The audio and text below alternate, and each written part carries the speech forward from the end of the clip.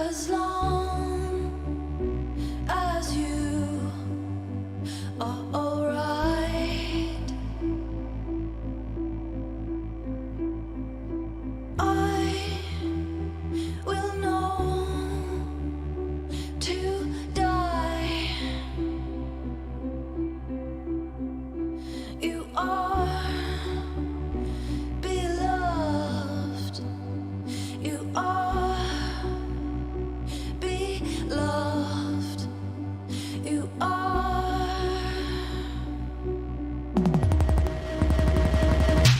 I will wait outside as long as you arrive. I will wait outside.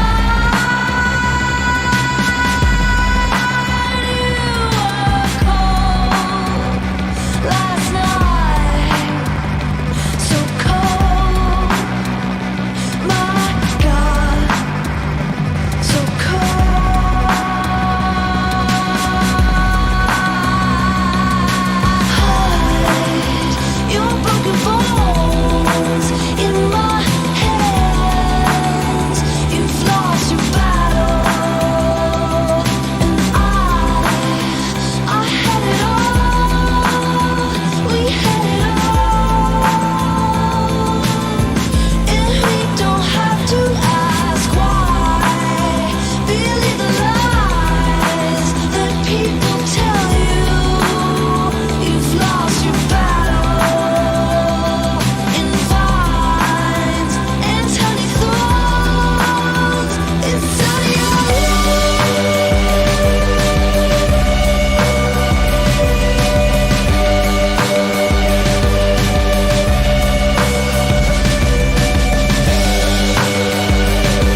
have, my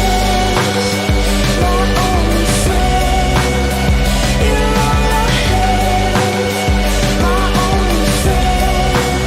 You're all I have, my only friend. You're all I have, my only friend. You're all I have, my only friend. You're all I have, my only friend.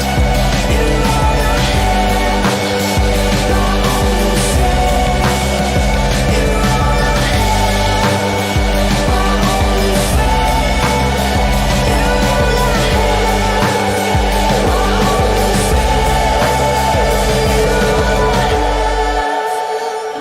only friend. All the stars with you.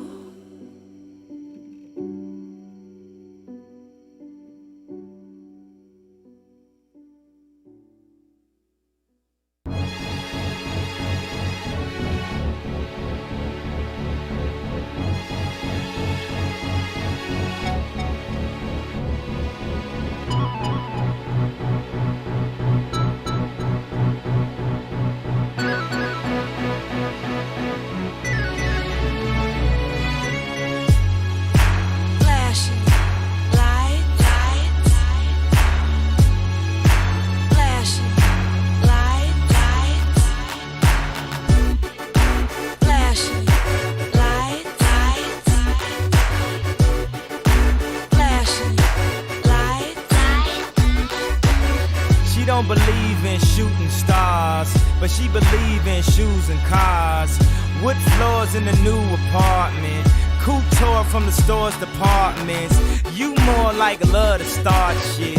I'm more of the trips to Florida, order the hors d'oeuvres, views of the water, straight from a page of your favorite author. And the weather's so breezy, man, why can't life always be this easy? She in the mirror dancing so sleazy. I get a call like, where are you, Yeezy? And try to hit you with the old wafty, till I got flashed by the paparazzi. Damn, these niggas got me. I hate these niggas more than a Nazi. I know you love to show off, but I never thought that you would take it this far. What do I know? Flashing lights. What do I know? Flashing lights. I know it's been a while, sweetheart. We hardly talk. I was doing my thing.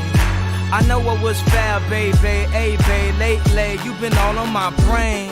And if somebody would've told me a month ago, front and oh, yo, I wouldn't wanna know.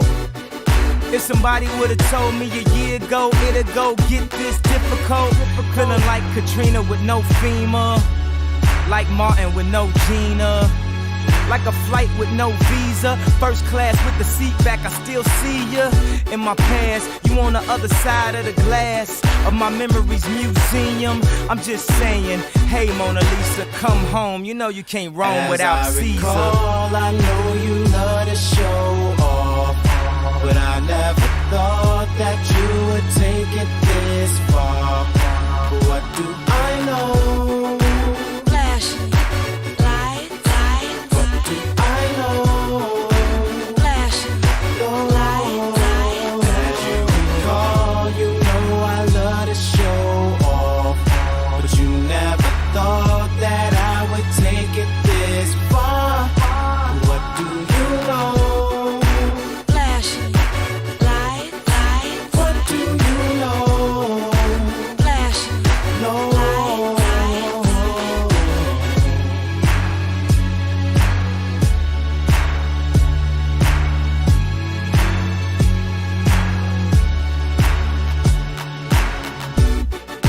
flashing lights. Flashing lights.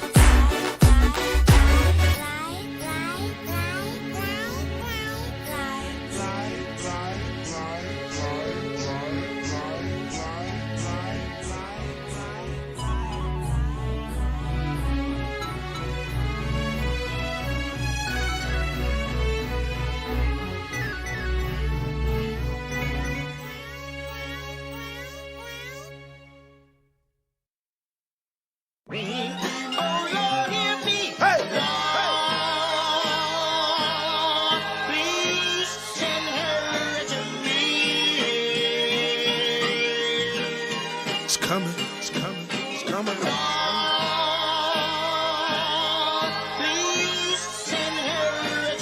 Ladies and gentlemen, this time around, the revolution will not be televised.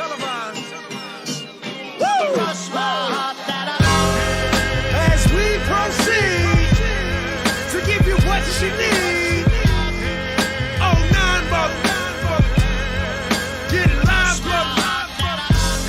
Ladies and gentlemen of the court. And the hearing against State of Hip Hop versus Electronic. I present Exhibit C. When I was sleeping on the train, sleeping on Mesereau Lab out in the rain, without even a single slice of pizza to my name. Too proud to beg for change, mastering the pain. When New York niggas was calling Southern rappers lame, but then Jack and I slang. I used to get dizzy spells, hear a little ring, the voice of an angel telling me my name, telling me that one day I'ma be a great man, transforming with the Megatron dawn, spitting out flames, eating whack rappers alive, shitting out chains. I ain't believe it then, nigga, I was homeless, fighting, shooting dice, smoking weed on the corners, trying to find the meaning of life in the corona, till the 5%ers rolled up on the nigga and informed them. You either build or destroy, where you come from. The Magnolia Projects in the 3rd Ward slum, It's quite amazing that you rhyme how you do and that you shine like you grew up in a shrine in Peru. Question 14, Muslim lesson 2. Dip diver, civilizer 85er. I make the devil hit his knees and say to our Father, abracadabra. You rockin' with the true and living. Shout out the Lights Out, Joseph I, Chewy Bivens. Shout out to Baltimore, Baton Rouge, my crew in Richmond. While y'all debated who the truth was, like Jews and Christians, I was on Cecil B, Broad Street, Master, North Philly, South Philly, 23rd, Tasker, 6 Mile, 7 Mile, Hartwell, Gratiot. When niggas really would pack a U-Haul truck up. put the high beams on, drive up on the curb at a barbecue and hop up out the back like what's up? Kill a nigga, rob a nigga, take a nigga, bust up. That's why when you talk that tough talk, I never feel you. You sound real good and you play the part well, but the energy you giving off is so unfamiliar. I don't feel you. We need something realer. Nas hit me up on the phone, said what you waiting on. Tip hit me up with a twit, said what you waiting on. Diddy send a text every hour on the dot saying when you gon' drop that verse, nigga, you taking long. So now I'm back spitting that he could pass a polygraph. That Reverend Run rockin' Adidas out on Hollis Ave. That FOI Marcus Garvey, Nicky Tesla. I shock you like an ill electric field, J Electra. Oh my God! Keep going! They call me J Electronica. Fuck that. Call me J-Elect Hanukkah, J-Elect Yamaka, J-Elect Tramadon, Muhammad Assalamaka, Rasulullah Subhanahu wa Ta'ala through your monitor. My Uzi still weigh a ton, check the barometer. I'm hotter than the motherfucking sun, check the thermometer. I'm bringing ancient mathematics back to modern man. My mama told me never throw a stone and hide your hand. I got a lot of family, you got a lot of fans. That's why the people got my back like the Verizon man. I play the back and fade the black and then devise a plan. Out in London, smoking, vibing while I ride the tram, giving out that raw food to lions disguised as lambs. And by the time they get their seat top and deploy all their henchmen to come at me from the treetops, I'm chilling out at Tweet Stock, building by the millions. My light is brilliant. I rest my case. 09, Act 3, first chapter of the end. The last chapter of the new beginning. Ain't this something? The things we do without even trying. Be better than a lot of y'all records. Don't get mad. Morning after. World premiere. Me. For real though? I ain't even gonna say nothing. Matter of fact, I ain't saying. I don't even know why I'm saying this. Jay, you should get Puff to do this over. We moving out. On to the next record. And I'm gonna let this just ride.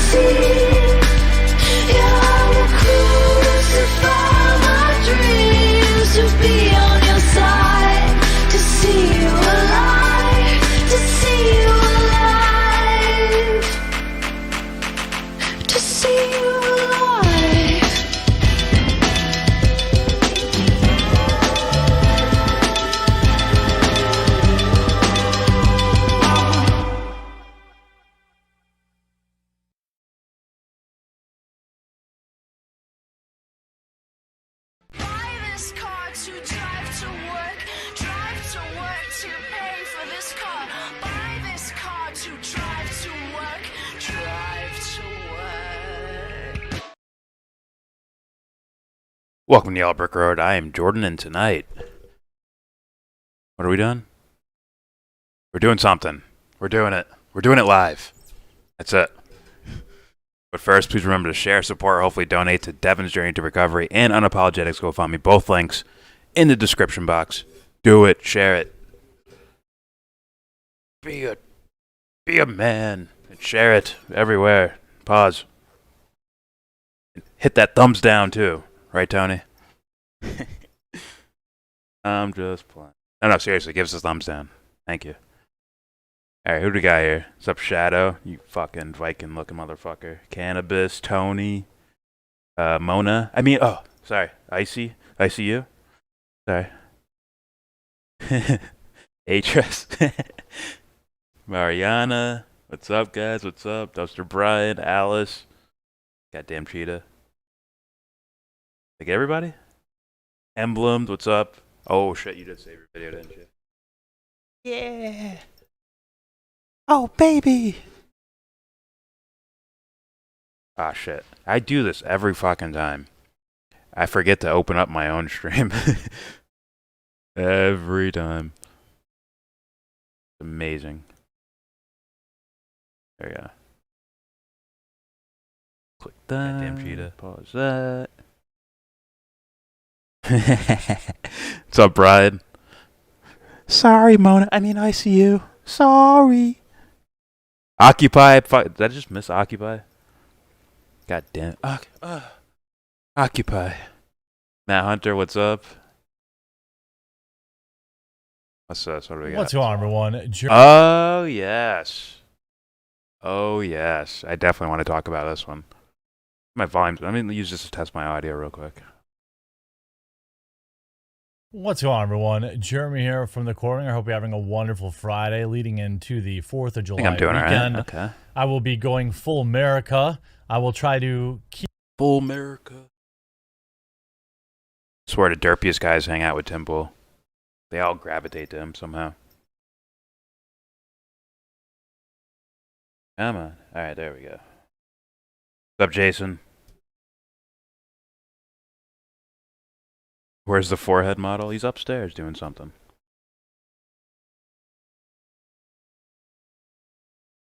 You forgot Peaches. I didn't hear her name. I caught up, don't worry. I don't think I ever really call him Peaches. I think it's funny when I see it, but, you know. Try to be somewhat cordial. I understand why people want to shit on him, though. Man, it just makes sense. Oh, we can kick it off with this one.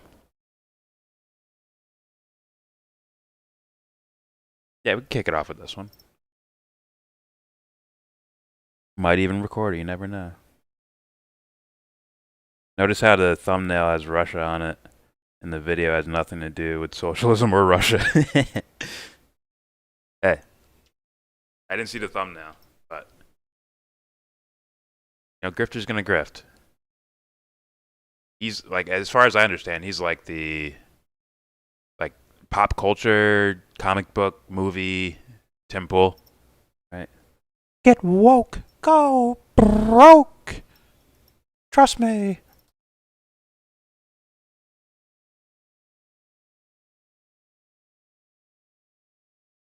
And Black Panther made like $1 billion.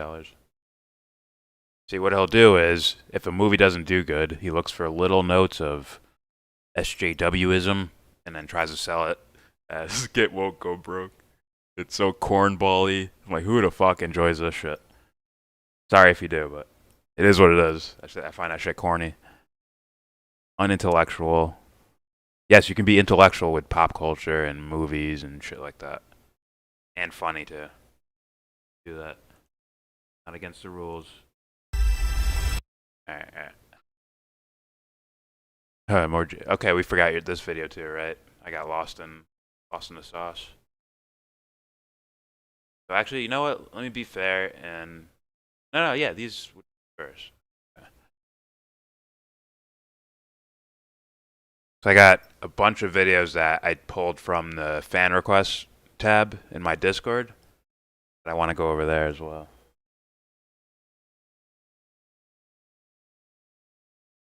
Black Panther was fucking dope. Star Wars had no plot.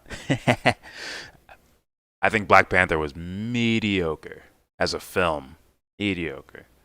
But I understand the cultural phenomenon around like a real superhero that's also black. I get it. But as a film, I'm like, eh. Thumbs? What? Thumbs down. Duh.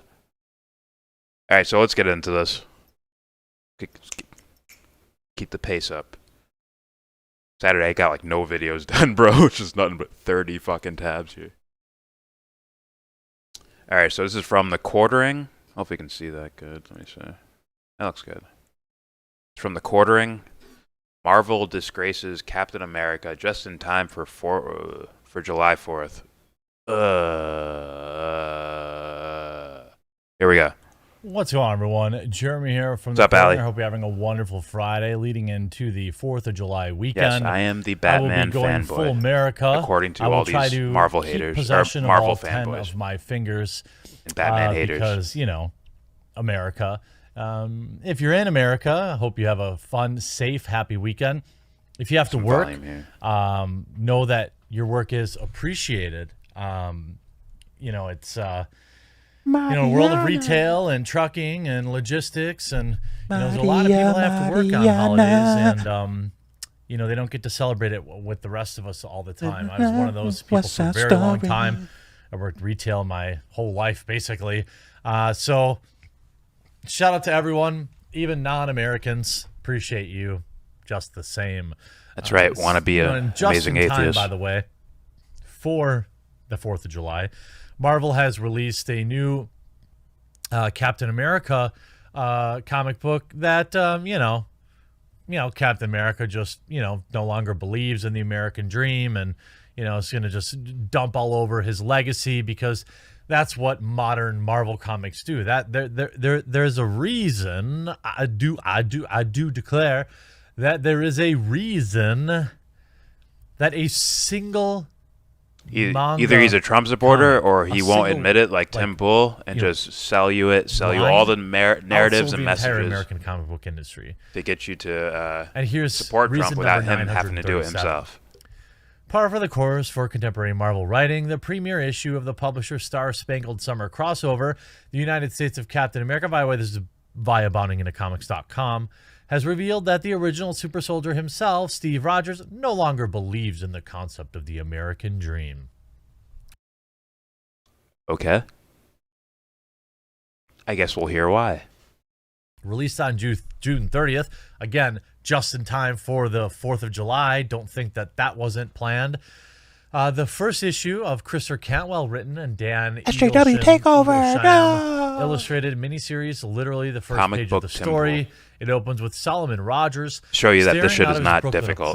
I'm sorry, These guys Solomon make bank Rogers off staring of out at silly people. of his Brooklyn apartment and looking back at his past career at Star as the Star Spangled Avenger.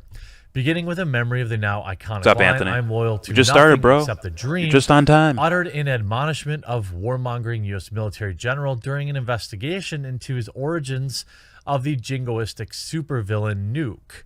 Rogers finds himself in disbelief at, I actually said that once. Here's the thing about a dream. A dream isn't real, the hero continues.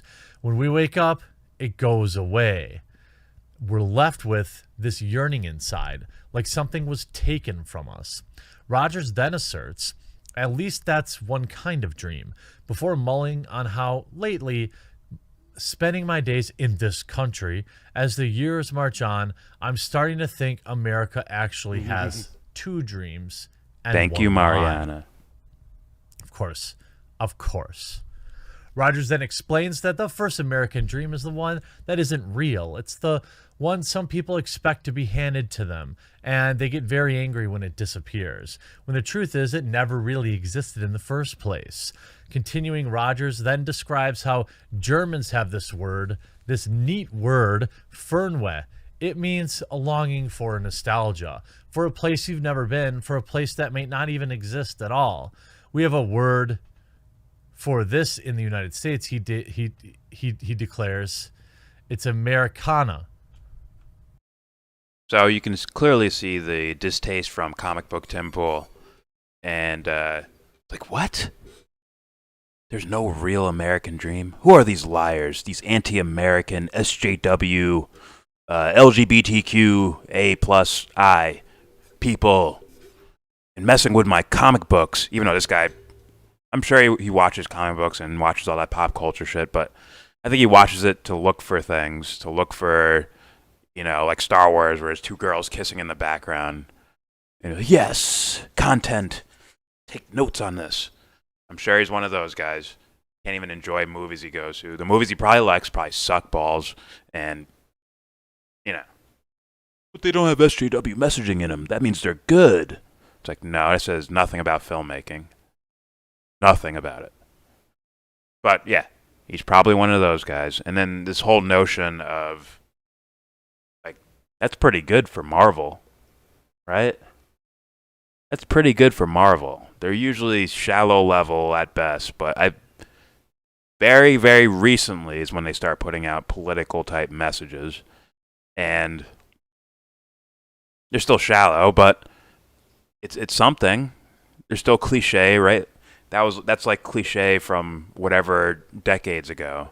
That they're like, the American dream is kind of a lie, right? It's kind of horseshit. Or this notion of pull yourself up by the bootstraps, or anyone could be president. Like, those notions are blatantly horseshit. So yeah, I mean, it's something though. They're trying, I guess. What's up, RSFO? Mr. Boston, what's up? Oh, Simba X. You've been prowling your jungle, right? Controlling space, controlling the other animals, right? Young Prince Lion, my ex-son. But yeah, right. This guy's gonna make a fuss out of something as basic as that. Because they're ruining. What's the whole point of Captain America if he isn't, lying about America? He's supposed to say America's the best no matter what. It's supposed to be Steven Crowder in tights with a shield. That's who it's supposed to be. That's essentially what this guy is probably going to advocate for. That Steve Rogers should essentially resemble the character of, or the aesthetics and Americana as a guy like Steven Crowder, who is a straight up neocon, like advocate for murder type person, psychopathic, or at the very least sociopathic type of person. That's what comic book Tim Pool wants to say. He doesn't want his artwork to evolve or to even question things or to, let an artist express themselves. He doesn't want to see any of that. He wants the same old shit over and over again. Boring dribble about how America's awesome and Captain America just beats up the bad guys, who are usually Russian or German or something. Who's our enemy of the day? Captain America's probably fighting them. So, here we go.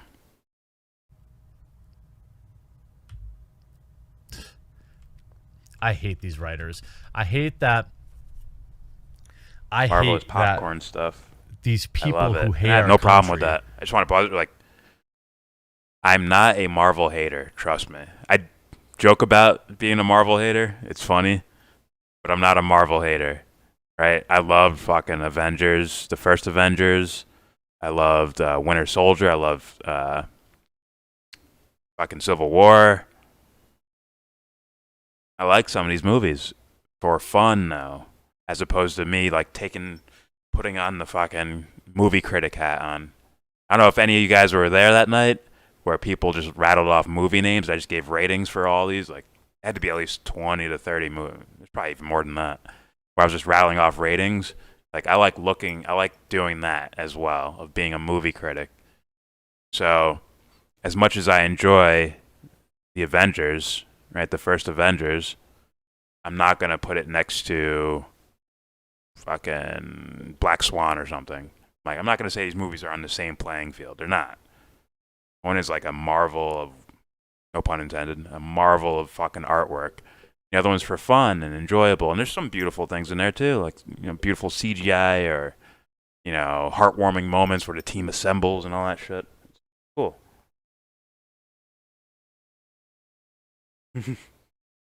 They went woke and they gone broke. Oh, baby. All right, so here we go. Like I said, not a Marvel hater. Might hate this fucker though. To Never know. destroy our beloved superheroes and role models. Like, you could turn any. Our beloved role models are supposed to think uncritically and just say, "God bless America," no matter what. Fuck out of here, bro. This dude would not know depth in a movie if they fucking wrote a movie about him. He'd be like, yeah, you got it right. How about all those little thoughts you don't tell anybody about? All those little experiences you don't tell anybody about? Someone could make a movie about him, and he'd be like, yeah, this is beautiful, this is wonderful, it's perfect. Meanwhile, it just shows him, his aesthetics, and a guy walking through life, like going to this fucking 7-Eleven and buying a Slim Jim. Like, yeah, they captured that perfectly. So, yeah. That's just my opinion. Here we go. Country get paid to destroy our beloved superheroes and role models. Like, you could turn any one of 1,000 Marvel superheroes into a self-hating loser. It's an interesting movie, Fear and Loathing in Las Vegas. Captain Interesting America. movie. It had to be. Taking a sponge to his Again, dirty it's like shield Black in an effort to Swan, clean it up Whiplash, before it's potentially given to Dark the Smithsonian to be put on Godfather, display. like, there's And yet movies that another are trite like attempt to force some Matrix. sort of synergy between comic books and Marvel Cinematic Universe. There's levels to Rogers this goes shit. on to note that this is the white picket fence fallacy that, if we're not careful, becomes nationalism, jingoism. The dream isn't real. I don't know why Never it just was, sounds he racist. argues, Jingoism because sounds racist. that dream doesn't get Is it along silent? nicely with reality. Other cultures, immigrants, the poor, the suffering, people easily come to be seen as different or un-American. The white picket I fence should have recorded becomes a this. gate This to is keep others amazing. out. This is I'm gonna pay more attention to this guy. Painfully cringe. This is beautiful. This There is wonderful no content. way that this wasn't written by somebody who has 6 roommates in a studio apartment and all steal Wi-Fi from the Starbucks downstairs. Like, there is no way. Like, It says nothing about character bro, or artistic ability. It the says American nothing. dream is different for everybody. There are levels to it. Some people, Oh, there's levels to this. having their first kid graduate high school. Some to have the first kid go to college. Some it's home ownership. Some it's leaving their kids a better off than they were. Some it's Yeah, but those are not guarantees, right? Those are not guarantees. Thus, it's not an actual thing. It's not universal for every American. It is not at all. And I guess his rebuttal to that would be like, well, they didn't pick themselves up by the bootstraps. Anyone could be president. You want to be an astronaut? Go be an astronaut. Equal playing field for everyone. Isn't that supposed to be like the stereotypical American dream? That everyone's right here, everyone's even with each other, and anybody could do anything. As long as you're American. So, yeah. All right, here we go. it's about making an impact. Some it's about leaving a legacy. The idea of the American dream being uniform, like rags to riches, is absurd. There are levels to this, and just like anything, when you set expectations, you instantly End of the increase plume the surface. chances of being satisfied and achieving those goals. The idea that being poor in America makes you un-American or others you is ridiculous. Most of this country is poor. And inconvenient truth. Making excuses for those underclass poor people existing is are what often, conservatives do best. But he's not a conservative. I voted Democrat my whole life. I supported Bernie Sanders in 2016. But I saw the evil ways of the Democratic Party and the far, far, far leftists, the Antifas. I had to take a stand. Fuck out of here, this grifting bullshit. Not saying, like I said, I gotta watch more of this guy, but something tells me.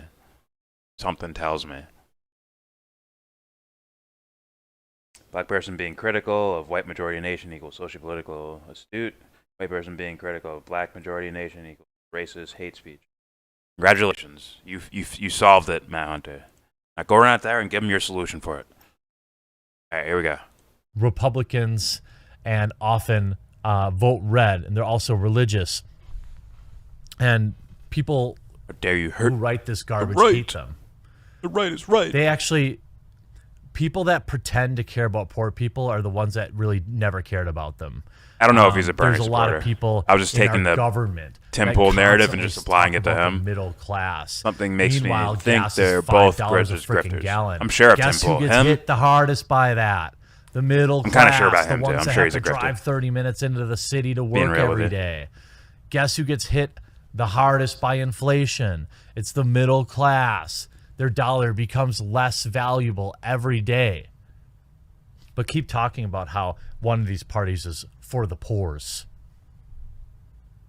What? These parts valued by minutes into the city to work by. Meanwhile, gas is $5 a freaking gallon. Guess who gets hit the hardest by that?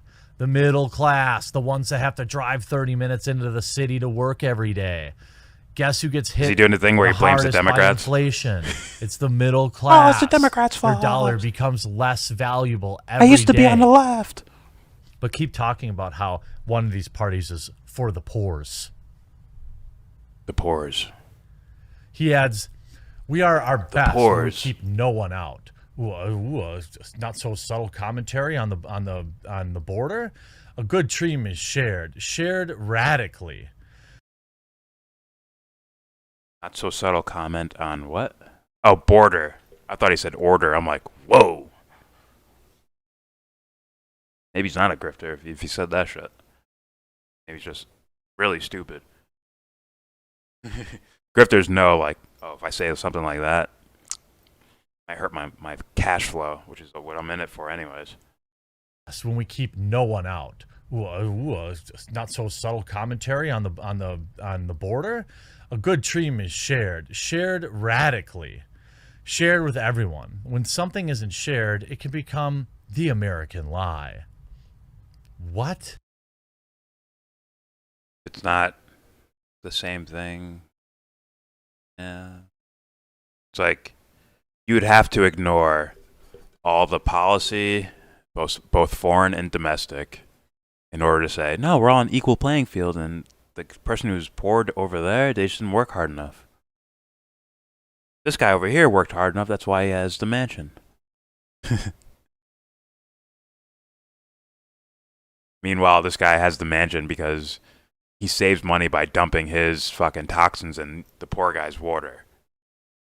That actually happens, right? Or does that not happen, Matt Hunter? Did it never happen? Oh, make believe. You made it up. The CIA never sold drugs in the U.S. You made it up. Me. Come on, bro.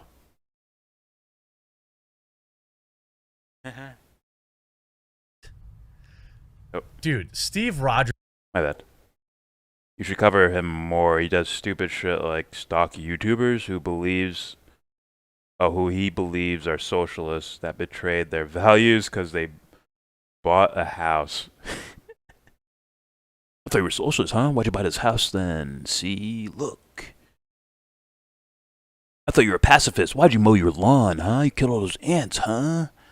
Do we see the illogical, like really dumb, like arguments? Let's continue. Rogers would up, never Juicy? talk like this. First of all, what they're doing here is subverting the character and just dumping on him. Looking up the pennant of his former World War II division, the Real World First Industry Half 20 American, First my Infantry 26th Nigerian side Regiment, admit otherwise known as the bad Blue about Spaders. Nigeria all Rogers the time, expounded, yet if I the lie criticize is here a that real he is problem because it somehow comes don't from a get it. place of an empty promise. A while back, we were told the world would come here for a better life. Ingrained but too minds often, we turn our backs on them. all over the Thanks, place. Rogers. Instead of a dream, they get handed a raw deal. Okay. Another. God, I hate these anti-American garbage. Okay. She chooses. Any normal person, the American dream was, even in its like most basic level, isn't about coming to America and just getting handed things and being rich. No, it's called the land of opportunity. Okay? The American dream that there's. He's, my opinion, I think he's faking and lying. This is fake emotion, fake. I think it's fake. But forgive me. Speaking of TM, was that people would come here and have an opportunity to make something of themselves. You know, Must be either the not lead or the they would fluoride come in the here water. and be handed things. That was never on the minds of immigrants. Remember that idea, and that fluoride isn't in the on the water. mind back then when the American dream was the American dream TM. And I guarantee you, it's not on the mind of immigrants now. We reach for it, he proclaims. We work, we toil, we struggle, we fight. Together we may never reach it, but never stop trying. That's my dream. Speaking to the plot of the miniseries, Rogers goes on a recap on how the Smithsonian is putting on a special exhibit called Americans Who Fight, before lamenting how he didn't really love the name, because sometimes we Stevie? fight if we feel like we can handle things another way.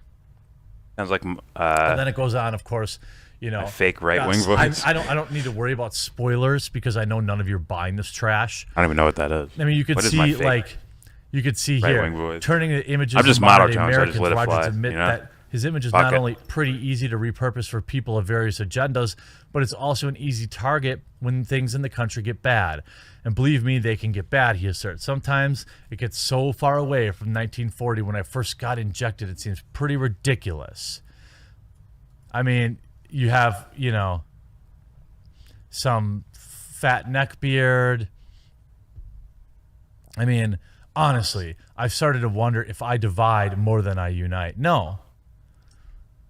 You don't divide. Captain America does not divide Americans. It's the politicization of your character and your beliefs by loser comic book writers. By the way, I can't say that word let either. me be very clear.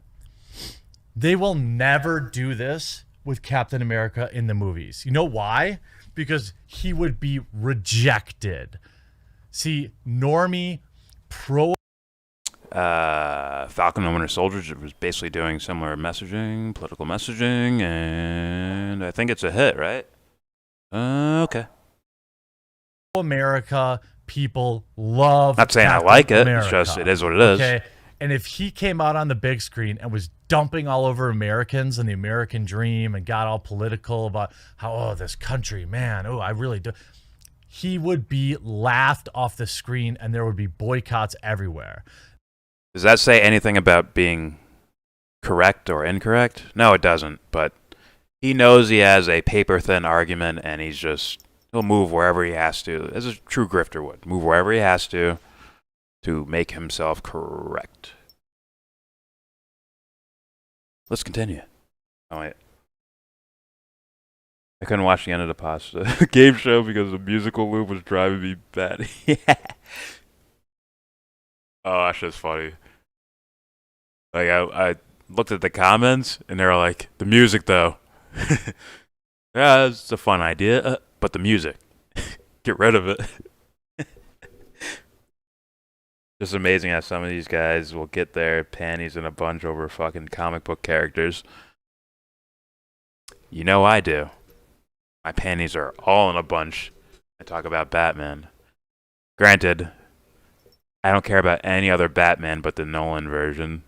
For the sake of, well, I care about, all these fucking characters, but trust me, Nolan's Batman is the one I will defend, because I think the movie's saying more than America good, or America not as good as we think it is. I need more than that. I need more than politics. But it was Dr. Shiva. Oh, okay, I missed it. He proved how racist the left is en masse. I would never say anything as silly as that, Mr. Boston. It's like you're supposed to judge everyone by individual basis. And then you do a diagnosis of once you figure out which, whatever said individual is about. Which is why I wouldn't even go with the word racist. Anyways, here we go. They do this because no one actually buys their comic books. So these little political ideologues can do all the damage they want to our culture and our favorite They gave Spock pink ears. hobbies. SJWs. But the fact of the matter is, Marvel doesn't actually buy this crap. Didn't a gay They would guy play never put Spock this on the big screen. in the Hope you newer enjoyed this Star video. Trek We'll one? talk to you again. The real J.J. soon. Abrams one.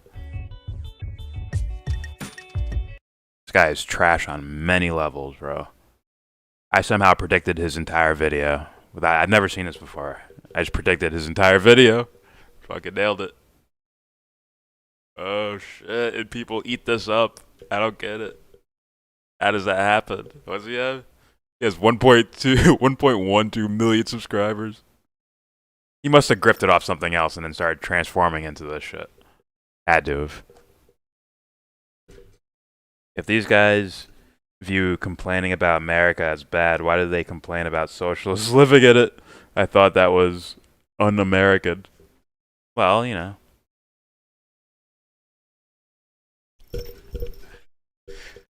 I don't know. You know, do that fade away.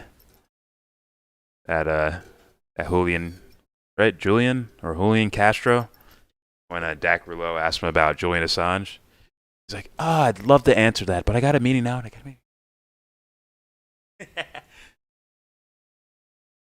Listen, my wife's in surgery, and I just got a meeting.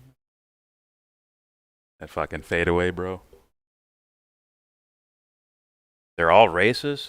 I wouldn't believe that. You mean like who you're calling the left or who calls himself the left? If you go with who calls himself the left, I would strongly disagree. And then as far as who you call the left, I'd have to hear who you mean by the left. This ain't easy. Or this ain't it is easy, I mean. It ain't hard. Pause. Alright. These are the ones I missed last time, right? Did I invent the idea of race? Okay, yeah, this is from the last one. Keep it moving.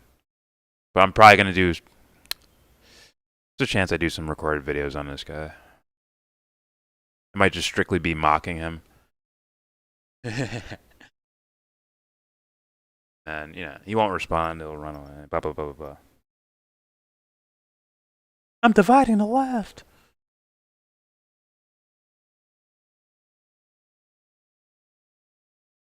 Jordan proved his point, though, SJWing out. What?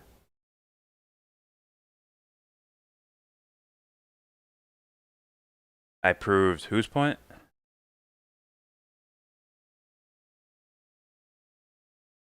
That guy?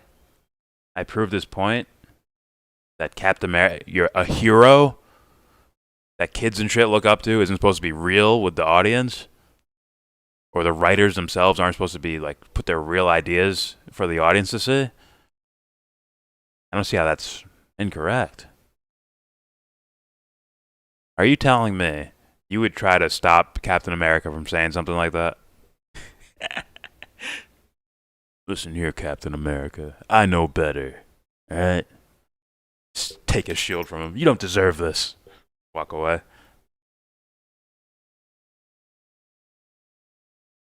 I'm Jordan, Mr. Boston.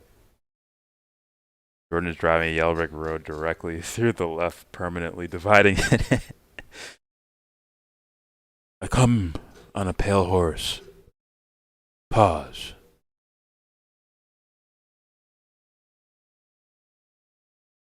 That's right.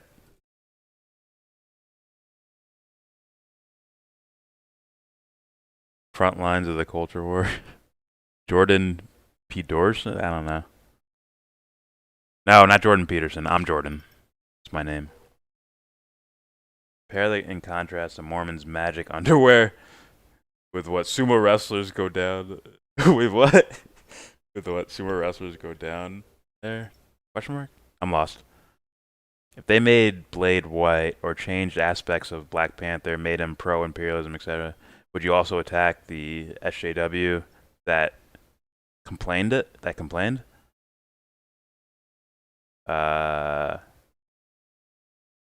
what? They made Blade white or aspects of Would you attack the SJW that complained?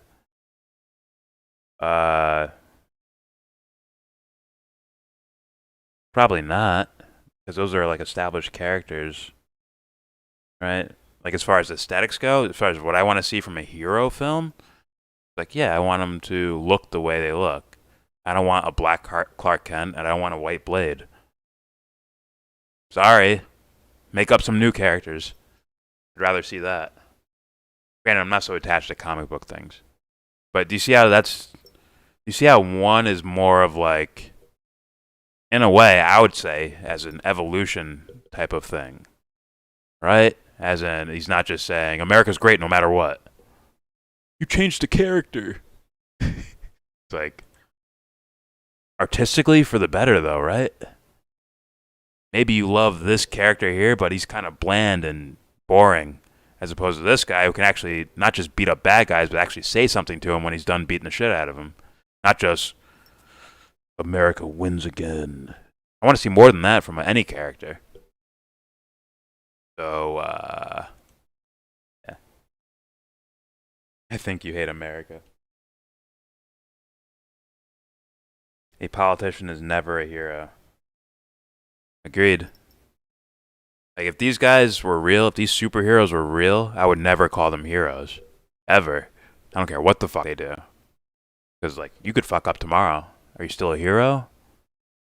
It's like you are constantly in that realm of proving yourself to yourself that I can withstand whatever shit is thrown at me. And only you will recognize that you're a hero. Everyone else will be like, well, that's what you're supposed to do if you're fucking Iron Man. Well, that's what you're supposed to do if you have these fucking powers. Just like if you're a fucking cardiologist, you're supposed to look at hearts. Fucking Batman's supposed to fucking take down the bad guys or whatever.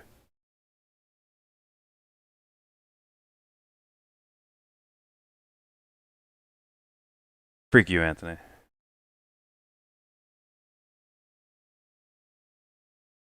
That is a big mistake to mix politics with emotions. That is not a mistake. But if you dive into what these things are, like emotions and psychology and all that, you'll see why that's an incorrect statement. At least for me. Right? There's nothing wrong with feeling an emotion. It's the action or the egotistical thought attached to that emotion. That's where quote-unquote problems could happen. Right?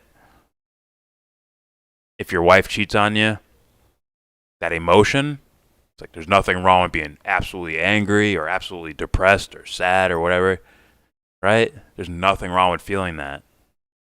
Now, if I take that rage or depression or whatever and attach it to an idea that normally you would call a bad idea, like that's when you have problems. That's where the problem is, not the emotion itself.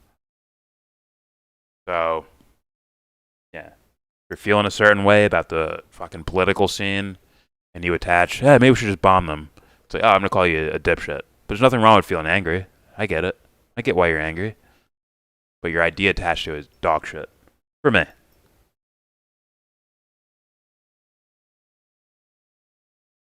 I find facts to support my feelings, because I'm a cuck. That's the idea. There it is. That's kind of what I'm talking about. That's basically what I'm talking about. But I would say ideas instead of facts. Facts is a little too strong of a word for me. Like, because, like, what the fuck are we sure of in the world, you know? So much shit going on. What's up, Max? I can't believe the Washington Generals lost again. Goddamn Globetrotters. Do this every time. And I don't get like how they change the races of characters because it seems silly. Why not just make a character for that community, you know? That's what I would rather see. Unless it's like one of those like vague characters who's like, I'd have to think of someone who doesn't have like a deep ingrained image already, right? You can't like check this out. You can't make Superman black for me, but you also can't make him blonde either, right? He needs to be whatever, big, strong fucking guy with the fucking butt chin, maybe the butt chin, maybe not, and it's okay. Maybe the curl, maybe not. Okay, those are kind of like, okay, whatever things. But you can't make them blonde, right? You can't have them be like Superman with like a fucking full beard, with like a fucking shadow beard, right? Fucking Viking ass motherfucker.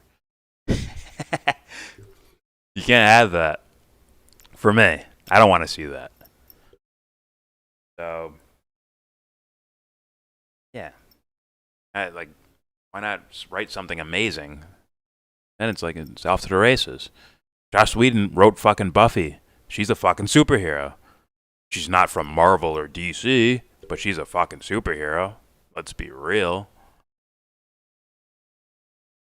And like I was saying, if it's a character we don't even know, really, where it's like a vague type of description, I'm sure comic book fans would be really pissed off at it. But, you know, like Martian Manhunter, right? He's supposed to be some alien-looking dude, but when he takes human form, like he did in the Zack Snyder shit, like, oh, look whatever fucking race he wants, right? Who gives a fuck? Mystique, as far as like what she walks around as, just saying, seems kind of like basic logic to look at it like that. That could be me though. All right, next video up. His channel, look at the channel name, Raceology. Like, fuck. I swear it's the dumbest people on the internet, bro. Like, no, actually, this audience is actually smarter than the Tim Pool audience. No offense to Tim Pool fans. Not the audience, but like the people that are fanboy dick riding, that type of audience of Tim Pool. They're the dumbest guys on the internet.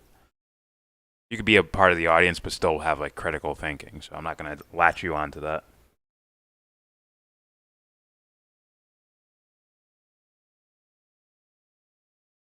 If you do not have balance, then yes, that will take you any extreme. Death and taxes, that is most certain.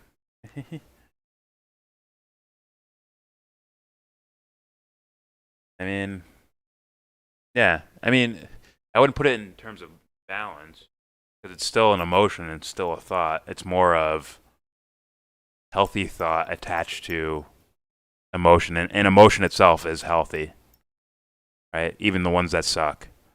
I mean, it's like, imagine not feeling pain. You know, your fucking arm is broken, but you don't feel pain for it. Now you're just walking around damaged. Walking around completely fucking damaged and don't even know. You're causing more damage because you're picking things up or you're doing this.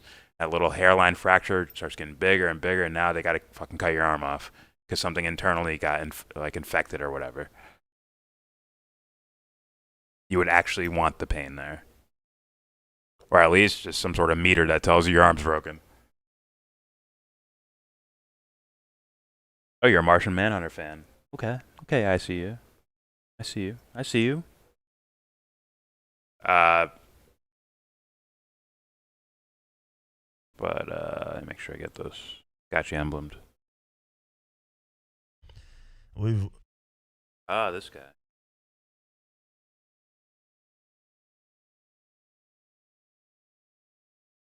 Yeah.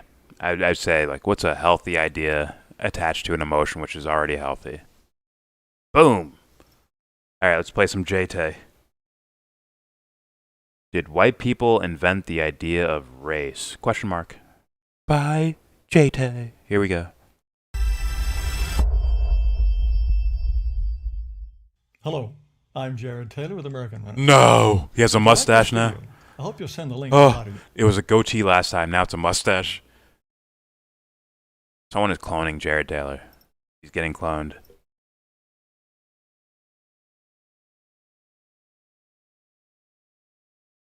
Had to go from fracture to gangrene all in one sentence. Hey, I'm just trying to paint a picture here, that's all. Look at that goddamn mustache, though. Yeah, here we go. I'm Jared Taylor with American Renaissance. If you like this video, I hope you'll send the link to a lot of your friends. Many of the things we're supposed to think about race He's are got the so cop mustache. obviously wrong. You wonder if anyone believes them. One is the idea that race has nothing to do with biology and is just a social construct. And we're also supposed to think that Europeans are the only people who ever came up with the idea of race. In her huge bestseller, The New Jim Crow, Michelle Alexander explains. I'm telling you, who's giving this guy confidence? Is he secretly getting confidence from people? Must be God somewhere, right? He's someone's God over in those secret fucking internet rooms or whatever. I'm sure that's what's happening. Here we go. The concept of race is a relatively recent development. Only in the past few centuries, owing largely to European imperialism, have the world's people been classified along racial lines. Time magazine explains everything in an article called Facing America's History of Racism Requires Facing the Origins of Race as a Concept. Well, race grew out of an elaborate and supposedly scientific European conception of the human species that began during the Enlightenment. And you know what happened next? Europeans and their cultural descendants in the United States engineered the most complete and enduring dehumanization of a people in history. Cortland Malloy in the Washington Post explains how American oligarchs created the concept of race to divide and conquer the poor. Not European scientists, I guess. He adds, racism is still being used to keep poor and working class blacks and whites fighting over the crumbs, while the top 1% takes the cake. Are you telling me? Okay, so he's going to go out of his way to take that phrase, granted, Washington Post and all that shit. He's going to go out of his way to try and debunk that there is a actual, like, clear as day class division, right? As far as, like, people who have money and people who don't have money, right? There's a clear division, right? Is he going to try to debunk that and just say it's all race, actually? Probably. Here we go. If it weren't for racism, I guess we'd have the dictatorship of the proletariat. So, what about people who actually know something? This is a people who actually know book something called The Invention of Racism in Classical Antiquity by Benjamin Isaac. Wait. Jared didn't give us his dissertation on domestic politics. He's not going to talk about the notion of this divide of rich and poor and all that shit. Not going to talk about that? Why not? Here we go. Classical antiquity came just a little bit before American oligarchs. On page 148 of this book, Professor Isaac summarizes the ideas of the Greeks and Romans. There is a long-standing tradition in Greek and Latin literature of idealizing the concepts of unmixed origin, pure lineage, and autochthony. Autochthony means being the original people in a place.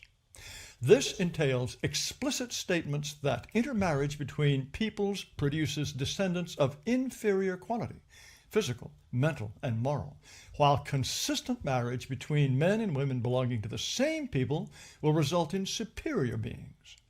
The quality superior. You say human beings or do you say beings? Men belonging to the same people will result in superior beings. He said superior beings. That's probably a slip up, but it's still. Whoa, he took a galactic level and shit. Cannabis. I think I said hi to you already. Pause.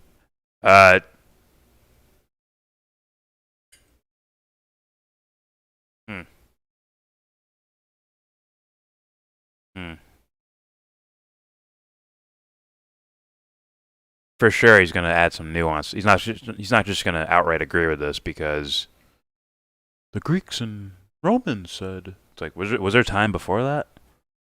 Is there context you're leaving out? On and so forth. Yeah, let's continue. The quality of an entire people is determined by lineage and origin only, and will be stable if protected against outside contamination. Contamination? Being a native. Holy shit. Assumes a physical relationship between man and land, which, by definition, turns an immigrant or descendant of immigrants into an inferior being. No, this isn't a summary of Mein Kampf. It's what the Greeks and Romans thought. Professor... You just get away with that? It's what the Greeks and Romans thought. It's like, so? So? They're special. Look. Special because I said they're special. Anyways, here we go. Immigrant or descendant of immigrants into an inferior being. No, this isn't a summary of Mein Kampf. It's what the Greeks and Romans thought. Professor Isaac says Aristotle taught that there was such a huge difference between Greeks and their enemies to the east that the latter should be conquered and treated like plants and animals. The Egyptian Book of Gates dates from the New Kingdom, or from the 16th to the 11th centuries BC. It's about the gates the soul passes through after death. 3,500 years ago, Egyptians recognized what they called the four races of man: Libyan, Nubian, Asiatic, and Egyptian. Here's another depiction of the different races.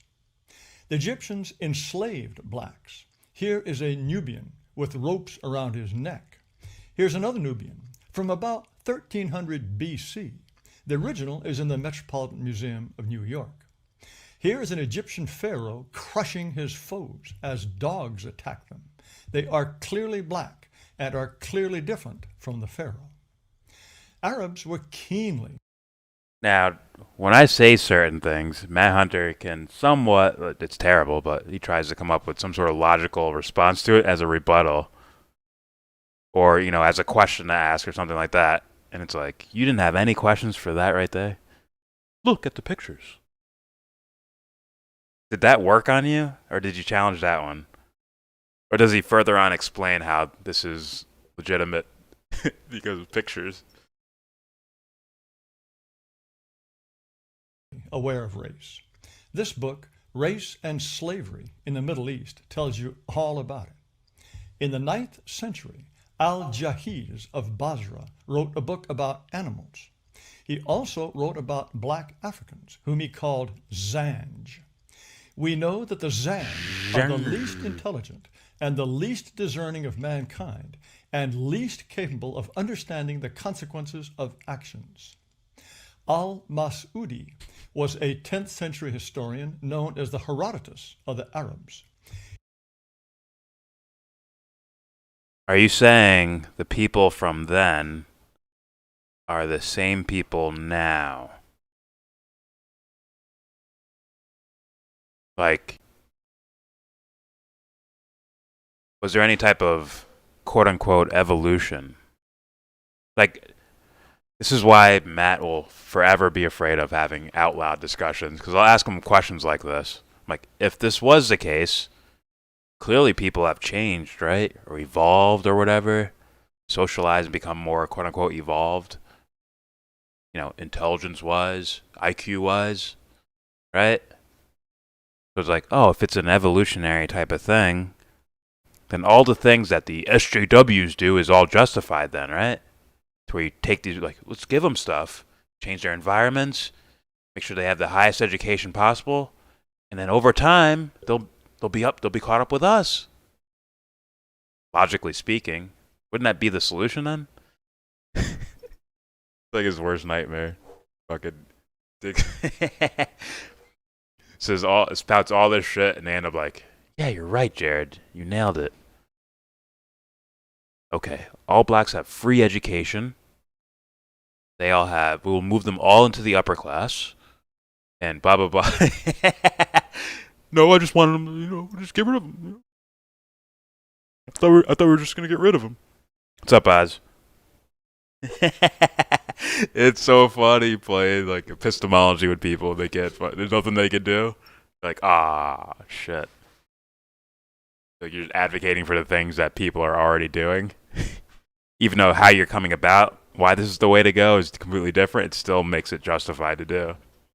It's so funny. All right, here we go. He wrote that the Zanj are people of black color, flat noses, kinky hair, and little understanding or intelligence.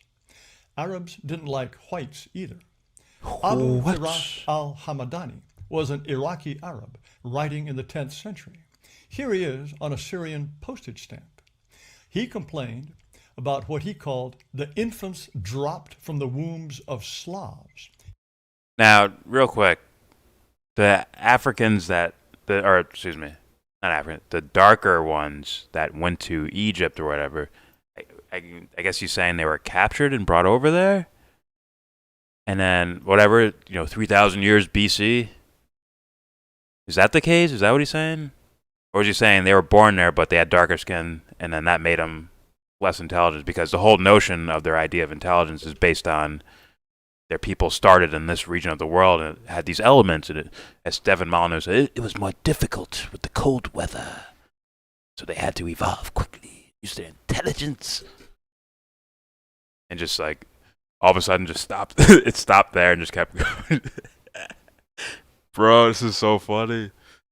Like, they're trying to have us believe that the way things were 3,000 years BC, just like they stopped there, and then that's it. That was the end of the growth of IQ, quote unquote. It's the end. It started and stopped right there. And now it's just the same forever. Come on, bro. Here we go. He said they were bleached and leprous colored. But Africans were worse. I love They when were Matt disappears. overdone in the womb. I until bet they he were records burned, all these so that videos. the I bet he child comes records them. out He has a something full between hard drive black, of me murky, talking. malodorous, I'll show you one slinking, day. and crinkly hair. You watch. With uneven I have all your limbs, deficient contradictions minds, here. and depraved passions. Then Jordan will be like, Imin okay. Butman, shown here, No, on the I left, thought I would lived in win. Baghdad in the 11th century and wrote of Zanj women. Either that Dancing or and he's trying to, like, rhythm mass are report. instinctive and ingrained in them, doing but there is no pleasure to be got from them because the smell of their armpits and the coarseness of their bodies. The 1001 Arabian Nights are full of blacks. who Hey, are it's usually not sun depicted exposure, as okay? Stupid and oversexed. you see, people in warmer parts of the world didn't have to work as hard because everything was just given to them. But the hard workers in the colder weather, where they had to find ways to survive and all that shit, they evolved, and their minds grew from that. Their brains grew from that. And, skull size and all that, and it makes them smarter. Stuff like that. Hey, here we go. There are It's all about also weather, bro. insulting All about references to weather. Europeans. Ibn Khaldun lived in the 14th century and was one of the great philosophers of the Middle Ages. He wrote, "The Negro nations are, as a rule, submissive to slavery because Negroes have little that is essentially human and have attributes that are quite similar to those of dumb animals." This It's like, as things change. Here's the thing, like, I wouldn't even react like that to this guy. I'd be like,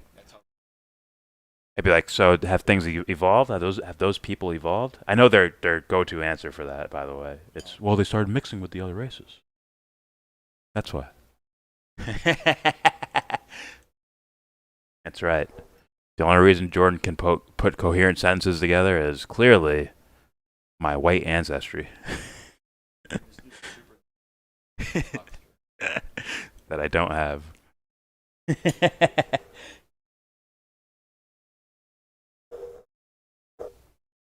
Oh, fuck.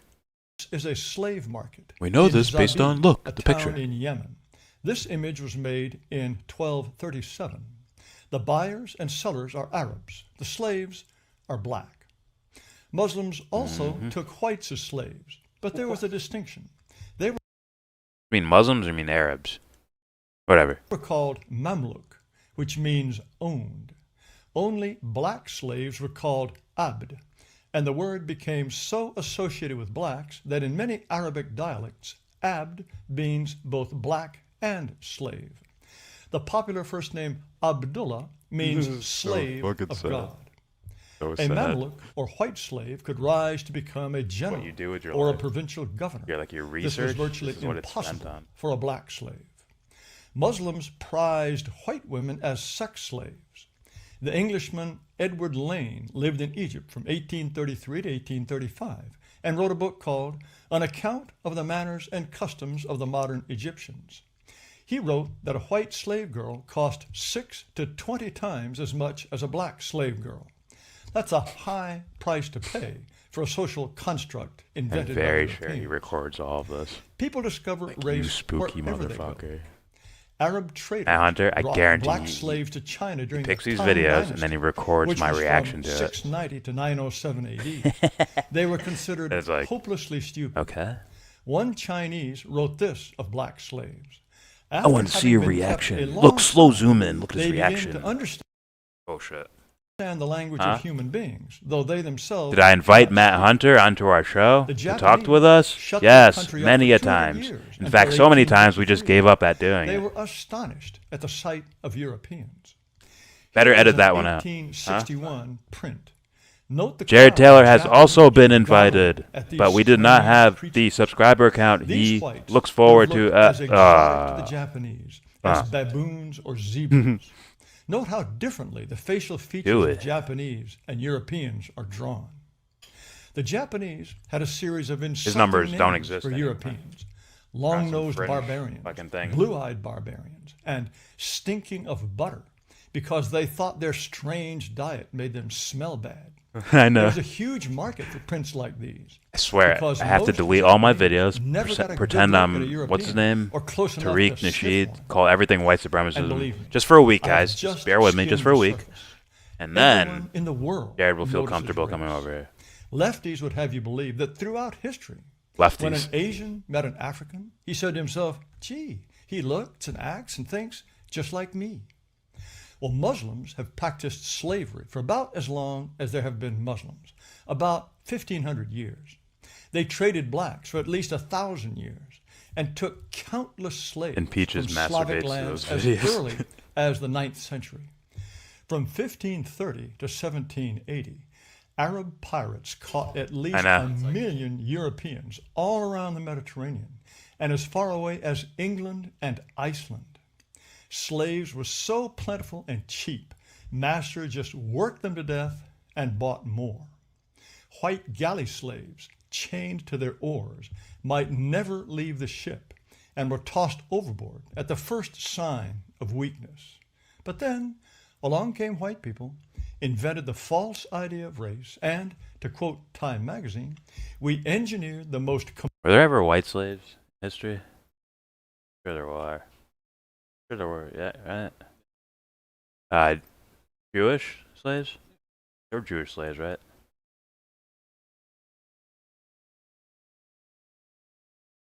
Almost like every race is weird.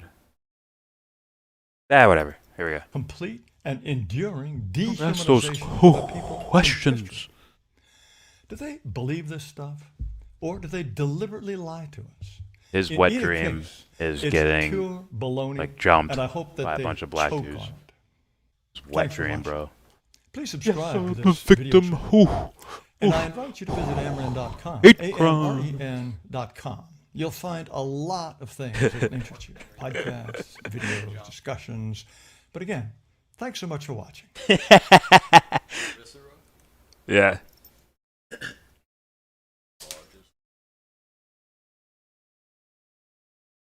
Oh, so all races have been subjected to slavery at some point. I wonder if the people who were the masters of the slaves, I wonder if they just said random shit to justify it. I wonder if they ever did that. Curious. Whatever.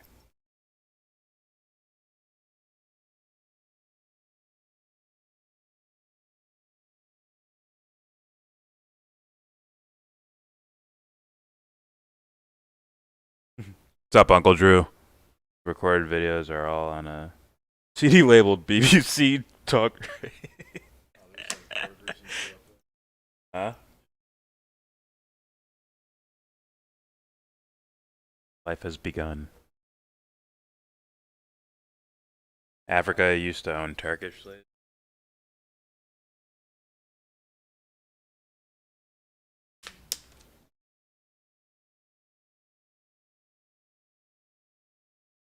Look at these barbarians. They can't even speak English. We're in South Africa. They can't speak English. I'll be right back, guys. I'm fucking. Then we're gonna do some philosophy. Matt is watching these videos in a cake in a clan's robe. I'm not going there.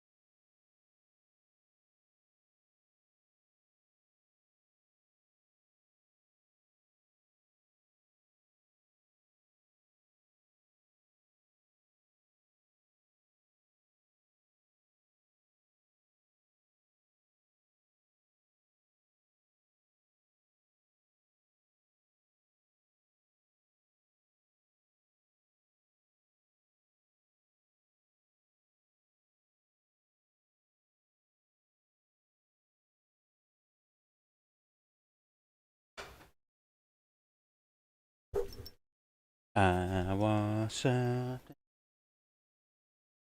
Get me through this semi-charm kind of life. Baby, baby. Who's gonna pull a reverse Smollett? That sounds dirty. I would not know. I never liked watching it. Oh, okay. Tell live vision. There were more white slaves. You see, that's a matter of numbers. If there's more white people, there's more chance of them being slaves. Just like the crime rate. Like crimes that happen. Bill Burr has a joke about that. The guy in a Klan robe watching the black section of YouPorn. 5% Moor's blood. Ah, okay. Moors conquered most of Europe. Was it most of Europe, or was it like Spain? Like they wrecked Spain or something? And I guess the other countries jumped in to push them back? I don't fucking know. I don't know. That's right, we're watching some Emerald. Diamond Nut. Alright. Get into this. Karan Tintentino. What's up?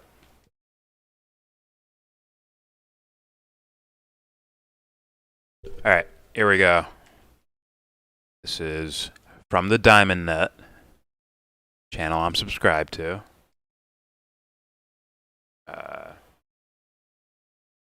She was actually interested in doing, I think, doing like maybe a video or two way back, my early YouTube days when I had no fucking subscribers or anything. So I'm like, oh, you're fucking awesome for that.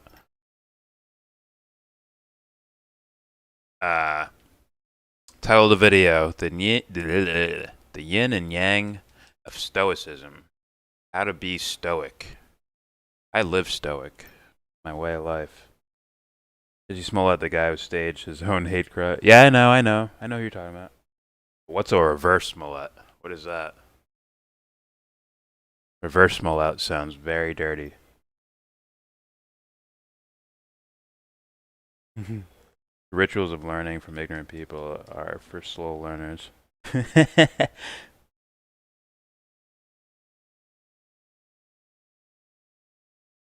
Okay. Instead of slow learners, I would say people who are learning how to learn, and that they're just at the beginning stages to where they can just fall for anything. Even if they have the right information, it's still ignorant for them because they're not actually getting what's being said. All right, let's play this. Here's some Emerald. She's a sweetheart, by the way. Here we go. Hi, this is Emerald and welcome to the Diamond Net. And today I'm going to be talking about Stoicism in its yin and yang facets. Matt Hunter's dream. Oh, okay. So Getting beat up today's by- video is all about the yin and yang of Stoicism. So before we get into the meat of the topic, we really have to hammer down some definitions first. So I'm going to start first with yin and yang. Now, yin and yang is a very complex topic, so I'm just going to give you like a really brief snapshot of what that is, just for the sake of understanding the premise of the video. So basically, yin and yang are two polar subtle qualities that exist in all living and non-living systems. So this means that these qualities can be found in something as small as an atom or as large as the cosmos. Now, they're polar opposites. So on one side we have yin, and yin qualities are basically that. And they're constantly attached to each other. Even if your ego tries to separate them. Think of someone trying to be super duper hyper masculine with their approach to thinking. Right? And it's all facts, numbers, statistics, on and so forth. That fucking, that yin is going to be right next to it. Right next to that yang expression, that masculine expression. The feminine's going to be there. There's no way around it. Just saying. I mean, let me try to explain that better. So like, yeah, if I'm hyper focused on facts, logic, information, statistics, blah, blah, blah, blah, blah, you are, if you can do that purely somehow, you'd be a robot if you did. But let's say someone can express that purely, there's always a counter to that. Or an attachment of the feminine, the unknown. Right? So you can egotistically claim that it's 100% fact, but somewhere, way deep down, no matter how much you try to avoid it, you recognize that you don't actually know. And that's the feminine part. The unknown. The abstract. The mystery. This has been told in mythology over and over and over. And it has nothing to do with dicks and vaginas. It's all about these philosophical principles. What's up, Ed? Here we go. Which is associated with the feminine, and it has to do with being. I wouldn't put it in positive and negative terms. I wouldn't put it in that. I put it in light and dark. Now, on the And other light hand, doesn't we mean have good, yang, and which dark has doesn't mean bad. esoterically masculine qualities. It has to do with They're more of like givenness and the neutral external categories. relationship to things. So we can think I about would yin reserve yang in positive the and negative simplest for terms, something like as being yin being feminine, internal and being related, perceptional and then yang is being masculine, things you external, like and doing and things you related. don't like. So that's how those two polarities really. Unless you're talking about come together. batteries, then it works Right, so with we it also works have with to define batteries. What Stoicism is. Now, first I'm going to give my definition of Stoicism. My definition of Stoicism is It's basically inherent within being everything? able to make Yes. decisions and to live your life Even without if- your emotions ruling you. Real quick, sorry. Even if you don't believe in the concepts, there's still, or even if you don't put a woo-woo spin on it, it's still there, just straight up material, logically, it's still there. You just have to change like what you're assigning masculine and feminine to. I guess, someone would call it something else. So basically being able to have discipline when you need to have discipline, and being able to face with things that are uncomfortable when People- you need to, without being YellBRo, overtly people who affected are by your emotions. neurodivergent Now, it and doesn't mean purely you don't use hyperfocused your on things emotions like as a that without the navigational thought system, of the because that's what the unknown. emotions are there for. In the It just example you means- just gave, yes, if they're purely expressing on the surface shit, regardless of their own psyche, right? it's still being attached to a feminine, meaning there still is an unknown, even if it's not acknowledged, right? That's what I would say. That you're mastering your emotions aren't mastering you. Now, I looked up the dictionary definition of I would stoicism, disagree with that notion. and it defines stoicism as the endurance of pain or hardship without the display of feelings or without complaint.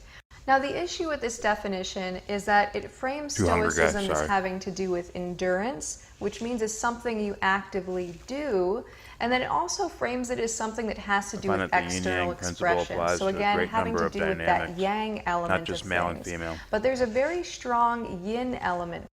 In my mind, it doesn't apply to, as far as psychologically speaking, or even metaphysically speaking, it doesn't apply to male or female. That's just where I'm at. We both have both. To stoicism. So the definition here in the dictionary, and in terms of the way that I generally see people orient to the topic of stoicism, is something more like doing stoicism as opposed to being stoic. And yin stoicism has to do with being stoic. So these are the two facets of stoicism that I want to look into, the yin and the yang facet. Now, looking at the yang facet of stoicism first. So we have what I call the stoicism of the stone wall. You know, so the stone wall, it's something that's hard. It's something that's difficult to break through. And if someone goes and hits the stone wall, chances are it's not going to break. And so what this is basically going into hardening up, armoring oneself so that the emotions don't hit you, so the experiences don't bring up uncomfortable emotions. So it's keeping sort of a distance from the emotions and kind of trying to make ourselves a bit numb to the emotions. I disagree with that. I already explained it before even getting to this video. As far as what my idea of it is, I'm with full-on emotion, full-on experiencing of emotion, and changing the idea you attach to it. That's it. For me. Like some people might think, anger mean hit something. We'll just change the idea around. Maybe anger means rant. Okay, let me change the idea around again. Maybe anger plus, okay, I realize who I'm talking to. And I have these other faculties besides anger. So, anger plus logic. The logic of the scenario. Maybe that... Essentially, letting your ego actually play a role with emotions like they're teams, like they're a fucking team. As opposed to, I need to hold this emotion over here in order to operate in the world. That's where I'm at least. My idea of it. So, and one of the things with this is this is good in a temporary situation. So if there's a situation where you have to essentially put on a tough face, you know, and you go into the stoicism of the stone wall, then that's going to help you really protect yourself. Now, there's You are your anger, Ed. It's not a tool. Is that is it a hammer? Nails, screwdriver, or is it you? Just saying. Just throwing it out there. Another type of stoicism, which is the more yin kind of stoicism, which is a deeper form of stoicism, which has to do with being stoic, and that is the stoicism of the waterfall. So the stone wall, if you hit the stone wall, chances are the stone wall is not going to break. You actually like But let's say that you drive a semi-truck into the stone wall. It probably will break, you know. So eventually that stone wall is going to break Burger's down. homemade, bro. Armor can break.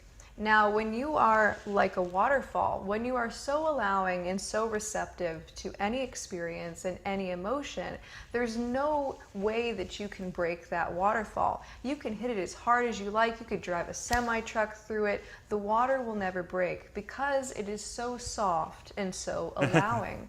And so this is the way to think about the yin and yang elements of stoicism. So we have yang, which is kind of like the gray rock method. It's basically kind of shut everything out. Try to not feel your emotions. Whereas the yin element of stoicism is feel your experiences and your emotions so What's up, Edwin? completely that they land no blow on you. So the yin stoicism of the waterfall has to do with surrender and non-resistance, What's up, Josh? whereas the yang element of stoicism, that stone wall, has to do with hardening yourself, Jesus. protecting yourself, I'm a which cow is killer. good, especially if you haven't developed the yin stoicism first. So there are places for yang stoicism. So there are times to harden up that way. There are times to just shut down to the emotions, and especially in times of survival. But over time, using the yang stoicism... I disagree.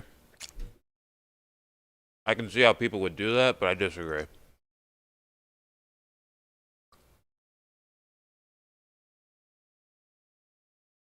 Leave it at that. Here we go. of the stone wall will leave you kind of in a pressure cooker of a situation where you're keeping all of your What's up, Jesse? emotions in, and that can create a lot of problems. So the yang stoicism of the stone wall means shutting down to the emotions, shutting them off.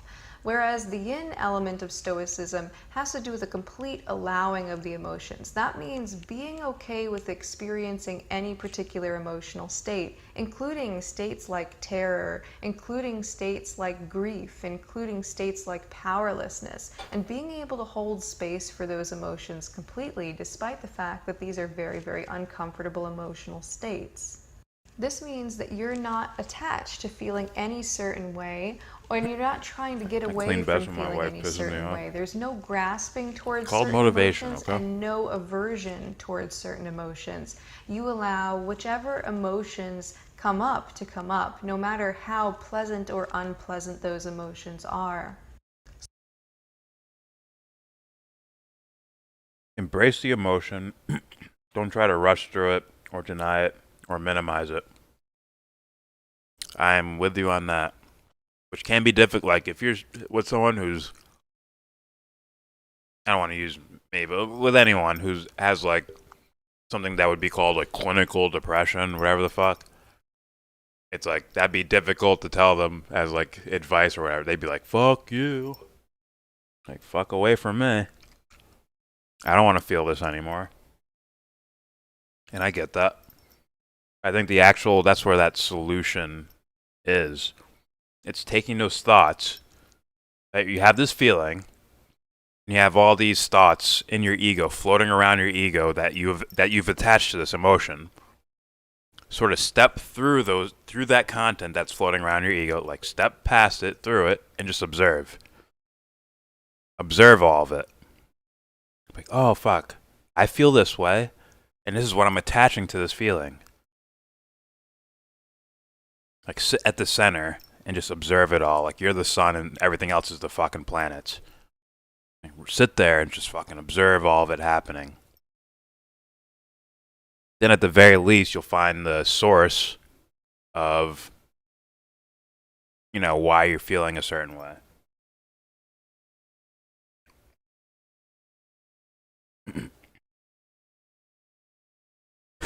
Thanks, Ed. No, it's not Five Guys. Like I said, homemade.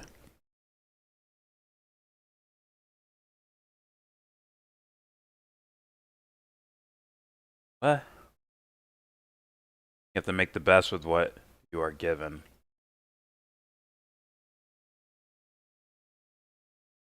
I would say so.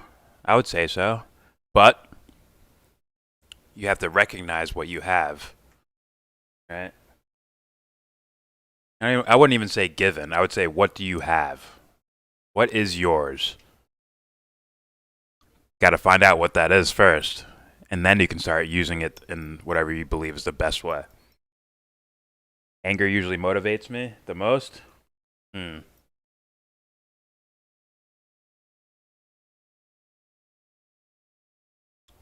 For me, I understand that.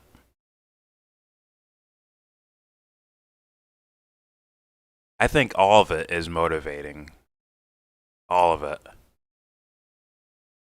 Like, feeling depression can motivate you to be happy, which means it's also happiness being active at the same time, even though you're not in the moment feeling it, but it's playing a role with your depression.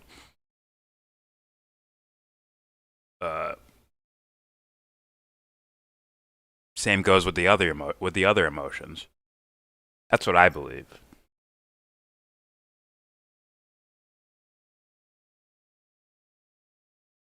I think they're all working as a team. It's just our ego separates them into different categories and stuff like that. Oh damn, another touch. Damn, thank you, Mr. Boston. Guys, I heard they like Five Guys. Oh, those are.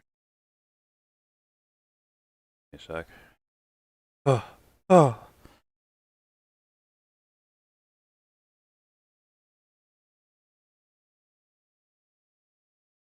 Huh?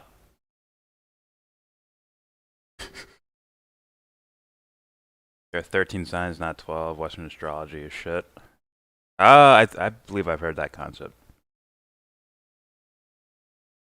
I have a bottomless reservoir of rage I can always tap into. Hey, we all have it all, I would say. Except there's certain scenarios where it's like, I don't want to feel happy about this. Right? It's where your ego is trying to pull you in a direction. And it's like, ego better take a backseat to like that actual feeling. Otherwise, you're not going to see the origin of the feeling. Without evil, there can be no good. Without good, there is no evil. I'm going that direction. And then it all depends on how you define or how you define or how do you symbolize good and evil. I think symbols would be a better attempt to describe it rather than, direct dictionary definition, good, evil. Right? And I look at good as something being there, fullness, and evil just simply being something not there, the absence of good. Kind of like light and dark, right? Or no, kind of like light and dark in the physical sense, right? Reminds me of Bruce Lee's "Be water, my friend." You let it flow through and not hit you in the face like a brick. Ah, what was it? I can flow like water. I can crash, right? Some shit like that. Yeah. Oh yeah. Water can flow. Can also crash. When I am in the teacup, I am the teacup. Be water, my friend. I do not hate animals. Jesus. Kind of like Naruto and his nine-tailed fox. I have no idea. I thought you guys were vegan. Only James. What makes us any different from animals? Probably the psyche. Right, having a pronounced ego. Well, like animals I believe, have egos. Most animals consciously have, an ego. But not all of them express self-observation with that ego. Kind of like the ego recognizing it's an ego and then observing itself behave. We do that.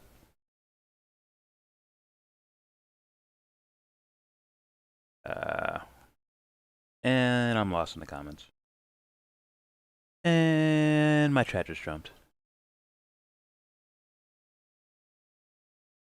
This causes focus. Look it up. Norepinephrine. Not epinephrine. The other one. Huh? Food. Yeah, go ahead. I'm not recording, bro. Yeah, James is a soy boy. Speaking of... Alright, I'll be right back. I'm gonna get some fucking fries.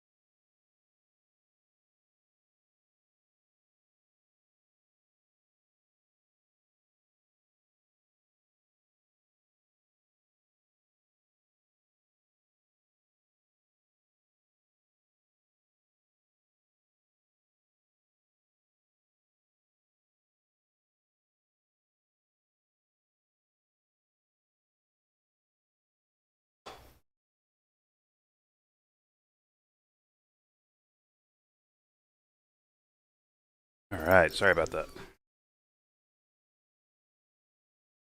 Oh, Shadow.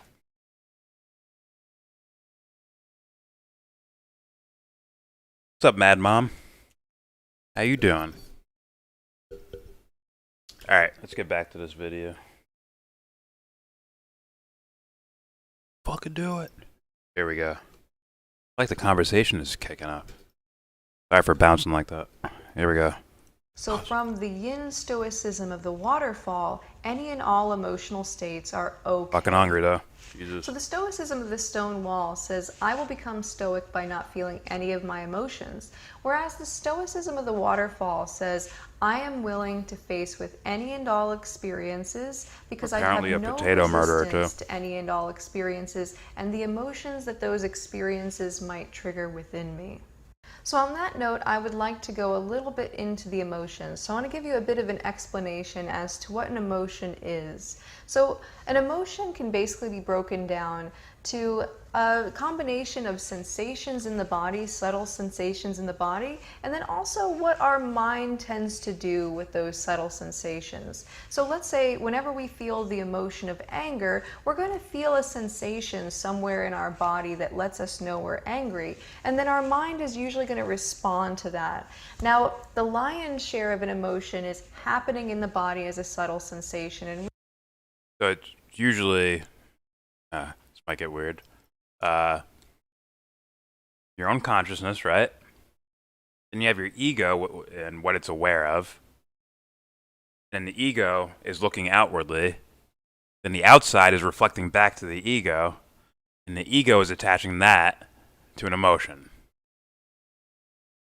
That makes sense? That's what I'm going with. Fuck it. really the mind element is, something that kind of reacts to it. So we could kind of say that Cow the tongue feelings tacos? I are don't know about really that at the one. core of what an emotion is. Now these emotions, these sensations in the body, play a very important role for us. Welcome to Modship. Edwin and Mad Mom. Now, there's rules of being a mod. You can't ban or time out anyone unless they're like fucking spamming like crazy. The only reason you're modded is so that you can say what you feel like, for the most part. I know YouTube will still ban comments for some reason. And so you can put down links for videos. Welcome to the crew.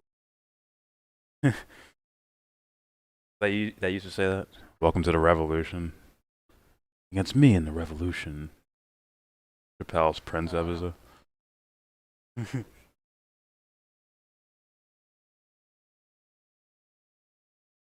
Tongue tacos. No. Actually, I probably fucking eat it anyways. I'd probably eat it. Be real.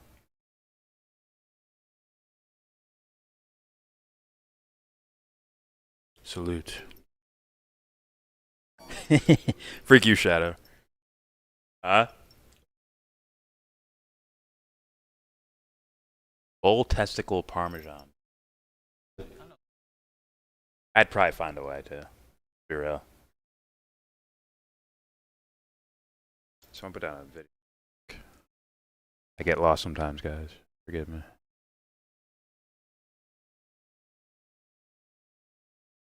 There you go. On that bullshit. Uncle Drew? Oh, God. Which one is it? Hey.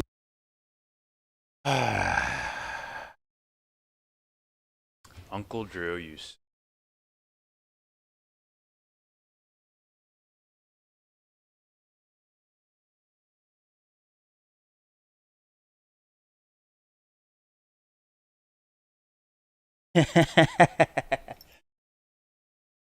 I forgive all the young people that had to see that. I might play it anyways, but later. That is not spam. That is Uncle Drew. God damn it. Alright, let's keep playing this. Well, actually, two very important roles that we'll talk about here. So the first role that I'll mention is that the emotions act as our navigation system. So these sensations that arise in the body generally tell us where our boundaries are, what we like, what we don't like, which direction we'd like to go in. Spam in your and it pants? basically help us make these kind of decisions in terms of what the trajectory we want our life to go on. We derive that information primarily from feeling states. How about the Now, audience can just talk another about role anything? that the emotions play for us is our motivational system. So not only does it help us navigate, it also gives us urges to go in certain directions and urges to go away from other directions. Yes, but that's, like I said, the ego attaching concepts to, or even stimuli to, to an emotion. It's like, but what happens if your ego is straight up conditioned? Point blank period. Now, this applies in politics, because what do? They throw shit at you to get an emotional reaction and expecting a conditioned response, which leads to these wars and shit you see out in the world. So that's very, very fucking important. Very important to look at. Especially if you're into politics. So these two roles are very, very important. Now, when we are being stoic, we still want to use these tools because they're there for a reason. We just don't want those tools to run us. But now going back to the motivational system facet of the emotions, one of the ways to understand how that motivational system works is we're only ever going in two different directions. We're only ever going toward desired emotional states or away from undesired emotional states. So when we think that we want something or that we don't want something, what we really want or don't want isn't the thing itself, it's the feeling state that we think that we will experience on the other end of that. So What let's is take, spam? for example, if I believe I want I know what $1 million. spam is, never eaten it So before. I say, okay, I want $1 million. My dad used to in crack that shit reality, open when I was a it's really kid. about I'm the like, emotional smelt it state once, that like, nope. I perceive that the $1 million will either bring me toward or bring me away from. So an example of, like, let's say a toward motivation relative to that is, let's say that I want to earn $1 million because I think that, like, people will look at me a certain way because I've achieved this, and I'll get this feeling of being admired and I'll feel this pride in myself. So let's say if I want $1 million for this reason, I'm not actually looking for the $1 million. I'm looking for the feeling of pride on the other end of it. The vehicle to the destination is the $1 million, but the destination itself is the pride that I will feel on the other end. Likewise, in terms of the negative motivation, the sense of going away from something, let's say that I'm in a real bind and I'm always like barely scraping by and I feel like I'm just one paycheck away from being evicted.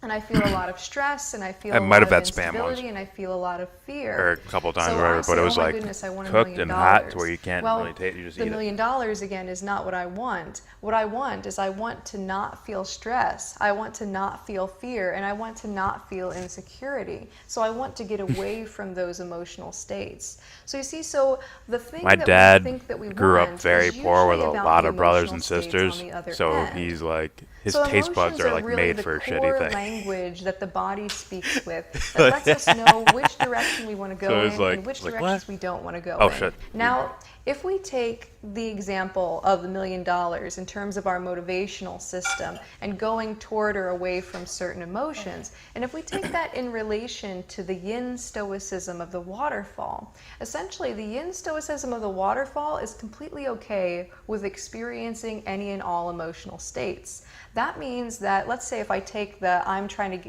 get $1 million to get a sense of pride, that means that, like in the yin stoicism of the waterfall would appreciate pride, but it doesn't grasp toward pride. So it doesn't necessarily say, I need this to make my life. It feels like, oh, it's nice if pride passes through, but it's not something I'm really grasping for. Whereas on the other side, let's say if I'm going with the fear and the insecurity and the instability, all of these senses that come from the scarcity of money and the sense that the $1 million would answer to that, ultimately, the yin stoicism of the waterfall is completely allowing oneself to feel that sense of fear, to feel that sense of insecurity, to feel that sense of anxiety.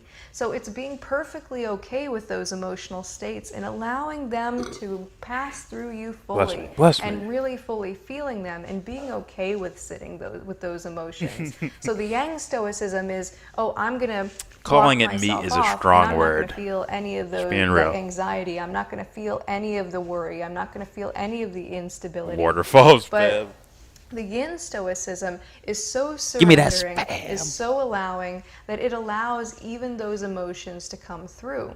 So in this way, we're not in the space of grasping and having aversions towards certain emotional states. We are in complete acceptance of any and all emotions that pass through us.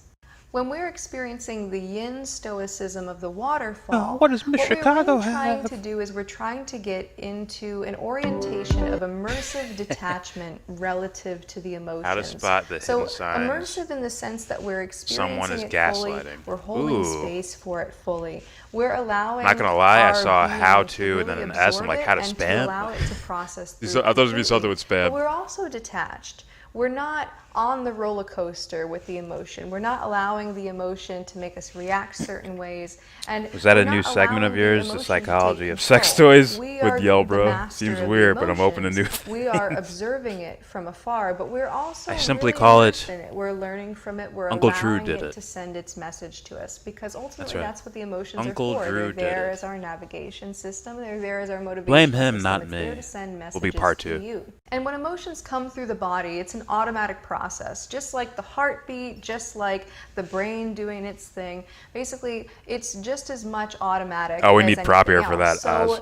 you will not be able not about to the stop bloody yourself children. from feeling emotions, It's about the because they are meat. just a happening of the body. And I when the can't do his emotions voice come like he up, does. The way that I would best describe Or is that Joe. they do a particular dance within the body. So if you hold space for this dance, you are practicing the yin stoicism. I just want you to Whereas comment if on you these. I resist don't endorse the against that video dance and necessarily. You try to stop that dance Just curious from on your happening, thoughts. You're trying With to a shut Z. it down, Thoughts with and a what Z. happens is those emotions can't really process fully. Oh, shit. And so if you hold space for any and all emotions, what basically happens is that My bad. these emotions can do their dance and leave you very quickly. That shit was There salty, a bro. story I'm that I wrecking had it right heard now. some years back, and I don't remember all the details of it, but basically the story was that there Clearly was a admits monk, to manipulating, and he you was don't sitting call her there, out he was on it. meditating, I and he can't was always in manipulate. meditation every day, so he was Actually, very no. well practiced in terms of developing this If you think yin spam is being bad, then you element, never had potted in relation meat to stoicism, or but ham just in general. and cheese And loaf. so one No, I day have someone not. came to him and told him that his mother had passed away. Fat ham And what hocks. happened is that I'm monk good. stopped meditating in that moment, and in 1 minute, 2 minutes, just wailed and bawled and like just completely released all of these emotions. And essentially, the story was that he was able to just go right back to meditating. So the grief process, which usually takes quite a while for the average person to grieve, because we have to get through all of this resistance, like- and we have to, essentially was that get made? to the Last week? point where we Eggplant can parmesan? allow It was last ourselves to week. even let the process come before. through. That monk was able to allow the process so completely and be so yin and Alice so said. stoic that that made. emotion essentially worked its way Welcome through back, him in Tony. a matter of minutes and left him. And so this is sort of what yin Welcome back stoicism to is the about. YellBRo Road. It's being able to feel your emotions What the so fuck? fully that it lands no blow. Just in the same way that you can punch water as much as you want, but it's not You going know why to it's land extra that funny? hit, It's because because water it's one has striker no puts like dick resistance, pictures or of the very fucking little discard. resistance, I It's like, should oh, say. what the But fuck is let's that? just say, if you're punching water, And the way he says it's you so funny. you don't have any resistance there. If you punch a stone wall, the stone wall has resistance. It's going to land the blow. It might not break it, but it's still going to land a blow. And so in the same way that this monk has developed this waterfall-like nature where you can, hit it with any emotion, even the worst emotions, and he can handle them completely. This is what it entails to really become stoic in a being sense. Being stoic is being okay with experiencing any and all emotional states, including any experiences 85% of my life is certain stoic. emotional states. So the only way to truly transcend the emotions everybody, control welcome over back us to the and to show truly this be week. stoic is to be so allowing of giving our me MGTOW. emotions that they pass right through us. And so that way we can have that sense of immersive detachment, and that way we can make wise decisions from our emotions without our emotions kind of pulling us in this direction and being led by our passions and our temptations, and and being so afraid to face certain experiences because we're afraid of feeling fear, or we're afraid of feeling dread, or we're afraid of being experiencing some other kind of emotion that we've experienced before in the past that was traumatic. Tenderloins. So ultimately, whenever we end up holding space for emotions so completely, we're completely free to do anything Where's we the healing want to crystals? do, It's and in your anything heart. that we're capable of In your doing, soul. because we're willing to face with any and all emotional states. And so any and Welcome all to mod ship. experiences are okay. So let's say that somebody is Tenderloins. afraid of heights. So somebody who's afraid of heights doesn't want to go up high because they feel a really intense negative emotion when they're up high. So if they allow themselves to experience that feeling of, oh, this doesn't feel pleasant, then if they have to, for whatever reason, go up high to, I don't know, save a kitten or something like that, is there a then they're doorbell? Let me going to be able to ring. Let me hold in. space emotionally for that state, for that emotional state. And essentially, they're going to allow themselves to go and save the kitten if they have to. And so this is where Stoicism has its real efficacy, is in the sense that you can face with any and all experiences if you are willing to face with any and all emotions. So given all the information that I've shared in the video, I wanted to give you a practice for allowing you to develop that Stoicism of being. So a Stoicism... So she's giving maybe techniques? I would never, ever, ever do that. Ever, ever, ever, ever, ever, ever. I will tell people what I do. Like, yeah. I will tell people what I do, but I will never tell someone else what to do. I'll be like, if I were you, I would do this. I mean, you have to do it. And even if you felt like you had to do that, it's still your version of it, or not. It's not mine, basically. It's not mine. Not want to get attached to, especially when it comes to existentialism, philosophy, spirituality, morality, all these things. The attachment is already there, but you have to find that real attachment, not this egotistical, I'll follow you anywhere, you're my new god. Oh. Come from Chicago and wear glasses. Oh, Jimmy Dorough. Teach me, Jimmy, teach me.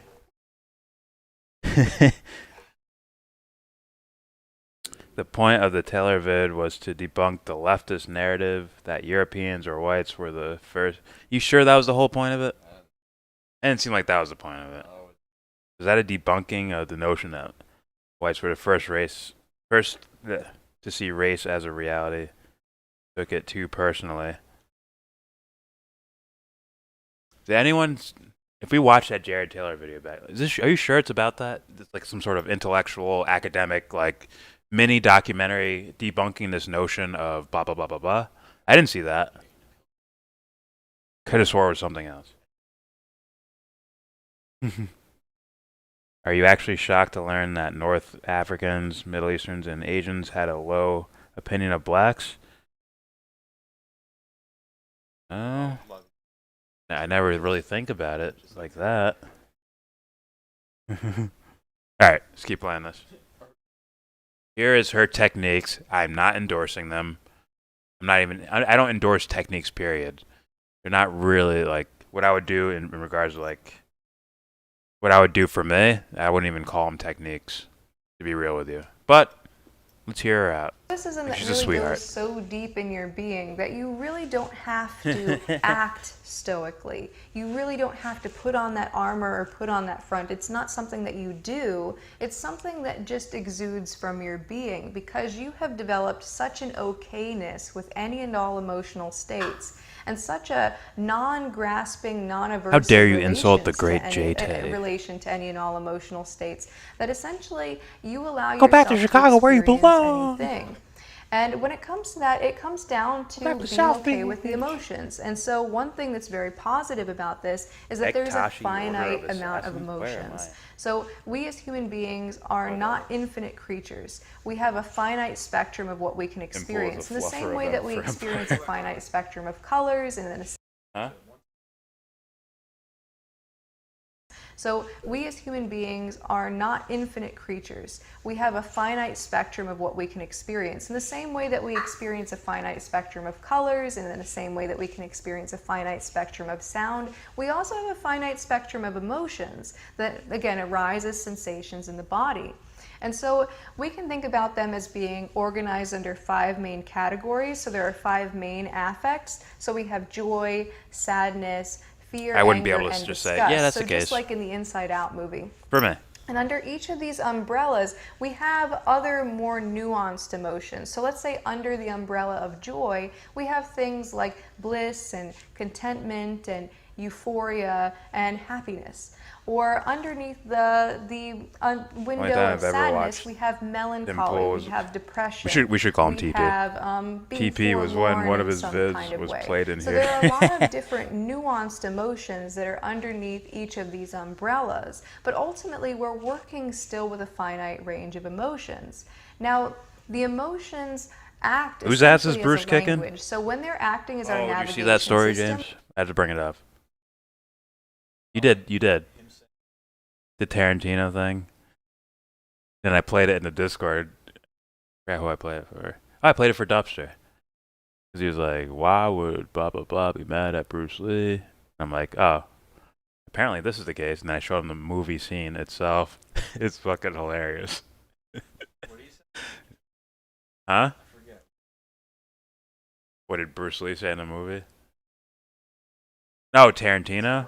Tarantino said that he insulted stunt doubles or whatever, or like stuntmen.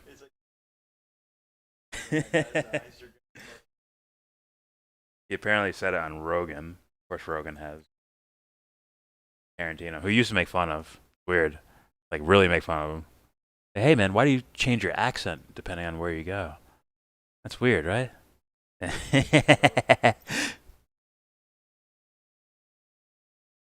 They did like several times and kind of re-examined it.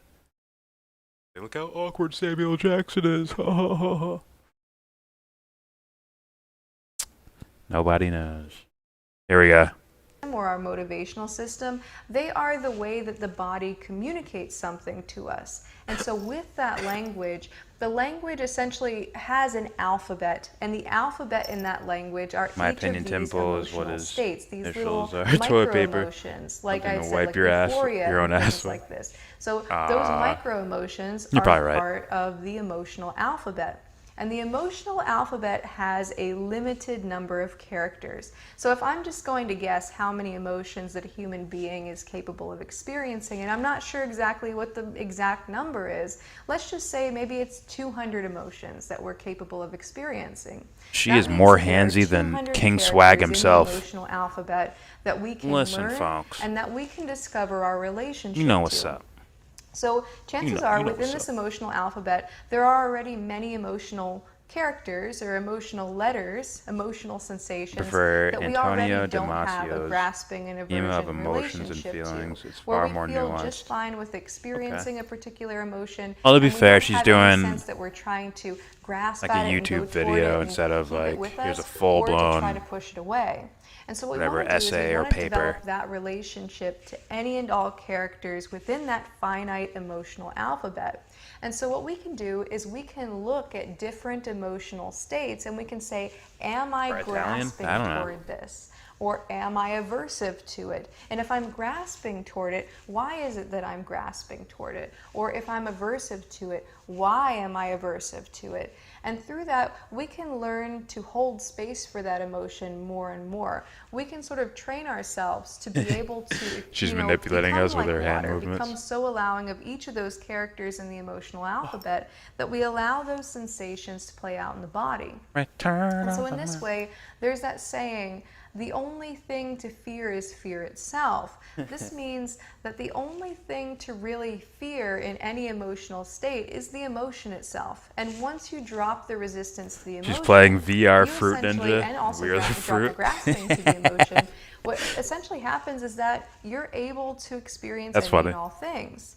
And so going through to each of those letters in the emotional alphabet really allows you to go in and pinpoint one that you might have some kind of grasping Emotions are a aversion lot toward harder and to drop navigate resistance to than it would and seem. drop Oh, yes. craving to As far as the by notion of understanding deeper navigating, why those yes. cravings are there. Now there's a book But that the I notion really, of just really sitting appreciate still in relation and to watching this. the It's called the Emotion thing Thesaurus. happen And around essentially you, the Emotion it could be Thesaurus- very easy. The Emotion Thesaurus is a book that it's not designed for consciousness work But or if it's straight up working ego with the dri- emotions ego- at all. ego- It's ego- actually just a book ego designed driving the for car, writers trying and to actors figure everything so out they and put can get put their concepts on it emotional and states right with categorize their it and all that characters. shit. Like let's say It's when like, yeah, someone's that's when writing it can their become character or when they're acting it out. quite difficult. And so this book is really great because it has I guess very I don't know, OCD-ish, probably to where a like couple you need hundred detail after emotions detail there, after detail after probably detail close after to the detail to amount explain that's all in this the whole emotional fucking thing I'm seeing. alphabet.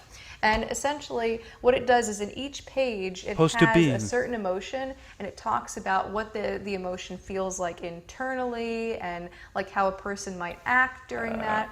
And so, basically, that book again, it's not usually used for consciousness work, but I use it with my clients quite often, and I found Is she that it's trying quite to get helpful in helping donations? people pinpoint All the emotional hand grabbing? states. So I don't if know. you go into that book, For or instance, into I have any, let's say, epilepsy, list of and the emotions, medicine they you can had pick me out the on ones that you feel as- the most as a kid, grasping toward and the most kind of aversion numbed toward, all the and start emotions, to so when work they took on me off of why it, I that is couldn't that there's that recognize grasping and emotions. aversion. Because ultimately, you want Okay. to develop that sense of acceptance and essentially allowing. Now, for me, things with to my come and woo-woo go. ideas, I would look at So that essentially, as whenever one of those emotions that you want to experience if you're comes still in along, that you want to be biologically able to conditioned allow it to state, be your there ego and attaches enjoy it itself for when to the it's there, body but and not its to, rhythms like, and grasp at it experiences. once it starts to go. And then like emotional states, let's say that Right, you so feel if you aversion take to, a you want to allow pill it to or a be medicine there or something without that trying to push it away. kills emotions. And so the way to get in touch with that is basically to become aware of. I would think it's times when more you have of that grasping and it does aversion something to the begin. body, Becoming and the ego conscious of it recognizes with is the really body. the first step in the process. Thus, the And ego also asking yourself doesn't questions about it. So that's my recommendation. move to feel for those developing emotions. the That makes sense. stoicism But I of think the those ego, emotions going are into still each there. individual emotion and my trying belief. to drop resistance to Just that like a lot of particular people emotional on- state and drop they the call them grasping for that SSRIs. emotional I don't know if that's the state. same That's thing. it in a nutshell. But they have Anyway, so that's they have all I people on have for you for SSRIs, today. right? I hope that you enjoyed this video. If you And did, go ahead and click the like button they're not below in- and subscribe. obviously, and there's leave no me a medicine comment that's down evil. below. Also, There's no medicine that's evil, but sometimes there's people who do some weird shit, like a weird reaction to these things, and I think it's something deep down undealt with trauma. And it's like as soon as they get off the medicine, boom, fucking all explodes, or even when they're on it.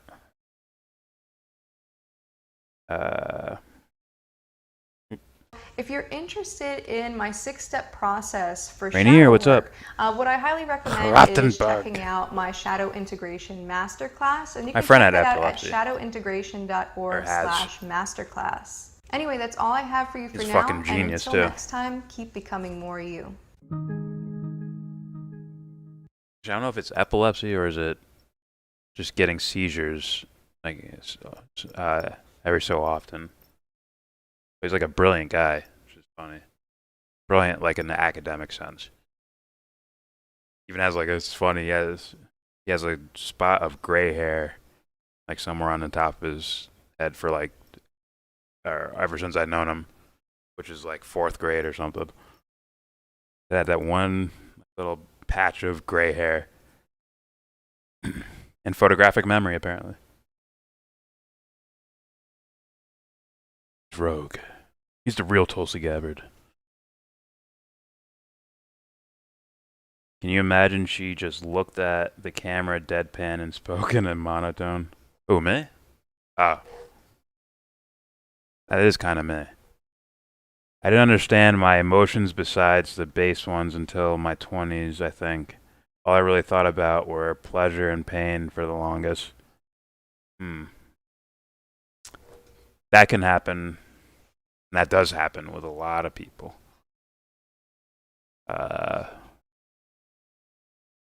Yeah. But once again, I think those things are happening. They're just not observed because of the ego's attachment to whatever other conditioning or circumstance.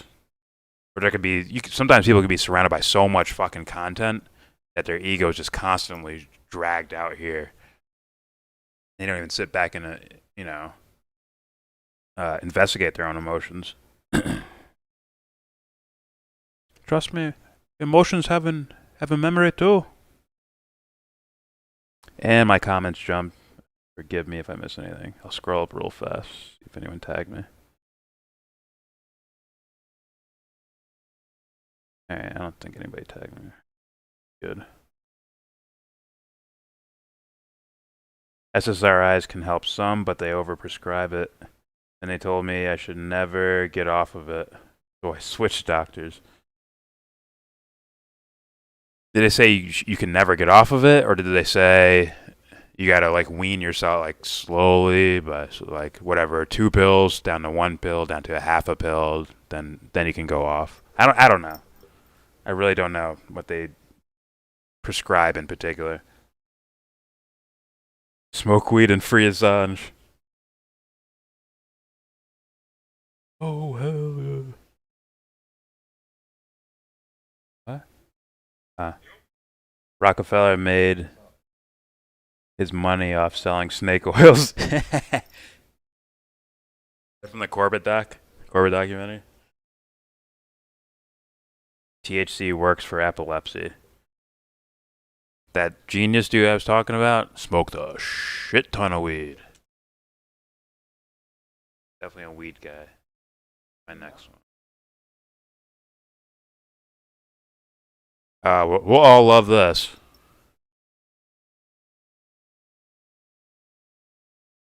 Mine was, hold on.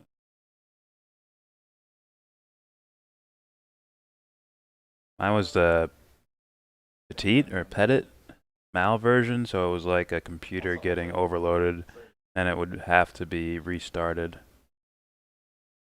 Okay. Okay.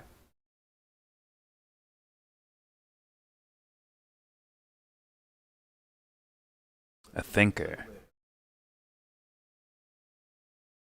Look.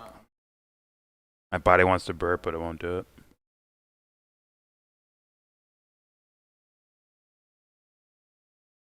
That's a flawed opinion to perma on drugs. Agreed.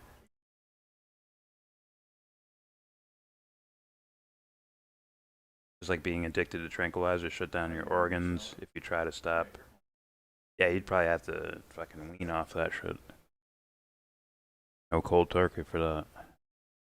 Why were you so close to the cam on Convo Couch? You're supposed to be in a dark corner, never to be fully seen, because you are the YellBRo, guardian of the night. I thought it'd be weird. Like, you see, like, Shadow, Pasta, and Prob, and I'm just like, chilling in the corner. Welcome to Yellow Brick Road. I'm Jordan, and I'm here to serve everybody up. Give this video a thumbs down.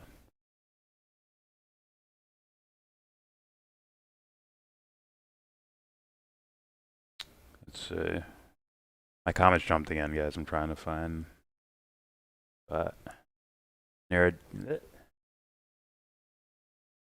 Neurontin gives you brain damage if you try to get off of it. Be careful with brain meds. Agreed.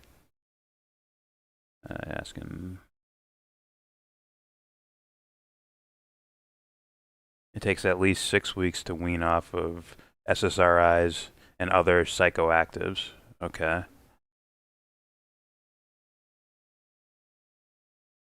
Oh, you worked at the hospital. Yeah, I believe you said that. Heard you say that.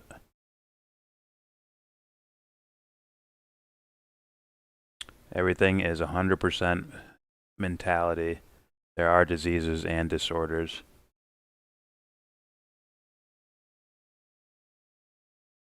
Yes, there are biological circumstances. This is just my opinion. I would say there are biological circumstances that we all start out with, right?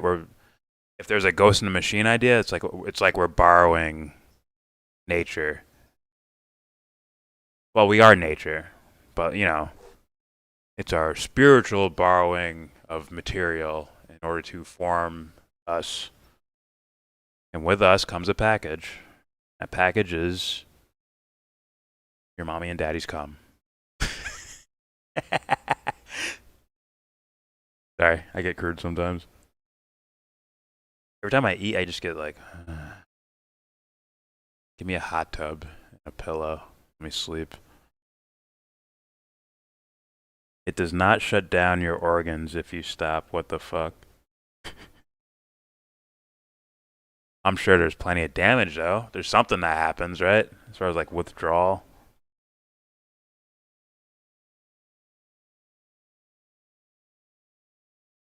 Alright, peace out, Mad Mom. I did not need it. The doc told me people should not stop. Then I realized he was a pill pusher. I had no need to take it. He prescribed it due to related symptoms he knew was from vitamin D deficiency. Interesting. That's dark. You must be from Florida. No offense, I'm just joking. That's super fucked up. Super duper duper fucked up. Shit people will do. Fucking money or whatever. And like Emerald was saying, it's like usually that money's attached to something that they're actually seeking. It's not money for the sake of money. Unless you're psycho. If you're like psychopathic like that, where you have no emotion, no care for anything, that's a different story.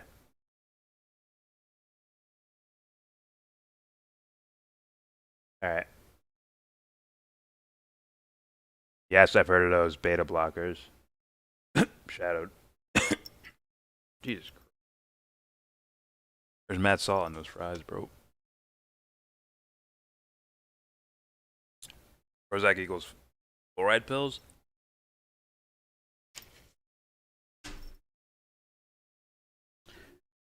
Sounds to me like you need to approach it like the Duke brothers. Do your research and find the most local place to get the right kind of weed. Oh, you're talking to someone else. Hi, Stevie.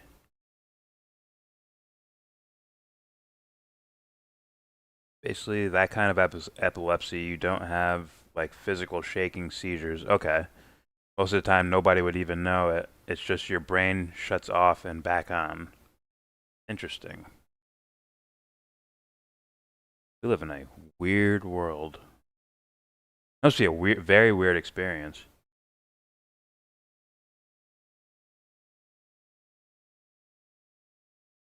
You should look into Rupert Sheldrake or someone like that. Just, I wonder if he's ever done anything on this. Because he's like a woo-woo doctor guy type, woo-woo ideas at least. Something like even like paranormal or anything like that. But he's mostly grounded though. But this idea of going unconscious and coming back conscious again, he'd probably have like a million questions for what your experience is like.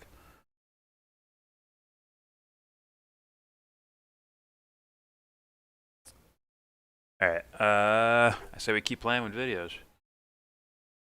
I love how we go from fucking Marvel comics and grifters to fucking Jared Taylor to fucking emotions and philosophical ideas and woo-woo. Now to Antifa. From V Radio. Antifa attacked peaceful protesters after trans person exposes male genitals at women's spa. Hopefully there's no video for this. Here we go.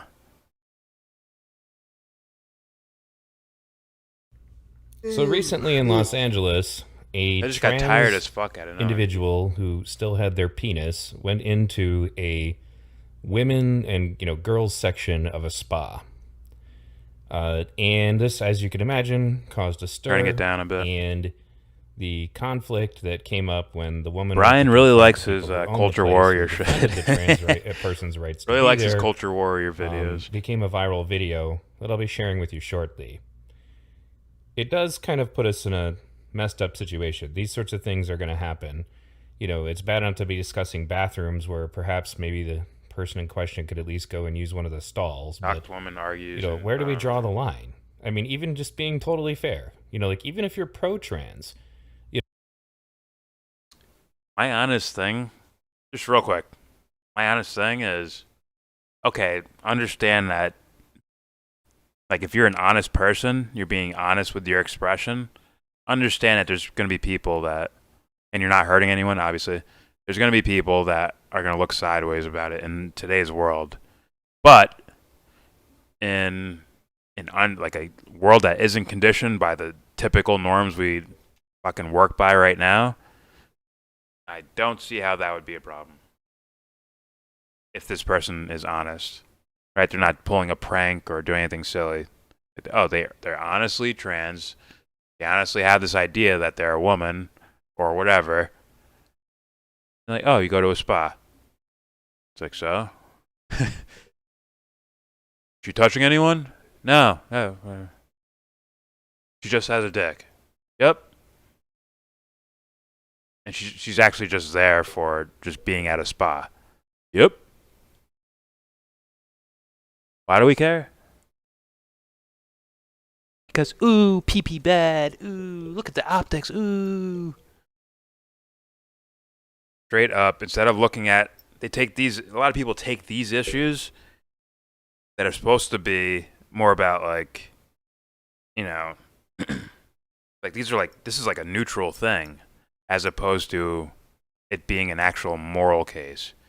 It becomes a moral case when it's like you're purposely doing this to antagonize people. You're doing this as like a prank or something. Like, is that the right thing to do here? Come on. Even if you're just joking, it's still like, oh, this could be fucked up, right? Or, yeah. There's one more I was thinking of. There's plenty of scenarios, but when your intention steps outside of just wanting to go to a spa, that's where those moral questions start popping up. If you're just there for the fucking spa, then... But once again, conditions society. They move a certain way. Hey, Emerald. This evening I'm talking... Here's Rupert Sheldrake, Morphic Resonance. Thank you, Alice. I knew you knew.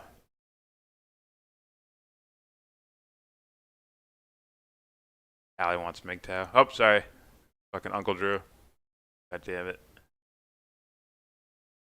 I'll play that for late night YellBRo. For now, it's hiding in the shadows, waiting.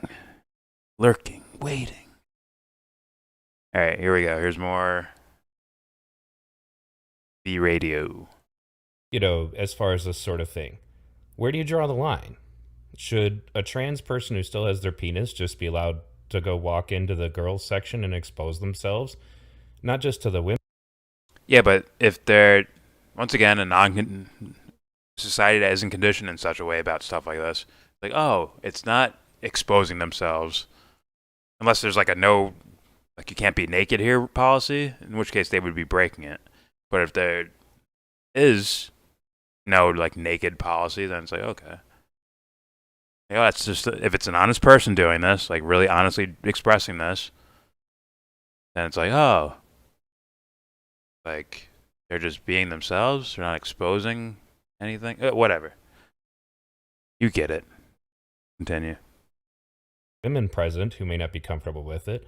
I came into no context other than Jordan recommending Rupert Sheldrake to someone. We don't have any idea how old the children are in question. And I can tell After you stepping that, out for a minute. Okay. I have had trans roommates before. I brought it up kind of used common sense to Stevie when it came to being around my kids. In regards to like epilepsy. So This puts us epilepsy. in kind of a screwed up situation, but it also The leads issue to for the something women far involved worse, is sincerity. which is The that man LA could be Antifa lying. showed up They when don't peaceful know. protesters came to the spa in question to demonstrate and They just don't- started beating the shit out of They everybody don't know with impunity, that person's intentions. and nobody did anything about it. And the thing is, those are always skipped over. The intentions are constantly skipped over in most topics by most people. Straight up. So I don't expect it to be any different with this one. Welcome to the YellBRo family, and remember, nothing stronger than family. All right, let's go. Be like water, my friend. Here we go. when you watch the videos that I gathered, I can't say that they're in any kind of chronological order as I pulled them off of Twitter. But it's evident that Antifa is being emboldened by the fact that nobody will do anything about what they're doing. And the likelihood of this becoming violent and like literally resulting in a mass shooting. That's literally the language of how the U.S. government talks about terrorists. The terrorists will feel emboldened if we don't massacre Syria. They'll feel emboldened. Unreal. That's interesting, though. Evident that Antifa is being emboldened by the fact that nobody You'd be will fine do with your anything about young what they're daughter doing. using the And same likelihood of restroom this as a becoming strange man. violent and like literally resulting in a In their minds, mass shooting. This person, whoever goes into whatever bathroom, I like the idea of you have a dick, go here. You have a vagina, go here. I like that idea better. Why not just do that? But because obviously one you have to sit down, one you can stand up. So why not have it dick side, vagina side? You have both. You got fucking options, bro. Welcome to America. So yeah. Once again, I bring up this word honesty, meaning if this person, let's say, trans woman who still has a penis, it's like, but they truly express that. They truly live that, right? It's like, why would they be a threat to anyone's daughter? Let's say they're only there to take a shit or take a piss. That's the only reason they're there.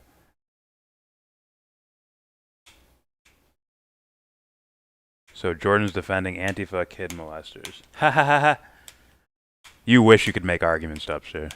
It's your fantasy. Can't make arguments, so I say stupid shit. Hope they react to it. I guess it worked. Triggered. Here we go. Is just getting more and more prevalent. If the police won't do anything, and in many cases they won't, because the cops I don't are just know kind where of Antifa comes in. deciding Yeah. that this is Pause. too much of a liability.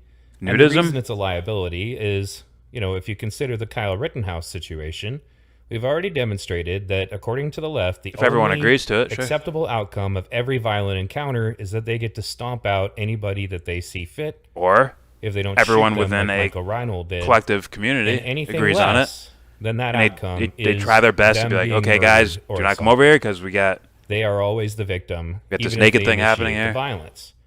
And as I've demonstrated on other videos with trans Antifa woman. members You just mean a openly dude? saying What this, difference does it they fucking believe make? they're acting in self-defense. What difference does it Even make if they for walk you, up on a Manhunter? peaceful What does that do for you? protester and start Allows me to fight in pounding a culture on them, war. They are somehow acting in self-defense. If someone says, call me Sam, and I start calling them John, like, what? Why? Why do I need to do that? I don't care about their fucking biological whatever the fucks. Like, I told you I'm an existentialist. I thought you knew that already. If they want to be called woman, they want to be called man, they want to be called trans man, they want to be called cis whatever, I'll probably just call them by their... I'd rather call them by their name, right? It's like, yeah, that's what you want to be called? Mr., Mrs., Doctor, whatever the fuck? Okay. What does that have to do with character? Nothing? Unless they're lying about it. Or a bunch of other moral scenarios. But mainly, like, no, there's nothing really. So why would I care to not call them what they want to be called?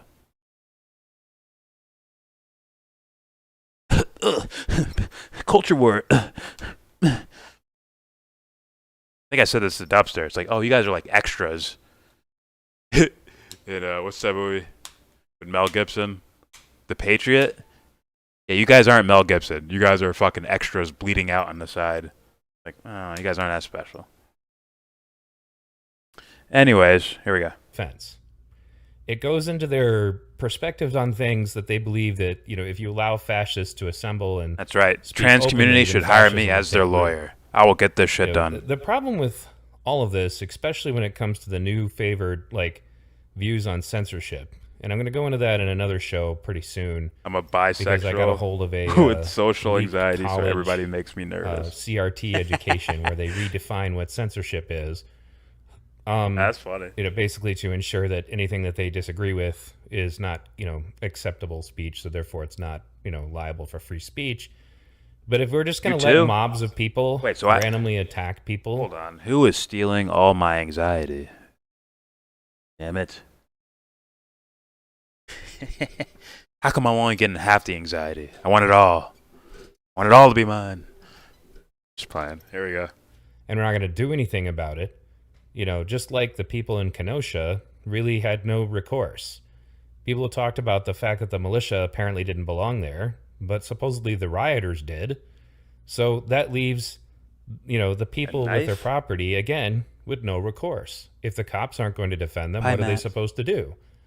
Well, if BLM and Antifa had their way, what they're supposed to do is just let them destroy your property. Can't argue? Bye. Because property is less important than people.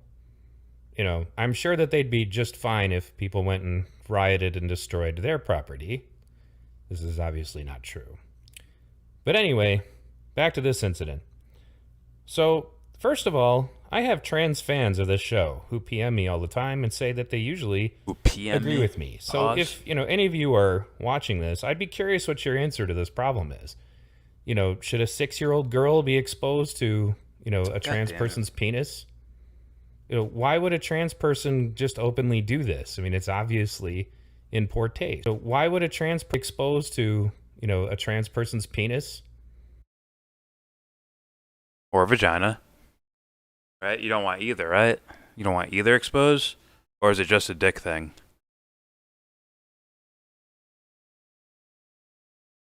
I want this trans person with a bigger dick than me. Get rid of him. Cover it up. Why not invite V Radio on your show? I never really do things like that. But I would invite him to you can invite him to my Discord or whatever. I have no problems with that. I don't really do like interview things. Even like the Charles thing wasn't even like an interview. It was more of a, you know, I want to like, and you guys seem like two cool people who got, you know, him and Sebs got heated with each other. Like, oh, you guys both seem like sweethearts. Maybe a little fiery, but also like I view as, you know, well-intentioned, sweethearted people. So like, why are you beefing? What's going on here?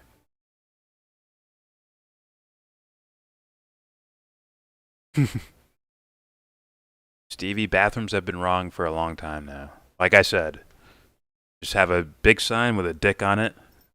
There you go. There's a dick bathroom. Big sign with a vagina on it. There's your vagina bathroom. Or, I pee sitting down. I pee standing up. Those are your two bathrooms. Brilliant. I know. Jordan, fixer of worlds. Thank you. Thank you, and you're welcome. Here we go. You know, why would a trans person just openly do this? I mean, it's obviously in poor taste. You know, at least, especially until they've transitioned. You know, these are hard questions. But the other thing I would point out is that this sort of thing is going to cause transphobia. Like legitimate transphobia. I don't mean transphobia in the form of you dared to disagree with trans activists, so therefore you're transphobic. I mean real transphobia. I mean real hatred. Bro. Like, these people are always talking about how supposedly trans people are constantly being attacked and subject to violence. If that's the case, then what emboldens a trans person to just simply walk naked into a girl's spa? I don't have the perfect answer for this, aside from the fact that, you know, I know the answer is not for peaceful protesters to get attacked, bitch. You know, when they're not doing anything to anybody else. They also attack journalists. They don't want to be filmed. This is just my fucking night, bro. Film always ends up getting out. so it doesn't make any difference because That's actually a funny. lot of these indie journalists have figured that out, and they use hidden cameras nowadays. Peace out, Rainier. But they don't want to be filmed, and the reason they don't want to be filmed is because they don't want anybody to know what they're actually doing, because it hinders their ability to tell everybody that supposedly Antifa only attacks people if fascists are there attacking other people. But don't forget, they've redefined what an attack means. They've redefined what violent means. They've redefined what harm means. So I'm going to move on now to these clips of Antifa attacking people. Again, I wasn't able to, because Crap these are killer really or short crap clips each. I was not able to ascertain the chronological order of them, but again, they were just allowed to hit and beat anybody they wanted with impunity.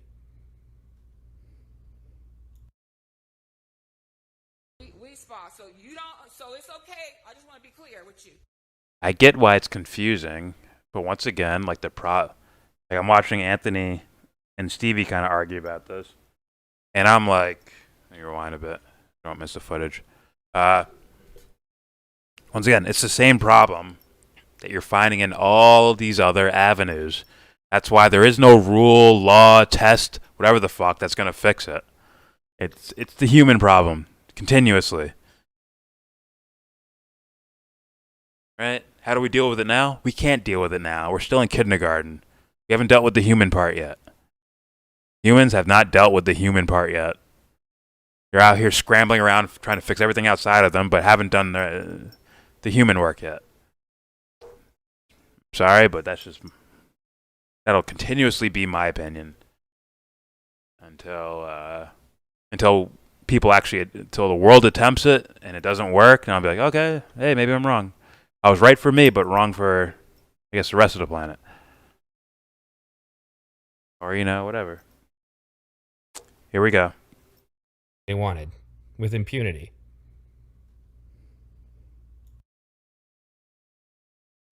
All right, guys, don't forget to tag me if you have a question or comment for me so I don't miss it.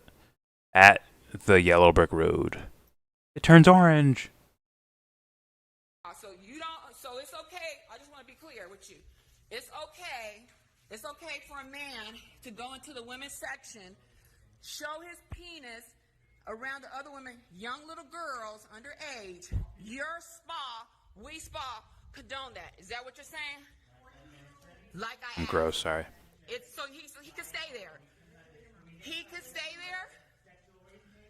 What sexual orientation? I see a dick. It lets me know he's a man. Antifa video will be framed in a way to man. imply what is representative He is a man. of He is the not left. no female. He is not a female. He is not a female. Hold on. What, He Choosy? is not a female, sweetie. Okay, girls down there, other women who are highly offended for what they just saw, and you did nothing. Absolutely nothing. Oh, look at the right outrage. No, I'm joking. I get it. She probably... This is why This is going to sound like bragging, but this is why I feel like people like me are fucking all these people's like worst nightmares. I swear to God. To where if I like broke down her life conditioning, to where it's like, oh fuck, I have no answers left. So what I'm gonna do is I'm gonna react in a way to like, God, get away from me! Ah, that fight or flight mode. That's what I smell would be the case. Where it's like, huh, you borrowed this idea of that being disgusting. Could you change that? And guess what? She could just be like, she could just flip a shit and walk away, or flip me off and walk away, right? Because the rest of society is like, yeah, that's cool. You can do that. Which is, obviously you can walk away or not answer or move. You could do whatever you do, like, right? Everyone has agency, but at the same time, it's socially acceptable. There is no social, like, stigma holding her there. And if you're a person locked into this conditioning, you're only bowing to this collectivized conditioning. So if it's like, if there's some sort of social stigma against just walking away from an argument, most likely people would stay, or this lady. Just like the notion of being disgusted by blah, blah, blah, blah, blah. There you go. And by the way, same works for trans people. or any sexual denomination. You got to do that. I'm sorry, you got to do that self-investigation shit. There could be, for sure, there's people who do like gender reassignment surgery or whatever the fuck and end up regretting it later on because they didn't do that psychological work. Where it's like, what do I actually want in life? Who am I? Those questions are not being asked. And yes, your libido can be conditioned. 100%. 100%. The things you're sexually into, 100% could be conditioned.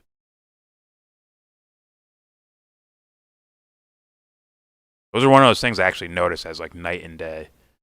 As far as how I go. Like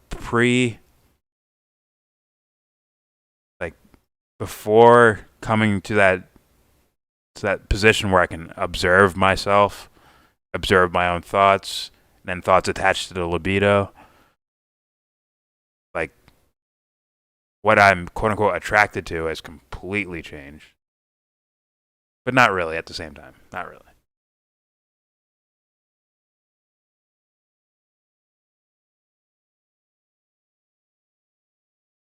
It's like a novel idea these days. People forget that experiences shape your worldview, how you react. I was born this way. Alright, here we go. I believe in that too. It's a little bit weird. I do believe in the born, like if, let's put it this way. If you go through that cycle of self-observation and dealing with your own conditioning, and you walk away with, yeah, I'm gay, or yeah, I'm straight, or yeah, I'm bi, or yeah, whatever, I'm trans, I want to be trans, whatever. Like, if you walk away, you become your true self, and this is truly who you are, it's like that was always you in the first place. That's how woo-woo I get, bro. Like, yeah, you were born that way. Born that way. Alright, let's continue that. Nothing. In fact, you sided with him. So we spa is an agreement with men that just say they are a woman. I have swamp balls right now. With their penis and get into the you know that sweat that goes right under your balls? Is that what you're saying? Swamp balls. What really? Not quite mud, but I'm waking up again. I got a little tired after eating. I'm just like, oh, sleep. Now I'm more energized again. I wouldn't come back either. Yeah, get your money back. No one under 18-21 should get that surgery or blockers, but the radical left is A-okay with it. Sorry, but no one should be allowed to make permanent decisions like this till 18-21. Okay, he has a penis. His penis is hanging out. Okay, no, I'm not one. Actually, I'm a woman who knows how to stand up and speak up for my right. As a woman, I have a right to feel comfortable without a man exposing himself. Okay, no, you go somewhere else. Come on, dude. Is he that unaware of how the world will perceive a dude or a woman and they look like that? She doesn't understand how the world might see that. If they're being real. If they're faking, I'll say he all day. But this person's for real and truly wants me to call them she, and she really has to believe that. And if she really believes that, are you telling me she doesn't understand what's happening in the world around her? She doesn't realize, like, hey, maybe people will look at me like weird if I walk in there with a beard and, you know, a 5 o'clock shadow and a mustache, looking the way I look. So it's like,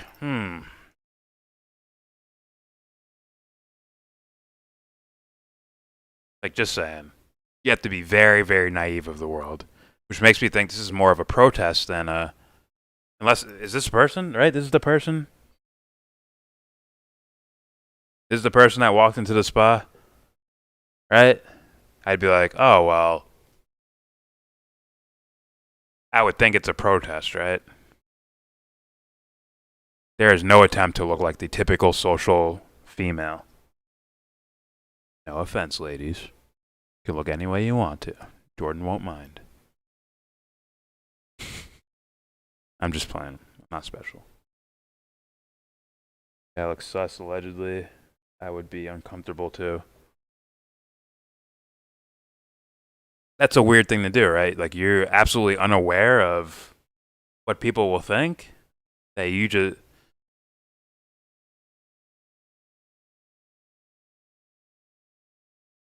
There's one thing, breaking down your own conditioning and then behaving in the world. Then there's another one where you just ignore that other people exist with their own form of conditioning. Right? Freak. Anyways, let's continue. Okay, so that's right. No, he's not a transgender. He has a penis, just like you do. Are you? No. Yeah. Okay, it's not okay. It's not okay. Okay, that's traumatizing to see that. I'm a woman. I think this is... Not gonna lie, like, there's no way I believe that someone is that naive. Right? How'd you even get here? You would think they're like, yeah, cars. Marshmallows? Like, just drive, like, walking into traffic or something. There's no way you're just that oblivious to how other people would react if you walked in there naked with these other people. That's weird. But if she is being for real, I think she would make an effort to look like a woman. Then you have more of a case there. But this is like, there's no way you're that naive of how other people will react. That would blow my mind. I'd be like, whoa, there's no way. Alright, let's continue. This is a place right here, I'm told, only for women. So how dare you sit up here and tell me I don't have a right as a woman to defend? I'm telling you, he has a penis, a full and testicles, okay? And I don't care what it's called. It's a man. You got one? You're a man. Okay. And if we went into the... This woman doesn't sound like she understands the political landscape. She has no idea what the fuck this shit is. Thus, kind of hurts that narrative that Tim Pool sells. They're like, Antifa's everywhere. They're taking over the world. They're everywhere. They're everywhere. Lady has no idea. Doesn't seem like it. All right, let's continue. the men's section with our anatomy, that would be... Well, it would probably, but you might not like women, so it might not, okay? And we don't know. But for me and for a lot of other women, they do not feel comfortable, and it's not okay. Now, do you see how she's hearing that? Oh, well, you're not into window, but her voice, all of a sudden, her voice started calming down. Oh, listen, you need to understand that. Blah, blah. It's like, whoa, people really got to know it. It's weird. They got to know each other, even if this person's full of shit. Her idea of who this person is, like, oh, a little more, okay, the conversation's being alleviated quite a bit. It's like, this is not, like, what the way you look and what you're wearing, like, you should understand that I should be suspect of that. Thus, it's like, oh, I don't feel comfortable you being around here. Granted, right, in a healthier world, it wouldn't matter because people wouldn't be doing whatever for the sake of, I don't know, peeping or something? Something weird or creepy like that? Alright, here we go.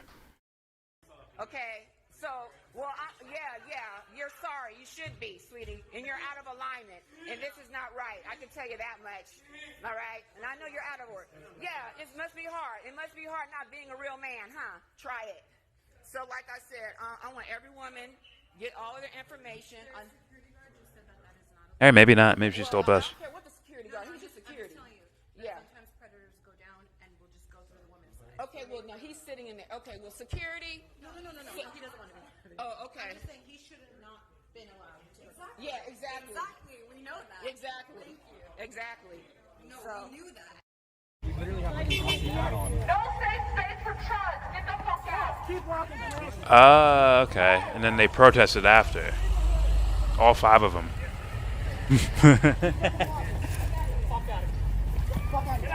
Antifa's taking over! It's like 4 people. Taking over everywhere! I know.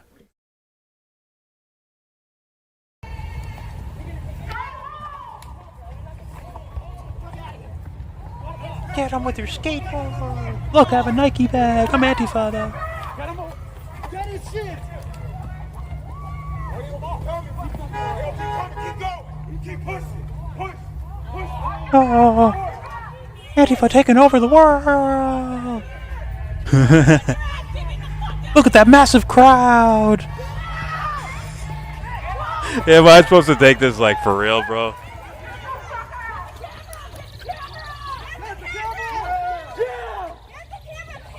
Yeah.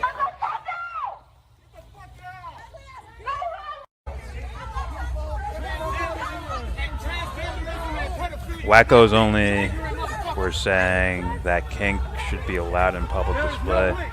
That's when the left loses me. Kink should be allowed in public display. Okay, so sexual kinks in public? That's weird. I bet if we broke everything down to intention, I think things would get a lot easier. Then, like, okay, well, what's your point of showcasing this kink? Also, are you reading other people? On and so forth. But, you know, we'll say, fuck it, make it all one big blob. Get rid of all individuality. We will sacrifice individuality for the sake of not feeling uncomfortable. Unreal what people fucking do. Unreal. And it's like, from here to there to there. Like, they're all over the fucking place. Oh, here's the guy who made the video. What's up, V-Radio? How you doing, man? We're watching all 15 of Antifa take over the streets of whatever city this is. Alright, here we go.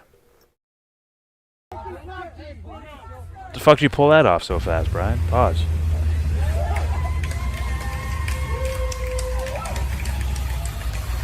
Jordan, why are you defending Antifa on this? They support the kid flasher.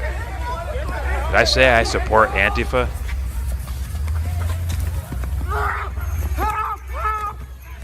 Ooh, it hit him really hard. Back! Peaceful protest, back! Everybody's fine! Get away from me!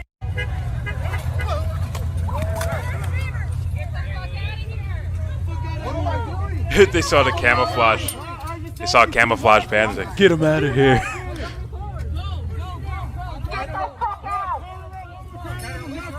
It's like New York.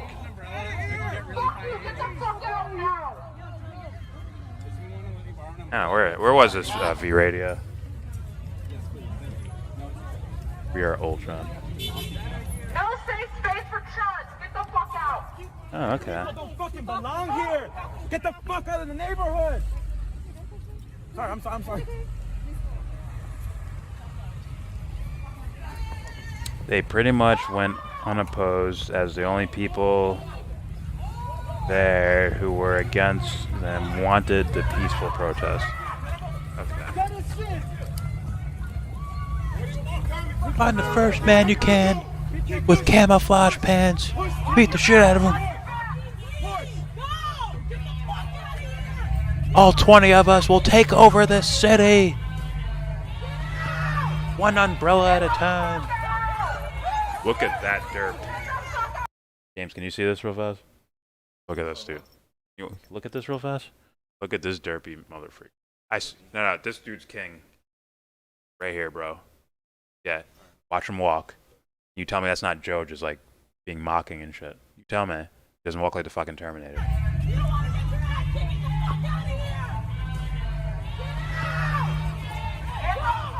That's not a derp, bro.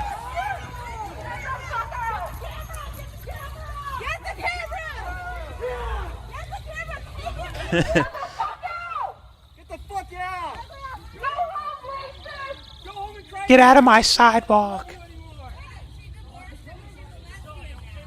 Do crabs get crabs from other crabs? What? Oh, it was in LA? Alright. As soon as I hit pause, I see palm trees all of a sudden. And the style of street sign. Someone dropped the video.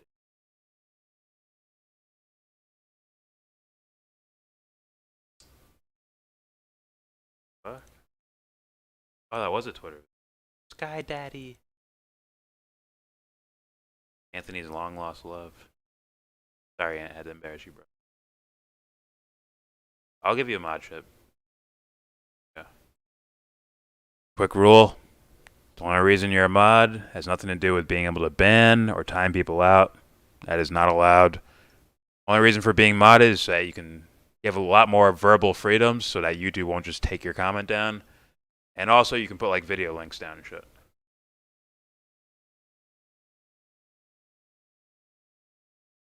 What can you tell me about? Oh, I have way too many tabs open. Okay, we're back. Hold on. There we go. Again. Should review my Kyle Rittenhouse documentary. Give it a look, dude.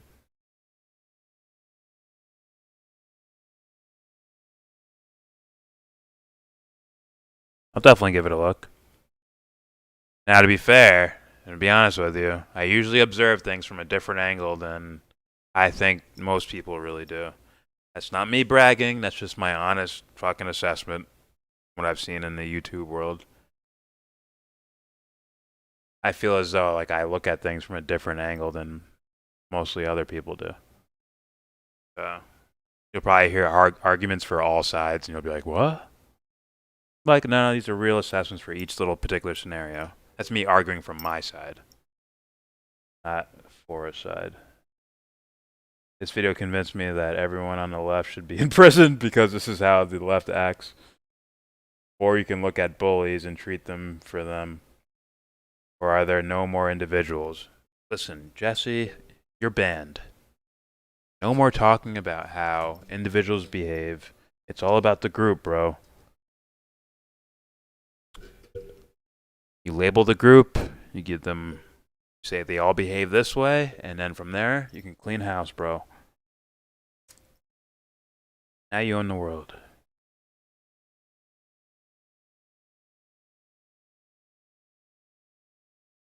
Intimidation is not a great way.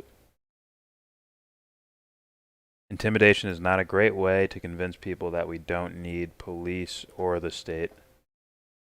Yeah, these guys are, to be honest, their philosophy or ideas is fucking dog shit. Not well thought out. It's all system based. Nothing nothing individual about it, or existential, or philosophical, or psychological. Strictly them poor good, them rich bad. Rinse and repeat. I don't want to label all of them like that, but I haven't heard too many intellectual arguments coming from Antifa. Or the teams they claim to fight, like a Tim Pool, or who are they? Proud Boys or something. Kind of dipshitted too. Sometimes they'll look better compared to these guys, but that doesn't mean you're good. Or even good at what you do. Just, these guys suck. A lot of people get caught in that. A lot of people. They probably have points the same way too, right? Where I can look at a scenario where whoever, Proud Boys or Temple, or one of these fucking people are doing something stupid or worse, corrupt. Oh no, I did not just do that. No. Please give me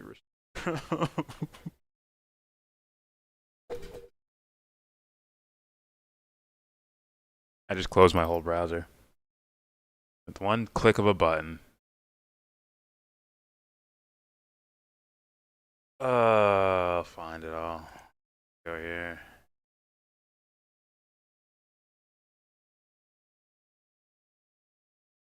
My all searches are... I can do that.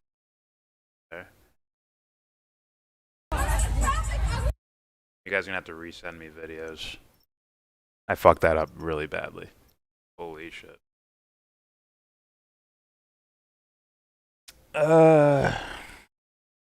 Here's my ghetto recipe for crab cakes. Macaroni and cheese with a can of sardines stirred in. Mustard, salt, and pepper to taste. And then crumble in handful of potato chips and stir.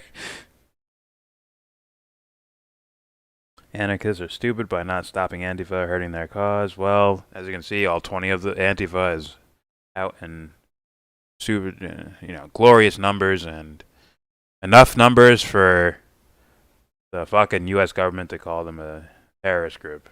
Brilliant. I mean, it's like that's like well thought out and shit. And people accept it because they're also conditioned in a certain direction, at least in my opinion.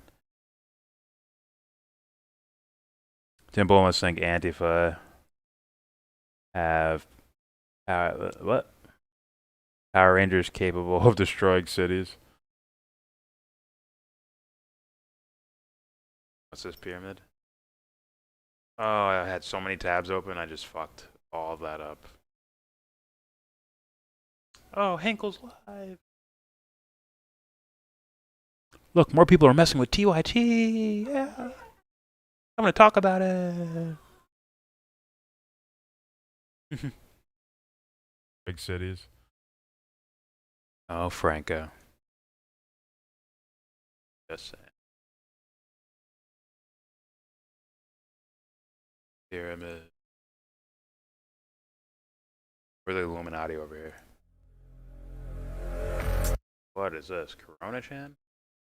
We'll get to it after your radio's video. Here we go. Wait, does that actually work? Does that work, or is it gonna fuck my computer up? Emblemed? Control Shift T. Oh! Oh! Get the fuck out! I never knew that shit existed. Holy fuck. That literally blew my mind right there. How does that happen? What? Dude, that's fucking clutch, bro. Alright, now I can start maneuvering shit around.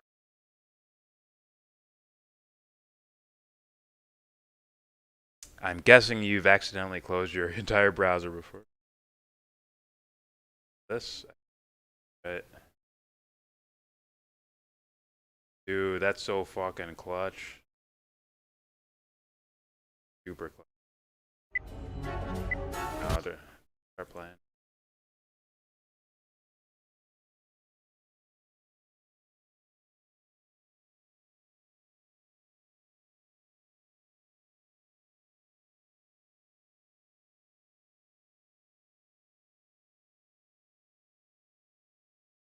That's so. Thank you, Emblemed.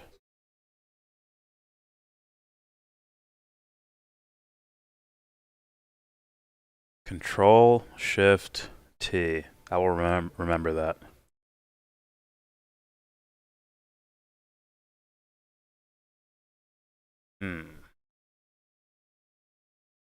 Thanks for trying to help too, Jesse. Emblem Fate, he's getting a W for this one, bro. You get the W. Found a lot of hive minds, just like on the left. It's like people will be people.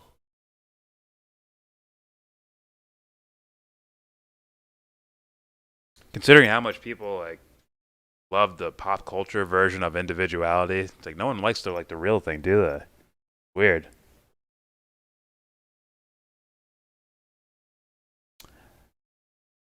I owe you at least one lap dance, Emblemed. Congratulations.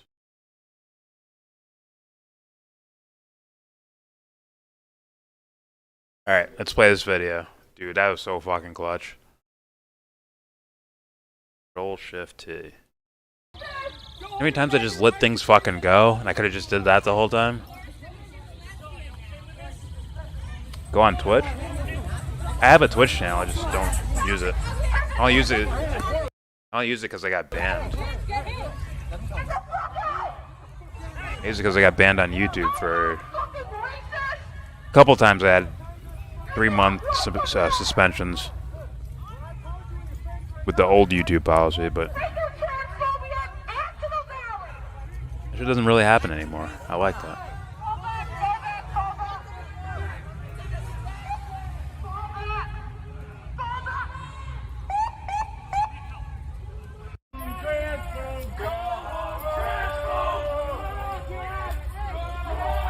Burger. You don't need that sign. That sign doesn't do anything for anyone. You're just hating on people for no fucking reason. Anime waffles? Wafers? What? Swagway? These people smell like false flag. Is this staged? I don't think it's a big enough event or whatever in order to be for it to be like a a false flag type thing.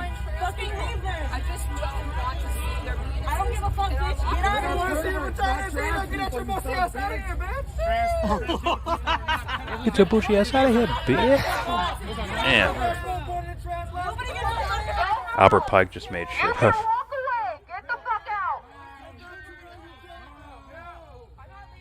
Red pilling is all about correcting bad behavior. No, it's about the truth. What you do with the truth is supposed to improve your behavior. Right? Like even in the movie The Matrix, the dude who takes the red pill, Cypher, goes back into the fucking Matrix. Was he cured? Apparently not.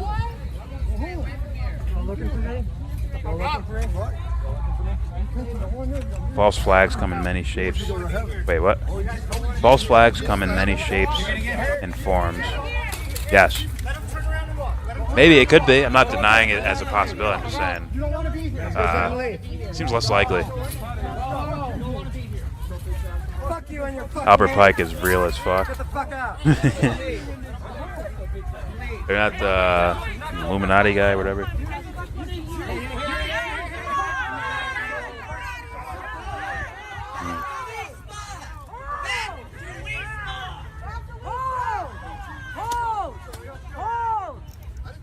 Is this all this is? Just footage for the rest of the time? I want to hear him talk again. Hold me back. That was the fucking derpiest. So now, having looked at all of that, Gee, did you see those punches? That chick? See those punches from that chick? Damn, get her. Or get him. Won't hurt him, but right here. No, wait. Yeah, that's her. So now, having looked at all of that, Yeah, let's look at some punch mechanics here. I mean, let's sort of break this down. Okay, there's one. Okay, that's not a terrible hammer fist. It was like, there's no like fucking force into it, but it's like, yeah. Fishing cast. May God have mercy on. Okay, now we get the straight arm. She tried to do One Punch Man, it just didn't work out. She needs to get a little bit more hip fire. Look at that. That wouldn't even break that cardboard right there. What are these mechanics? Hey, she's throwing at least. Gotta get rid of the noodle arms though. Anyways, I'm sorry if anybody's offended by this. So now, having looked at all of that, if I was in that scenario, well, obviously I wouldn't have been in the women's spa in the first place, but looked like if my Proud daughter Boys was with a exposed to different that uniform. situation, I would definitely have talked to the management. I probably would not have been as blatant about it as the people in the video that we showed you first Public was. flog They were, all but deviants and pink something haired needed to be said. Something needs to be done. But And you're I'm trolling. not a crazy right-wing conservative, and I don't hate trans people, but nobody wants to address this. I guess we're just supposed to brainwash our kids into thinking that it's acceptable. Like, I guess that's what they want. When you come back to the, Once again, I would call that, I don't know, V-Radio if you're still listening or whatever. Like, that could be your conditioning. I bet if you really thought about it, you can find a scenario where someone with a penis walks into the quote-unquote girls' bathroom or girls' spa or whatever. If I had to guess, I mean, logically, it kind of has to go there at some point. Or not have to happen, like, doesn't have to actually physically happen. I'm saying the idea has to be taken to that realm, and something tells me, well, I don't want my daughter around this, is not going to fly for, logic's sake. I get why people go there, but it won't pan out well. Here we go. All the different things that they've been doing to try to normalize this, including, having trans people or cross-dressing people read children's books to our kids, I guess that's what they think the solution is. The problem is again, there's lines to cross. Also, them going with that as a solution is... Solution to what? That's a very silly notion. I'll just walk in. That's your solution? But, Alright, here we go. And one of them, I believe, is exposing your penis to a little girl. Go ahead and give me your ideas in the comments, because I don't actually feel like I've made up my mind about this. But I will say what I have made up my mind about. Antifa shouldn't be allowed to just attack peaceful protesters whenever they want. Or this is just going to keep escalating. Yeah, they shouldn't be doing that. That's obvious. But Swag and Oz seem to be thinking, like, oh, this could be like set up. I don't know if you use the word psyop, but I guess that would be it, right? I don't know. I personally don't know. Just like sometimes Antifa in general looks like a psyop. You know what I mean? Like just them existing in the first place, like kind of like seems like a psyop. It's like menial issues they start going after. Like all of a sudden the anti-war movement's just like where'd you go? Those motherfuckers at the World Trade Organization at the WTO in '99. What happened to those guys? I heard protesting like someone can't have pink hair or something. It's like, fuck, let's try to end war or some shit too. While you're at it. The war movement's just like where'd you go? Is that me playing? Those motherfuckers. God, I hate my... Love it. Yeah, we know there's a...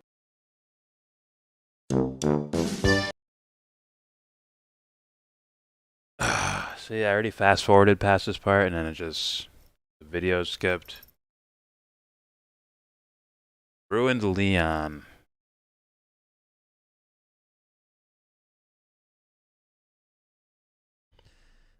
We talked about it before.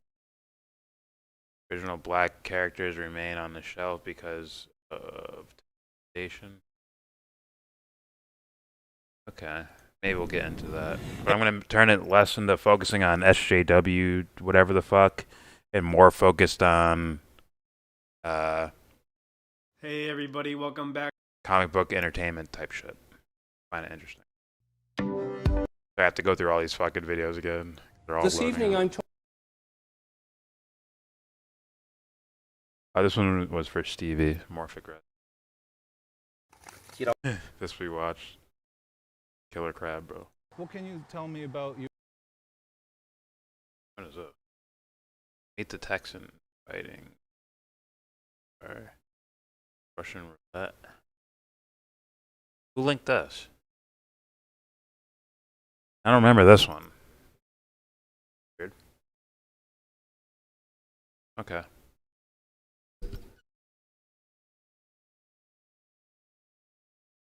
Alright, let's find more videos. Or watch more videos. I'm gonna go through the short ones. Get two back to back. I know this is from Data. Max Sterner. The Self and the Spook. No Kramer. Here we go.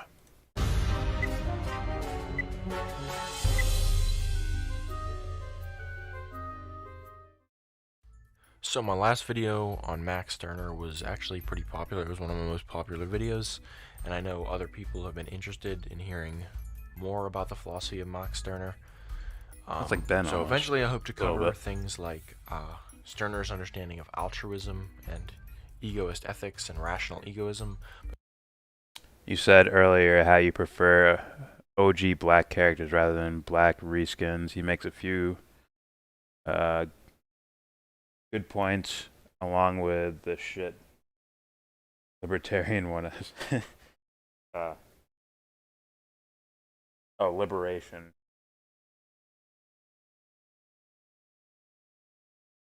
No, I get that. I've seen that guy before, and it's like, yeah, I'm sure there's plenty of black characters. I'd rather, like, I don't care to make whatever race character, whatever. Like, I would rather whatever I feel like, right? But if you said, okay, make a black hero, Jordan, I'd be like, okay, I'll write one. Like, I'm coming for Superman's neck. Pause. Here to end him. Pause again. Oh, Jon Stewart. That one's coming out though, right? Coming out with like that Green Lantern fucking core. Roddy, Killer, Hamster versus Russians. Oh Jesus. Alright, let me rewind. Videos, and I know other people have been interested. Look at Rulers of Evil by Tupper Saucy. So eventually I hope to intros cover and first things chapter like, to be off the races. Stirner's People are understanding reading of it on altruism YouTube. and Oh, like audiobooks? Okay. Egoism. But as of now, By I'm going to Tupper, just simply discuss Rulers of Evil by Stirner's understanding of the self and doubt I remember this that. concept called the spook. We're going to begin by a quote by my friend Josh, who said this, and he recently sent me this quote that he had written out a while back, but I think it perfectly sums up Stirner's understanding of the self. Stirner suggests that we are by nature nothing. We can reject or accept concepts, social protocol, and a myriad of other things. It is in this nothingness, or malleability, that we are able to become anything, hence the creative nothing. The self is a nothing in that it cannot be captured or defined by any concept, since concepts or definitions are fixed and unchanging, whereas the self is constantly transforming and transcending itself. The self is a nothing in that it cannot be identified. The self is not a nothing in the sense of emptiness, however, but a creative nothing that only exists by appropriating and externalizing itself. Spook is a controlling abstraction, thought to be existent. Real quick, I'd say the self.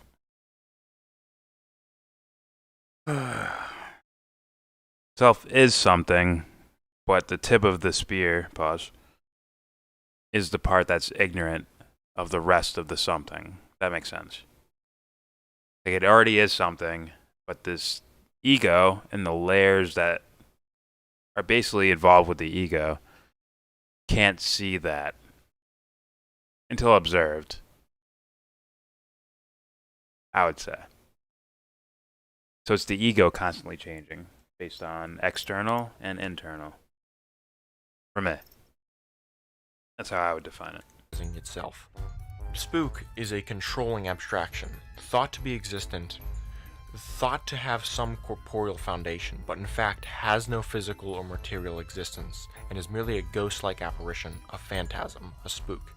Stirner likens spooks to fixed ideas, unquestionable doctrines and values that individuals hold very closely and dearly, concepts that have latched onto us and taken hold of us. Nowadays, it is very common to hear of pleas to reject the lifestyles of consumerism and social materialism, but what about the just as controlling, just as soul-crushing dogmas of religion, the state, morality, humanism, society, mankind, of religion, the state, morality, humanism, Morality. Morality that's spooky? just as soul-crushing dogmas of religion, the state, morality, humanism, society, mankind, race, gender, property, human rights, etc. Is not any ideological position just as much of a mental constraint as the desire for material wealth? This is what Stirner warns us of. The divine is God's concern, the human man's. My concern is neither the divine nor the human, not the true, the good, the just, the free, etc., but solely what is mine. Thank you all.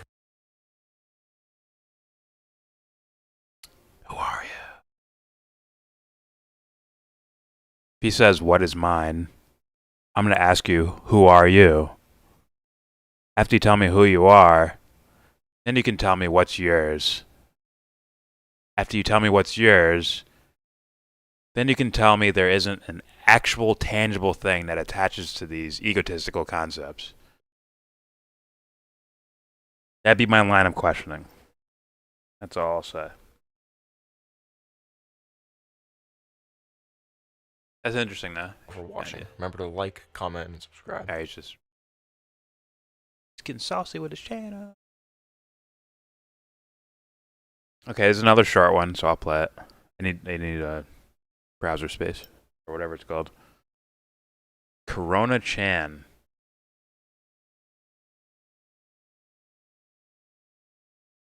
Oh shit! 7,000 subs, 8,000 subs, 1 million views. Oh my god! Here we go. Might is right.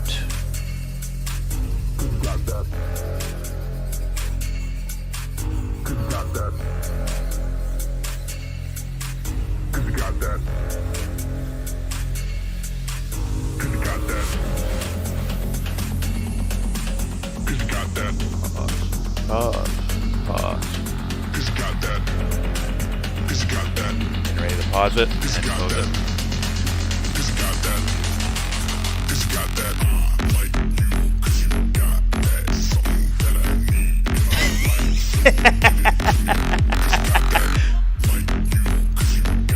Dude, that's funny.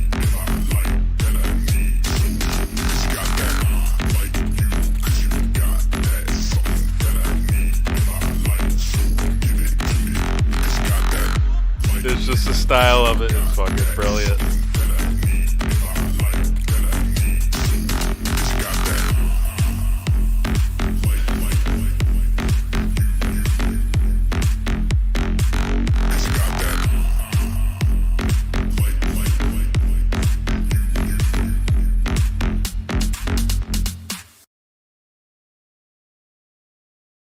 Dude, that was fucking brilliant.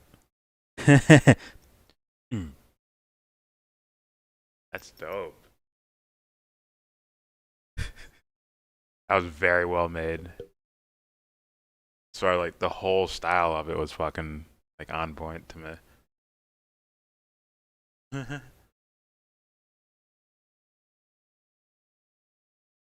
have any more shorter ones?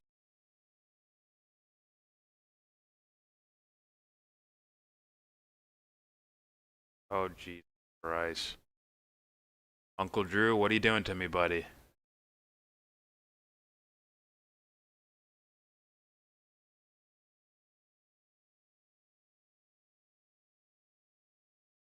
You got this one, right? Short. 4 seconds. As a fucking gay kink.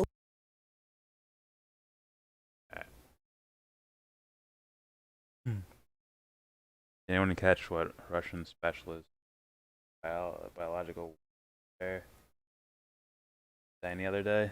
No, I did not. I gotta hear that again. Only caught the last bit. The animation we just played? Oh, don't tell me I closed. I closed it then.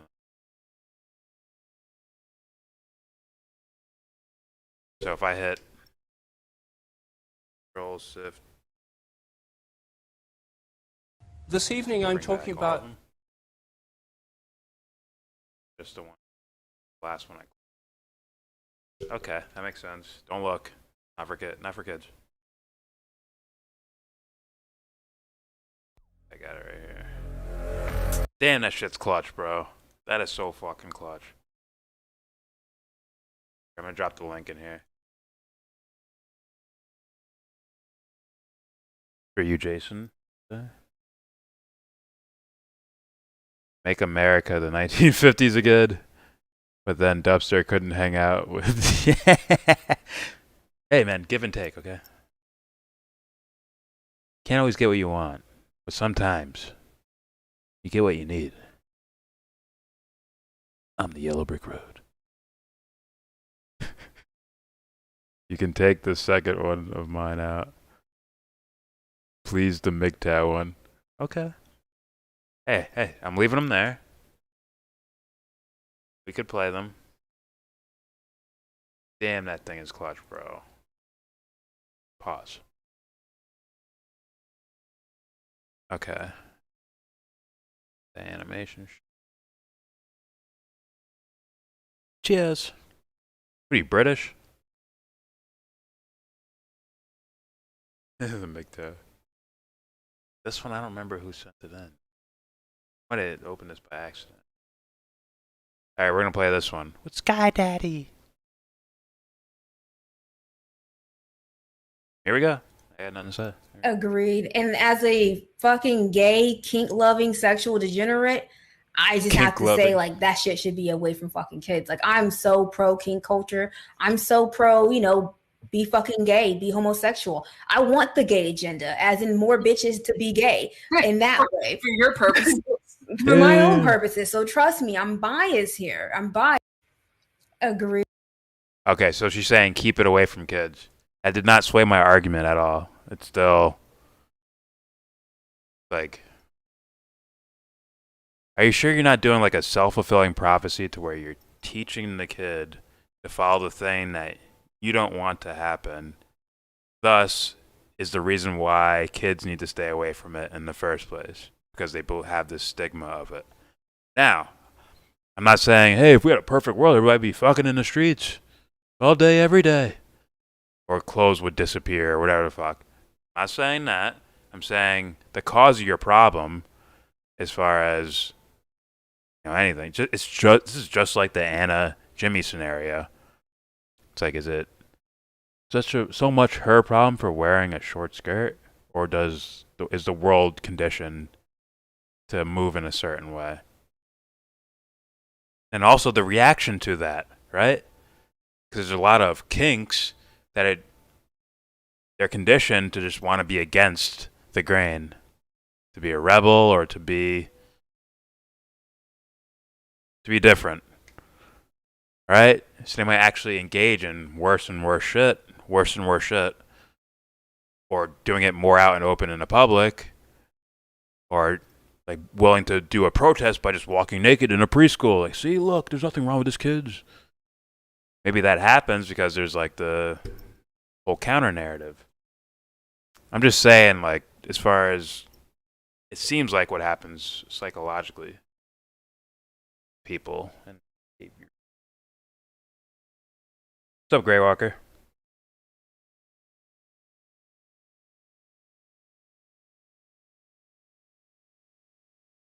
And side note, Sky Daddy wants to convert all you women.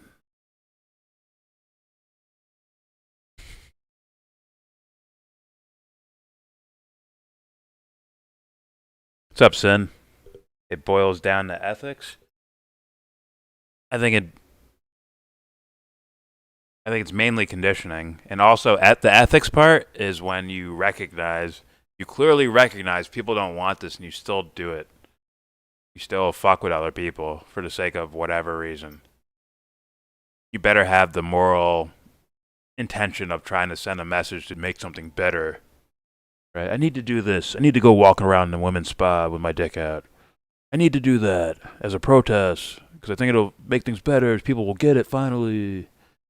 Like, it better be that, because if it's just like, no, I want to be around women with my dick out, and I know they don't like that, I'm doing it anyways, then it's a little different, right?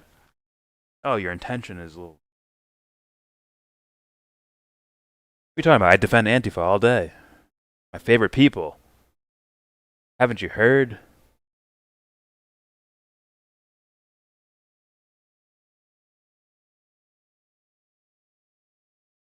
If she is criticized for being uptight, she herself is not up.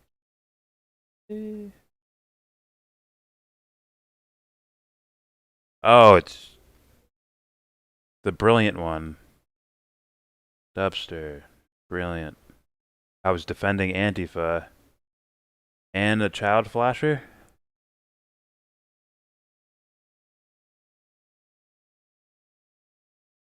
Dubster is a guy with like unlimited amounts of borrowed ideas and just somehow tricked himself to thinking they're his.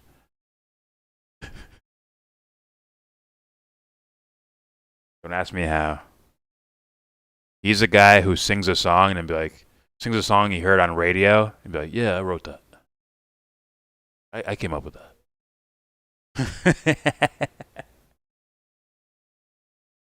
Like, damn.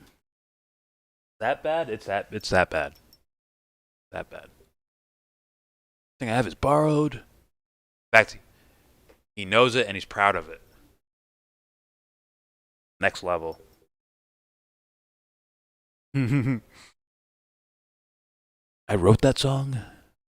Come through my window. I'll be home soon. Some floating through a window. I like your idea that instead of stick men, we have dicks and vaginas on our bathroom walls to clarify where to go. Yes. Except I might have cleaned it up a bit. I'm like, okay, you pee standing up? Here. You pee sitting down? Here. Personal preference.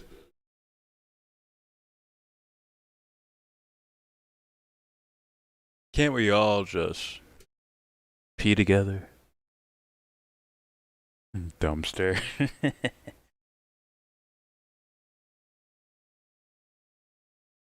Oh, he's speaking for the ignored and downtrodden. Gotcha. My bad, Dubster.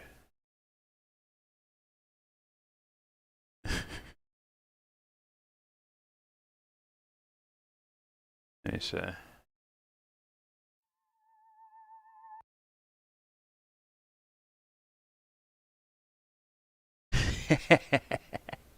Let me see in the song I wrote. Help. I need somebody's help. Not just anybody's help. Right. Yeah, I wrote that.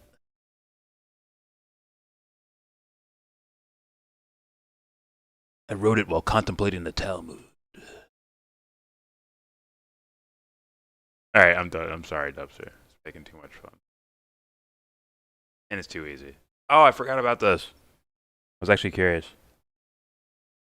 Anything not Southern Baptist are in Dubster, probably. Talmudic professor.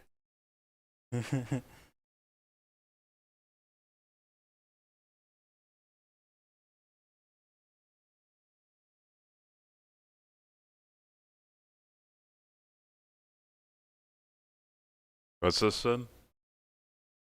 I really want to see this video now. Someone's getting fucked up, bro. Is the mind of a... Carl Jung, what are the archetypes?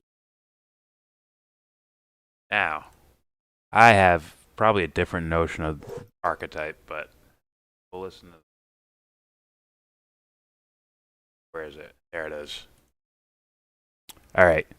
Karate Kill... Don't ask how we're watching this. Karate Killer Hamster versus Russians?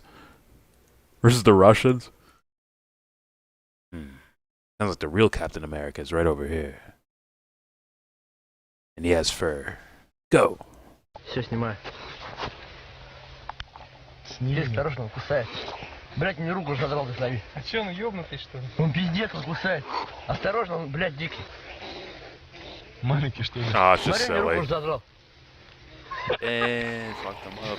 Да ты, блядь, смотри, Like, fuck rabies in Russia.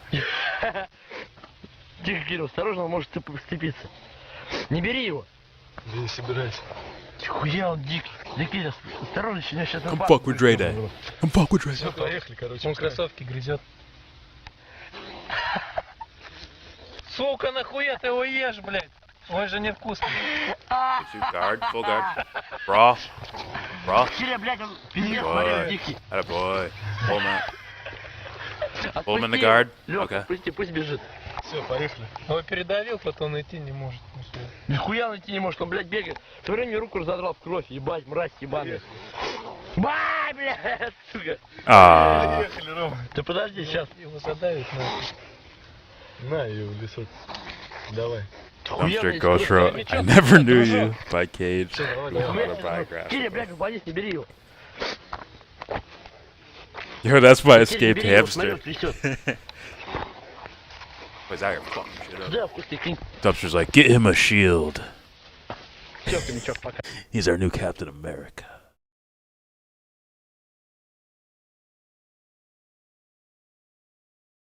Swag, welcome to couple rules. No banning, no giving people timeouts. The only reason you have a mod ship is so that you can say more things out loud without getting automatically deleted by YouTube. And you can put video links down. Congratulations. I'm sure I'll do something corny one day where I'll have a sound. I know.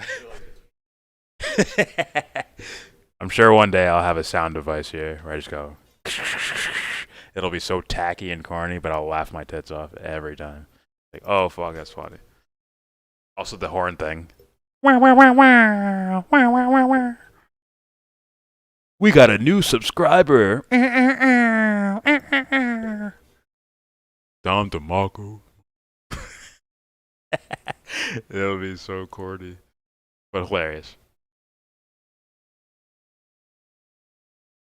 I'm not gonna lie, I wasn't that impressed with that hamster. Not gonna lie. Uncle Drew, Jesus Christ. I have to click on it every time. Okay, I believe this was his next video.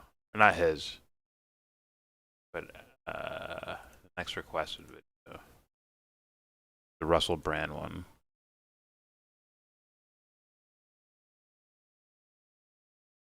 Jesus smoked weed, read some Orthodox Bibles. I'm sure he did.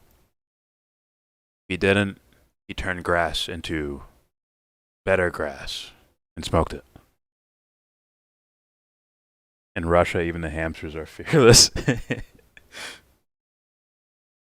Just whispering at like, Hail Hydra. It's like, what, bitch?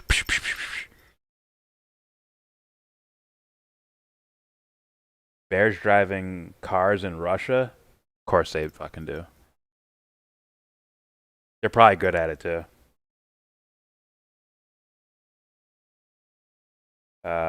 Sound machine for the new members. Don't mind at the behind the curtain. Ooh. Not bad.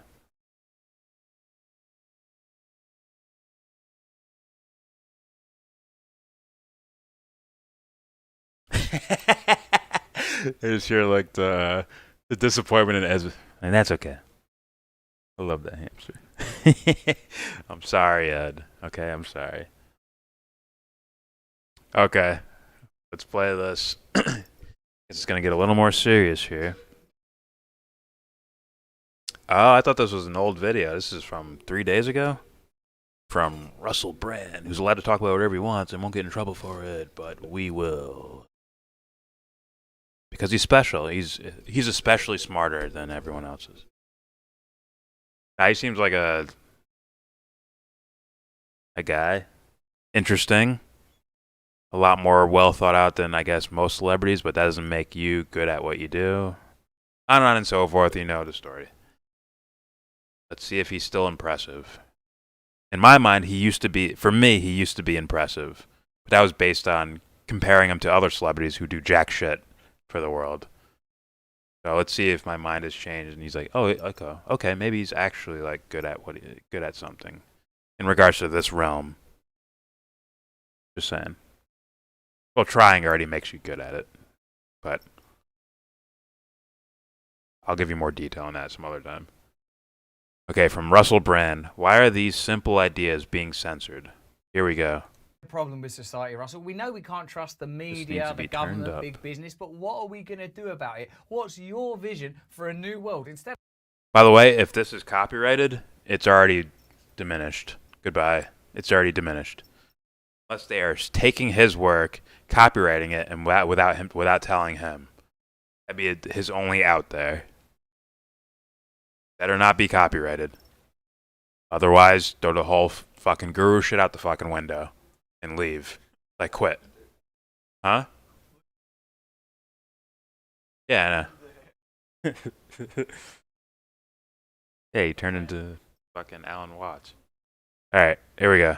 Yeah, we know there's a problem with society, Russell. We know we can't trust the media, the I have a question. government, Does big hair business, grow but like what that are we gonna naturally, do to where it about colors like What's that, or do your you vision purposely for a new world? color Instead it of like that? prattling on and talking the whole time, give us some suggestions and Like ideas gray for an alternative in this way of section, living together. brown Why don't you on actually both just sides use some in of the these same great spot, just people that you opposite talk to sides, on your and brilliant gray podcast, again. Under the Skin on see Luminary, that you that? can subscribe to now, link in the description, to corral together Right? a set That's on of purpose, ideas right? and principles Like you that dye it people that can way? live with. Why don't you talk to Jordan Peterson? It doesn't just Vandana naturally Shiva, color that way, Jack right? Am I Peretti, tripping? Joel Bacan, some of the best thinkers of our time, to understand new ways of organizing society. And then dark, and then gray again? Rhetorical device. That is what I'm going to do. This is a set of videos about my conversations with brilliant contemporary thinkers about how we can organize society differently, ranging from Jordan Peterson all the way to Brené Brown, all talking about one thing: as individuals, as a society, as a culture. Using can we fame for live good, better? though. Can we live differently? Is utopia possible? Is it possible for you as an Using individual fame for and as a good, member though, of a compared to collective and a others? society to live freely without the Yeah, intervention I mean, of state and corporations, without constantly being compared to bombarded others, with it doesn't fake make it media good. messaging. Makes it Let's relatively get into it. good, First of all, this which is conversation not I had with good. Jordan It's Peterson, not goodness. Fantastic chat on Under the Skin. We talked about And he better not have it copyrighted. potential hope. First of all, let's establish: is there something we can do, or are we all doomed? Is it too late already? Over to you, Jordan Peterson. If you look at the data, Natural. That is natural to be patchy. Marion Tupy has written a beautiful coffee table book showing this. It's 10 trends that every educated person should be I aware like of. Hudson's take on and then a bunch of Jesus, that microtrends. he was a Jubilee If you look activist at and got major swatted by economic the trends, creditor class. globally, so many things What? are getting better so quickly, although still incrementally, that it's really it's unparalleled in human history, and it's accelerating. But it isn't obvious how Russell to make that Bland. romantic, and so it's a problem with storytelling to some degree. It's like, well, what do you say to young, if Black Lives Matter or Antifa or right wing groups that have a conspiratorial have that, like, element almost called to a crying voice. romantic element in young Fucking people. Prop They nailed it. offer them an adventure, and that's really important. But an adventure, the adventure of That, like, incremental almost rational crying. progress isn't an adventure, right? It's almost the opposite of that. It's slow and incremental He and, fucking nailed it. diffuse, and it's hard to make that into an adventure. And so the communitarian element is, it's not easy to transform into a motivating message. And I mean, I was trying to do that to some degree, and That's very possible. Beyond Order. Either that or he has a Jordan Peterson has tan. a little think. Got a Let tan me or say, something. I agree with some of the things he said there, but I think building a new society is an adventure, and I think it requires Stevie, romantic energy. You need only see the power generated by sporting tournaments to recognise that pragmatic, practical, real events can elicit deep What's up, Ben? powers. Now, another thing that Jordan did is cited a set of groups that are somewhat oppositional in their beliefs, like Black Lives Matter, people from the right, etc. Now, what You better do better, Russell. Here you go. I feel that's demonstrated there is the need for a central myth, but localized community. There are some people that have as their priority principles around equality racially. There are some people who have the forefront a kind of expression of religiosity. Now, neither of those groups is wrong. Both of those ideas are important. Need those ideas continually be practiced in an integrated way by all groups at all times? No, that's homogenization. Globalization requires that we flatten out our differences. Tribalism and distinction and differences needn't be a negative thing unless they're escalated to the point of conflict. Who cares? I think the striving for existentialism will take place no matter how happy or sad the society is, whether it's negative tribalism or positive tribalism. There's still going to be people are still going to be seeking individuality, right? Just saying. That's what I truly believe. It's almost like they want to actually see themselves experiencing the happy life that they somehow created. Like, fuck, I want my eyes open when I experience this.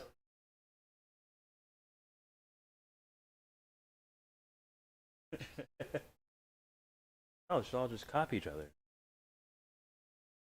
Need launch angle. All right, let's keep playing this.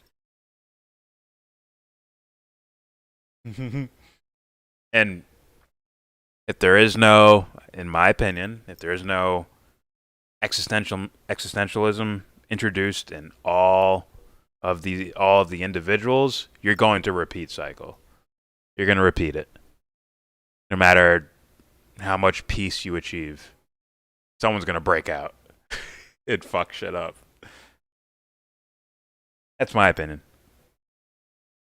Out our differences. Tribalism and distinction and differences needn't be a negative thing unless they're escalated to the point. Didn't of this guy conflict. say he was a prophet? Cares what's going on in someone else's mind or someone else's community? Russell? If it isn't Russell impacting Brand? you or your community, can we not allow? I do as not know. once was the norm for He might have across the said globe, guru. different I don't tribes know to if be that's living true either. differently until the great monolithic colonizing cultures unrooted, uprooted, unbolted from the kind of tender principles of personal sovereignty, outreaching into further and further deeper dominance. You hear that little part again? Colonizing cultures unrooted, uprooted, unbolted from the kind of tender principles of personal sovereignty, outreaching into further and further deeper dominance, brought all of this stuff into a sort of a globalized mess. That's not the perfect sentence to express that, but what I'm saying is that tribalism, as long as people aren't fighting for the same resources, whether that's intellectual or physical resources, isn't a problem. You know, because look, It's neutral. Right? I'm just saying what I truly, if I can make a prediction, I'm saying people would break out and things hopefully wouldn't go too far in a bad direction, but they're going, let's just say by hook or by crook, they're going to seek out individuality.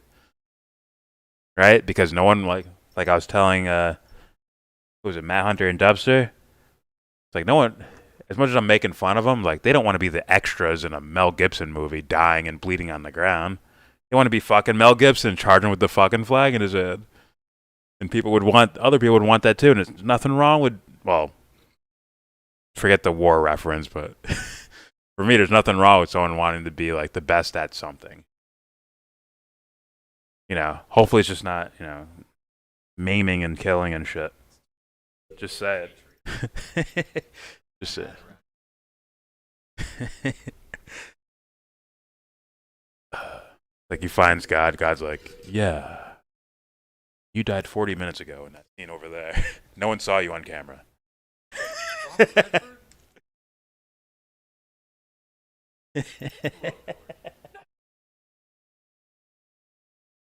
All right.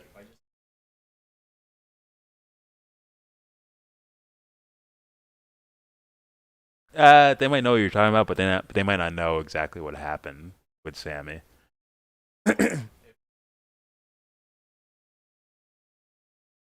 I could be Heath Ledger.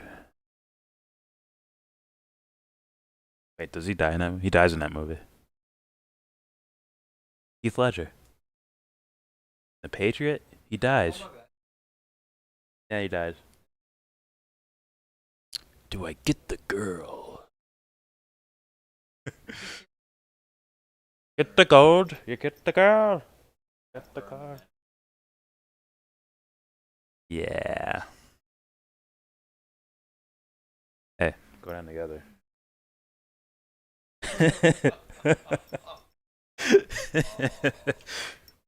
All right, that's fun. there's nothing that's not within our grasp now, Russell, as a species. Like half crying. We can do whatever we want. Now we have to figure out what we should do. And then we have to figure out how to communicate that in a way that's You might be wearing motivating to makeup, yeah. everyone. So everyone's on board. That's the problem that faces us. So Jordan Peterson conveys the hope, the possibility for change, that The energy exists, is often misdirected, but it's there, it's present. What cultural and systemic filters are in place to prevent our ideals and the energy that drives us toward the pursuit of these ideals from ever being realised? I spoke to investigative reporter and author Jack Peretti about the challenges we face in a society that really sacralises consumerism over community and personal authority. When we move to online shopping, what's that going to do to the cathedrals of consumerism? You know, the shopping centres, these places where we go to worship the god of shopping. Because in a sense, that replacement of God with shopping has been with us for half a century. It's kind of what we know. Jordan Peterson acknowledged it's replaced by many things, right? It's usually, to be real with you, it's usually what other authority figures can you find? Mom, dad, coach, politician, celebrity. A whole bunch of things end up replacing God. The anima and the animus. Shall we continue? that there is a kind of mobilizing energy within us that often gets diverted by political causes, but perhaps more importantly, as Jack Peretti explains, by our ubiquitous ideology of consumerism, which is fundamentally a religion, that this is the means that we used to medicate and metabolize our emotional experiences here. I feel it myself quite a lot, that when I feel love for my children, I want to buy them something. When I feel grief in myself, I want to buy something. That's just a conditioned, like, well, that case in particular, where you're talking, I love my kids, so I buy them something. Consuming, like a god or whatever. I understand what you're saying, but I was thinking of the actual, like, the thing we bow down to, right? Because you'll take your kid over the fucking material thing that you can get them. Just saying. When I feel happy and joyous, I want to buy something, because I've been indoctrinated my entire life to be an operative within this system, primarily a consumer. People that talk about secularism as if it's a solution to the problems of kind of medieval religion or sort of simplistic monotheistic systems of organisation forget that there are certain impulses within us that need to be structured, that need a format. Otherwise, we yield to financial and economic ideologies that occupy that space by default. Not only profound in terms of how the economy operates, it's also profound in terms of what it does neurologically to us. You know, we talk glibly about shopping addiction, retail therapy and so on, but those feelings, that endorphin rush, you know, that release of happiness that has to be replicated, that addiction, and you know about this stuff, you know, that addiction to that feeling has to be replicated faster and faster and more often and more often. The shopping is at the heart of who we are, how we define ourselves in relation to our neighbours and our friends. It's absolutely everything. It's the heart of capitalism. So we're not without an ideology. It's not just groups that are on the extreme ends of the pendulum that are mobilising this radical, powerful energy within us. It's the central ideology that does the most damage, that benefits most from these romantic energies. Yuval Noah Harari, the author and historian whose book Sapiens changed the discourse in many ways around tribalism, language, it was a profoundly influential piece of work, talks about Mahatma Gandhi and Gandhi's idea that India oughtn't, when independence was won from the colonising British, replicate the systems of governance that the British had put in place, but embrace a kind of localised anarchism. Yuval Noah Harari is critical of those ideas. And Gandhi failed in this respect. I mean, Gandhi had a vision of turning India into this collection of agrarian, autarkic utopias. And the only thing left of Gandhi's vision in the current Indian economy is his image on these rupee notes. That's the only thing left. And this is partly because, you know, Gandhi's analysis was inappropriate for the 20th century. You couldn't, I mean, it's a very nice vision to have India as a collection of agrarian utopias. It's just irrelevant to how the economy functions in the late 20th century. But the way that an economy functions in the late 20th century is not like an organic event like the climate. It is a constructed ideology. Economies are ideologies. There are all sorts of ways of organizing economies and therefore societies. So from Jordan Peterson's initial observation that there's an energy within us, to Jack Peretti's idea that consumerism and the cathedrals of commerce that occupy significant spaces in our life, architecturally, psychologically, harness, mobilize and attract that energy, all the way to Yuval Noah Harari's cynical view of Gandhi's utopian idea that localized communities could create a different way of posted living, a meme on alternative Discord. way of living, You to centralized, fucker. broadly authoritarian, apparently democratic societies, for me leads us to an interesting point. Joel Bakken, professor of law and writer Joe of Biden? The Corporation, believes that if we are Never mind. able to express meaningful Way to get power my through hopes tribes up. and communities, a kind of shadow version of tribalism presents, a culture of fragmentation, oppositionism, and conflict. What globalism has done in the form it's taken in advanced capitalism is to undermine people's ability to create those communities in their own communities. In other words, the economic infrastructure that they need is taken away as companies take jobs elsewhere. The security that they have of a good healthcare and education system is taken away as corporations succeed in destroying social infrastructures.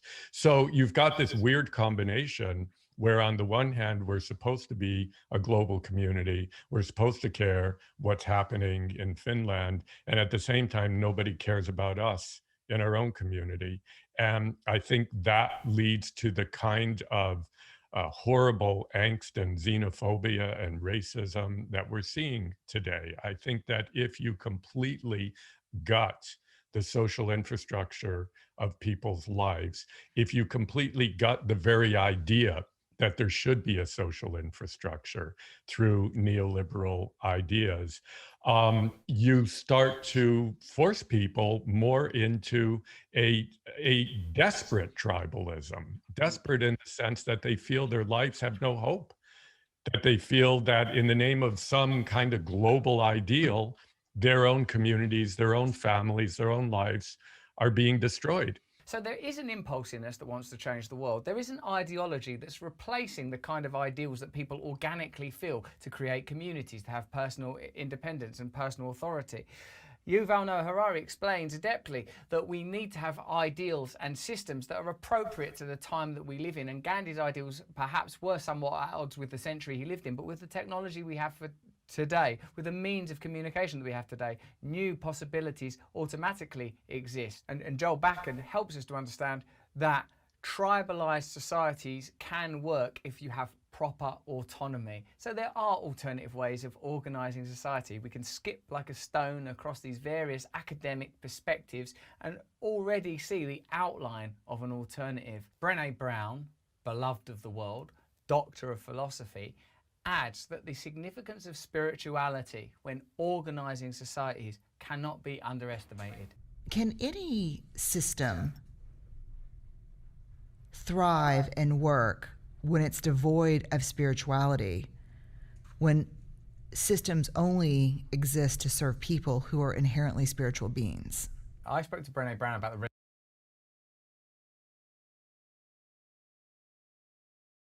Can a society be structured to cater to spirituality? I think it should be more like catering to the psyche, because that's the doorway. If, right, for argument's sake, if there's spirituality and there is an external world, your psyche is the frickin', that's the little mediator there, right? Especially even more the ego, right? The ego looking through the psyche, the ego looking through the outside. So Yeah, she better start telling me about psychology. That is the intellectual gateway to to spirituality, which has to be the thing explained, because if you remember that Alan Watts video, the prickly types and the gooey types, like the prickly types aren't going to want some, yes, free love. Let's hold hands. Sit with me around these candles. We're bringing spirituality back into the world. Like, they're not going to, they'll be like, what? No, I want it planned out, explained. I want a blueprint for it. I want everything laid out in detail. So, yeah. You're going to want that feeling with also those schematics. In my opinion. Or not. Just say fuck it. All right, here we go. Resignation of the then Prime Minister Theresa May, and how her public display of emotion at losing her job was an indication of kind of depth. Bryn Brown has excellent work on psychology, Jordan. Okay. Okay. Kind of shows that there is a disjunct I did not in the way know. we run the world and the way we actually are. I thought she was going straight on the spirituality shit. I'd have no idea who this is. Which I think is the most dangerous thing we're facing right now is rampant dehumanization. Which, you know, dehumanization starts with language and has been at the forefront of every genocide in history. You know, and we see that now. We see it with the way Trump talks about immigrants, those animals. Brené Brown's. Okay, that is psychology. I thought she was going full blown woo woo without the schematics for others to fucking deal with. And has been at the forefront of every genocide in history. You know, and we see that now. We see it with the way Trump talks about immigrants, those animals. Brené Brown's belief that spirituality ought to be a fundamental organising principle for any system of government, whether that's a small system of a few hundred people or your own life and your own family, is followed up beautifully by Dr. Vandana Shiva, the philosopher, who explains that our loss of connection to the sacred is responsible for much of the deterioration of not only our social values, but for the kind of economic problems and our inability to collectively mobilise against centralising forces of corporatism or centralised government agencies that increasingly diminish the power of indigenous communities or, you know, any ordinary folk. Yeah, I would, if I was talking to the public, I would definitely stick more with the word psychology, but really explain what I mean. Like, forget this clinical shit. More of, like, psychoanalyzing. Right? As that being the little, I don't want to say planner of society, but sort of like the focus of society. That's where I would go. I wouldn't use the word spirituality there because it would be a turnoff for a shit ton of people. But granted, if someone can't come up with like another word, then it is what it is, right? Because you got to be honest before you're being all fucking strategical. All right, here we go. First, very important gift of the Vedas is to recognize that the universe is divine. The smallest grass, the tiniest rivulet is an expression of the divine. And that's why it's not an accident. You know, we hold our rivers as sacred, except that now with industrialism and urbanization, we are polluting them. Our trees, our tulsi, the seeds. And can you imagine, this is so touching to me. When I go to the villages, women will do sacred ceremonies with indigenous seed. They will never use a hybrid seed for a sacred ceremony. For sacred ceremony with animals, they will only use the indigenous cows with the hump. They will never use a Jersey cow. It's quite amazing. No one told them, but they have that understanding of Branded Assange. Pause. And what the sacred means. Cool. It means to treat without He talked about violence, Assange, is what you're saying? to hold the integrity. So there you are then, a little journey through some of the people I've met on Under the Skin, my podcast. Now, once again, just saying. I mean, I agree with the idea that life is divine in a way. Guess what? Even the bad things are. I know that's horrible. Like, people have experienced terrible things and they don't want to hear that this is divine. But I can tailor back to when we were talking about Viktor Frankl, right? And his notions of like this thing of meaning and suffering and all that shit. And it's like, oh, okay. But divine doesn't mean, yay, we're in heaven and fucking angels and shit. It's all of it. The whole human experience. Value to all of it. But, alright. I'm just nitpicking. My own personal preference. Alright, here we go. With Luminary. In this particular case, to illustrate the idea that there are alternative ways of organizing society. Obviously, this video is not an in-depth essay. This is my girlfriend in Pakistan I told you about. But across those videos, with very experienced and brilliant speakers, we discovered that there is a sacred power within us. And if that sacredness is expressed in the way we organize systems, we will create... You're talking about Assange, right, Josh? Yeah, he was talking about Assange this morning. Please press like, please subscribe to it. Let us know what you thought in the comments below, and let me know what other ideas you'd like to see explored and discussed. Let's go check. Does he read his comments? I'd be curious. I know it's a lot of views. Probably a lot of 4,000 comments. That'd be crazy if like Russell Brand, this fucking celebrity dude that was in these movies, like talked to his audience, like really talk to them. I don't know if he does. Maybe he does like a call-in show or something. I don't know.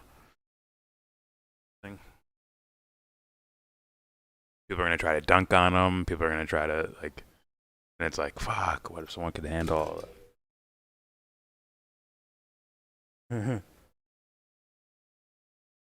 Why does Russell look like a sensei? Prop wants some of that lady. Hey, all women are beautiful. Especially the woo-woo ones. Just saying. Russell did an Assange video this morning. Okay. Might be like, we could try to check that out. I can open this up and just have it there. Revelation. I'm glad to say that, oh, there was no copyright warning, no, nothing like that. So far, you maintain your credibility. If there were, I'd be like, get the fuck out of here. Is that the Assange video? Oh, the pose and shit. I would do that for fun. Assange faces up to one. Oh, that's loud. Okay. I opened it already. Or I have the page open for it. Yeah, I can play that later. Okay, where am I at? Thought crime. Thought slime.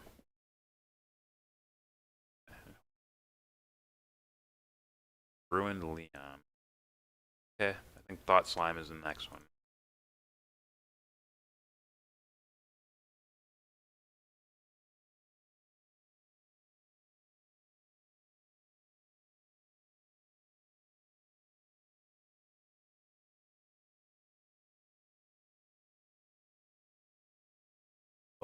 Thought slime.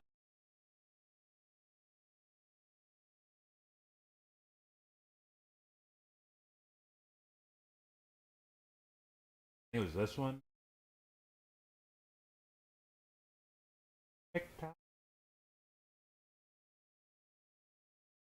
Oh, I'll just play this. Get it over with. I'm gonna play it now, Uncle Drew. All right. All right, Uncle Drew. I'm getting this over with.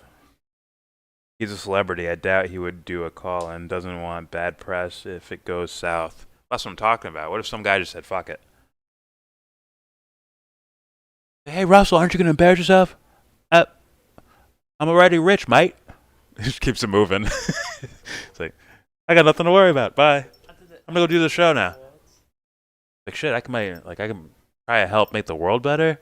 Oh, okay. And I'm already financially taken care of. Like, I'm good. Oh, okay. Report your friends. They get too radical. Don't you know? Thought crimes? Oh, are you saying he did that? Russell Brand videos don't get yeeted. It's lovely. Yeah, that's what I'm seeing. I was willing to risk it just to find out. I'm like, okay. Because that would be a donezo. You're done. Maybe you're someone, you have whatever, producers, team, agents, whoever the fuck that would put a copyright thing on it and you don't know about it. But it's like, you better fucking find out every level. You better know the goddamn guy who sweeps the floor in your fucking corporation, bro. You know what I'm saying? Your business, it's yours. You better know every fucking person that works there. That's what I would do if I wanted to be like for real about it. But yeah, I've seen a couple of the not couple. I saw one thought slime video. I think it was a fan request. I think he was talking about Tim Pool. Pretty sure, because I know that's a bread tube guy. But I didn't know he was like fucking reporting on Friends. What? That I never heard. Or yes, okay. I can save it and then play it at the end. I don't know when I'm opening Discord. Probably soon. When you brought up the Thought Slime vidya. That's why I said that. Goddamn Boston motherfreaker. Video. Vadio.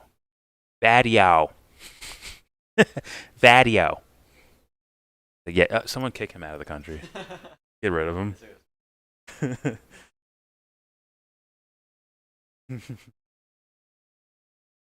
Josh, this is whatever. I'm just going to say Uncle Drew, and I'm just going to leave it at that.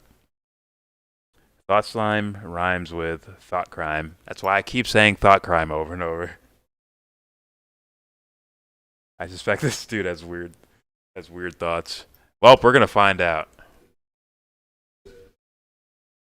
It's called Pipe Dream. I'm dead, bro. The product's called Pipe Dream. I'm fucking dead. That's funny. Okay. That's fucking hilarious. I did not notice till now. It's called Pipe Dream. Okay, I don't want to see demonstration, but let's just hear a little bit of it for Uncle Drew. Hey, we are here to answer some questions and show a side-by-side comparison of two of our Fuck Me Silly Mega Masturbators. Real quick, is that Ben talking? It sounds just like him. I've seen Ben before. Hank Hill says vidya. Badia. Hank Hill's bass as fuck.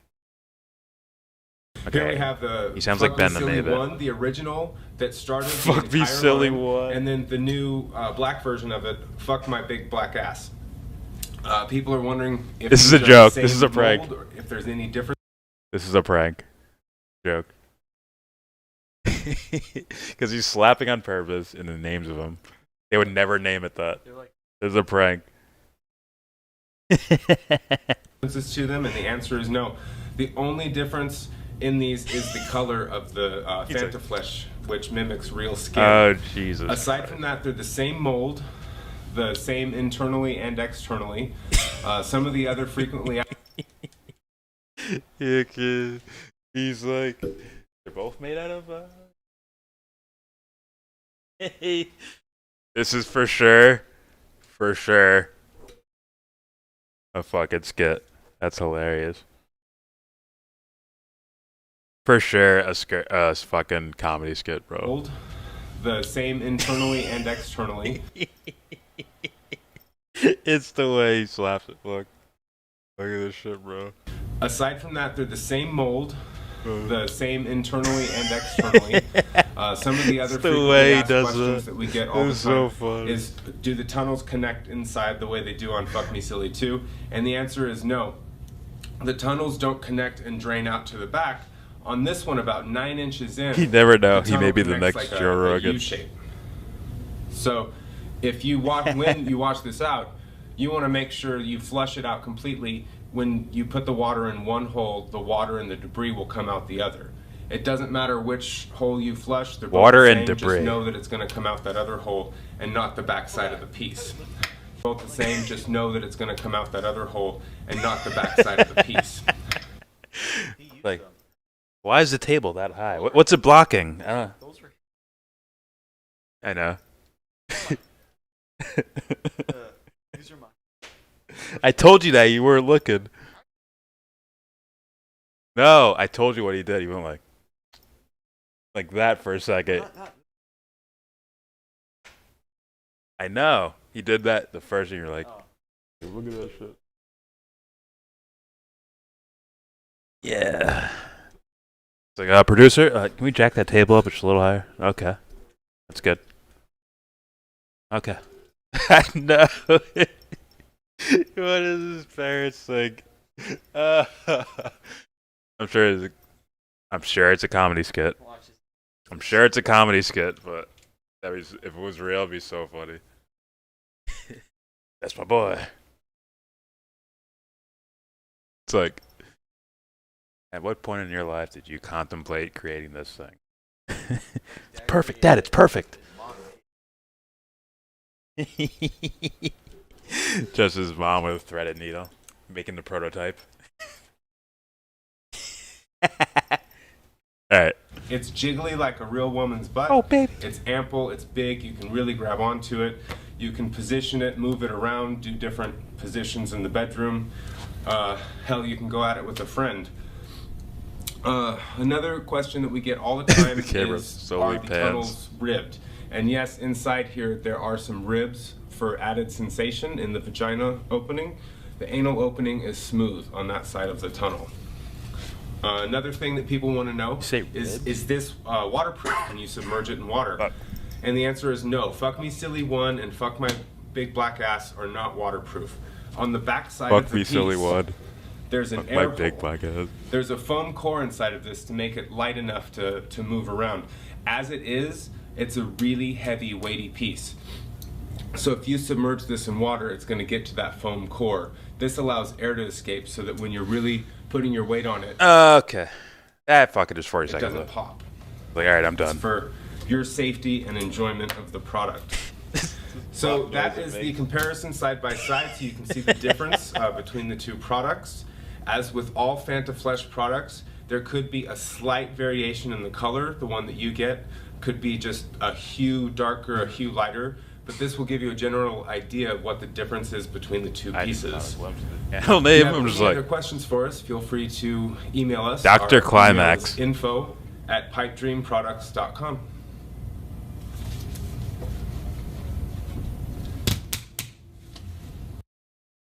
He was like, right. Oh, come on, bro. This is not real. Dr. Climax with 213 subscribers. Come on, bro. Oh, don't be real.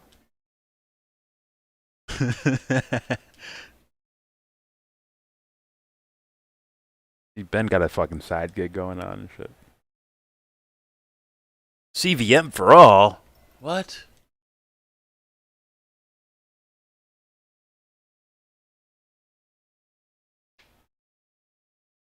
All right.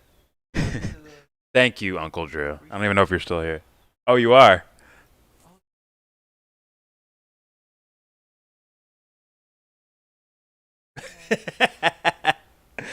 Slow his fantasies out in the video game. Yep. Pause. It had nothing to do with the jiggly fake butts.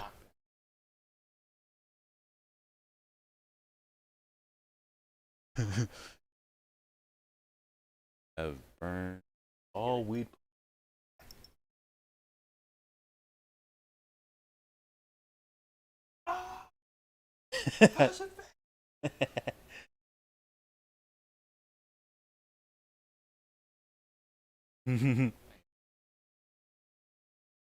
What would I say?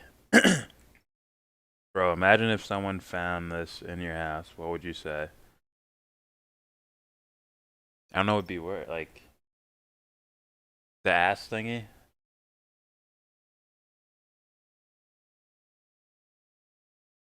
Neither am I. But I'm trying to think of how neurotic of a person I am. I'd be like, it's a dead body I chopped up. Like, I'll take that penalty over being embarrassed that it's a sex. Oh, that's funny. I killed someone. It's a dead body. Sorry. Chopped her up. Yeah, made it look like plastic and everything. I tried to get away with it. Yep. Take me to jail. Totally not a sex toy I ordered last week. Totally haven't used it yet, you know? Hey, man, she totally wanted to have sex with me. And we had sex. And then I killed her.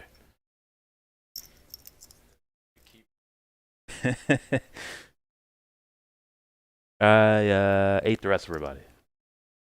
Pause. Alright,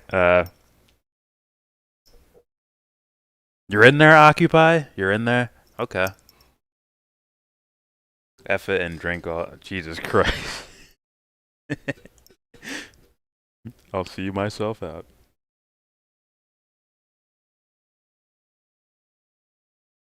Oh, it's funny.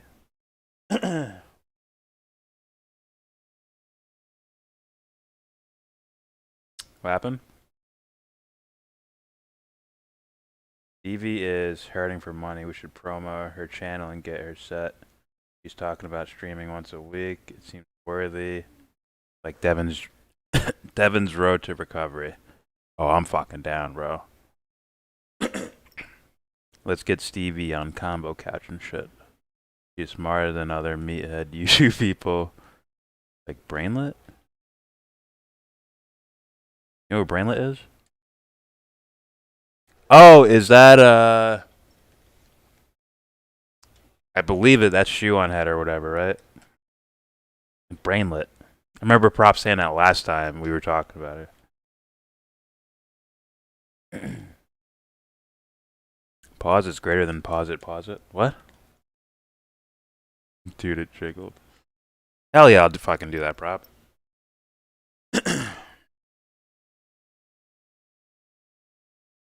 Are we? Does she have a GoFundMe or something going on? Are we, or are we promoting like our show or channel or live streams, all that shit? Dude, would I be watching Stevie? You should be getting like 20, 30 people. I'm like, what the fuck? Randomly. People love Stevie. So we'll get more.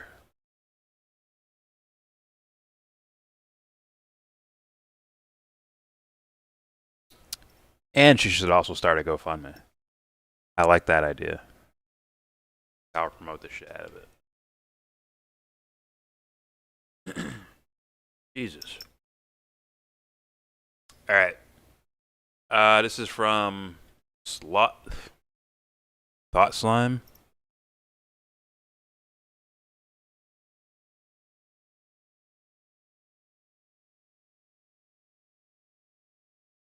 Later we're gonna get her on PayPal because Venmo and shit sucks. Okay. They make you get the app. Okay. Gotcha.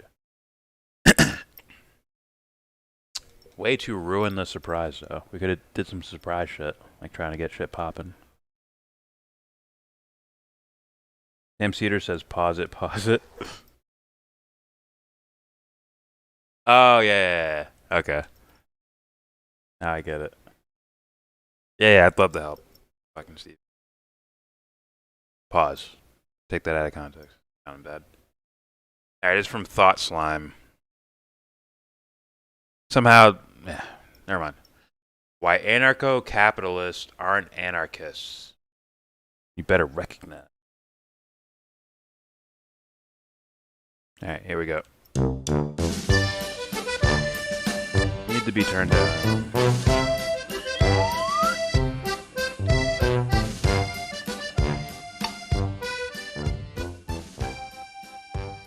So-called anarcho-capitalists are not anarchists even a little bit.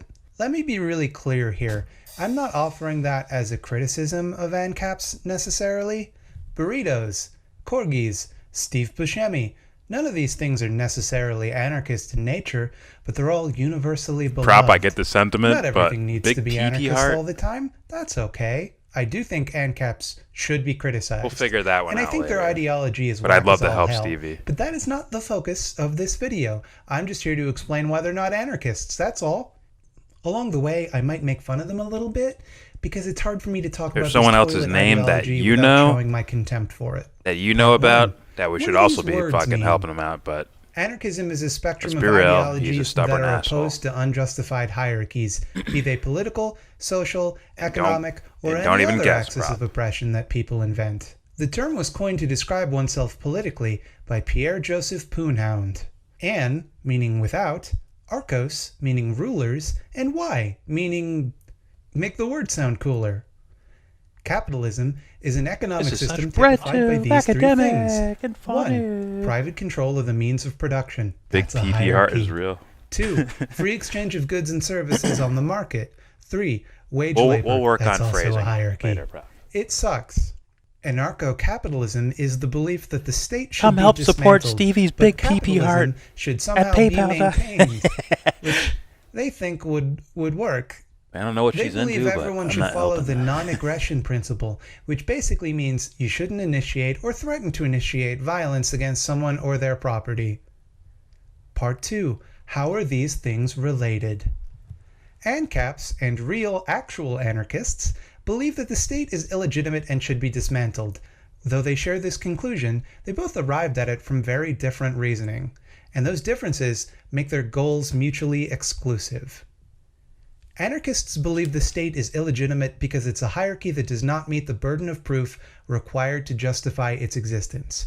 They don't like, for example, how states are always doing genocides and bowing to the needs of a slim minority The big of ass rich model is perverts at the $800. expense The of silly everyone ass else. is $600. Which Anarchist one do you want praxis me to tends get to you? revolve around I'm on taking Amazon money right now. from rich perverts and giving it to people who need it, fighting systems designed to prevent oppressed folk from being in control of their own lives, and violating the non-aggression principle all over a Nazi's face. ANCAPs believe the state is illegitimate because it interferes All with the female fake operation butts of are the beautiful. market. The state You pick prevents for me. Adam Smith's invisible hand from guiding us all to laissez-faire heaven, as it would definitely do if the state just got out of the way, even though the state is necessary for capitalism to function.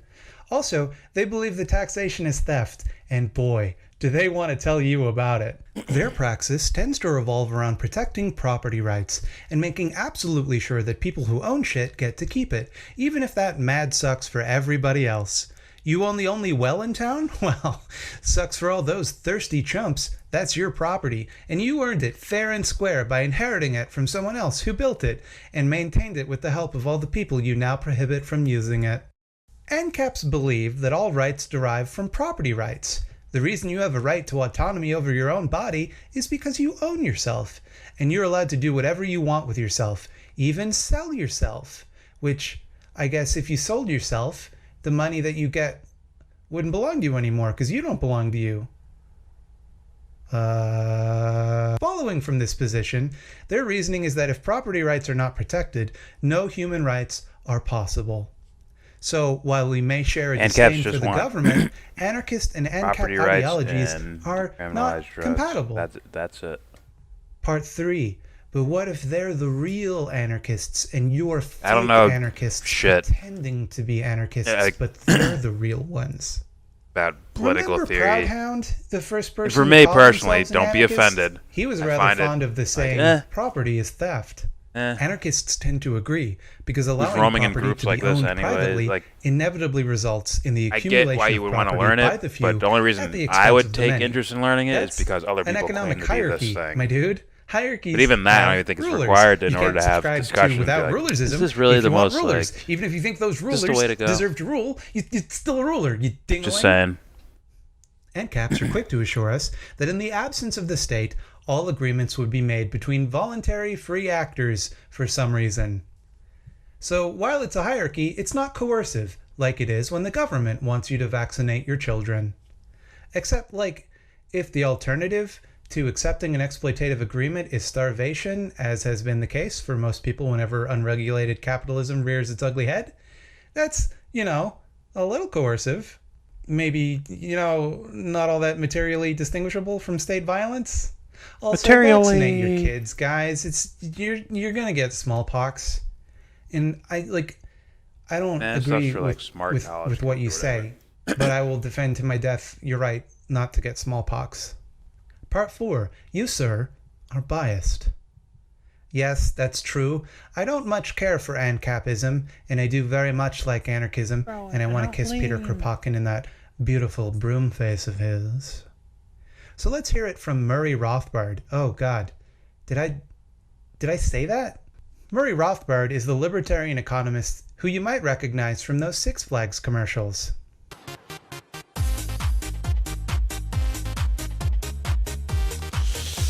The dude who pretty much invented anarcho-capitalism once said, "We are not anarchists, and that those who call us anarchists are not on firm etymological ground, and are being completely unhistorical." So, there it is. I agree with Murray Rothbard on something, I guess. That's pretty gross. Part 5. I'm not any kind of anarchist. Why should I care about any of this? Why'd you click on the video? I think it's fair to say I have some misgivings about ANCAPism, but my objection to them being called anarchists is not simply because I disagree with them or I don't like them. It's because their ideology is not that thing.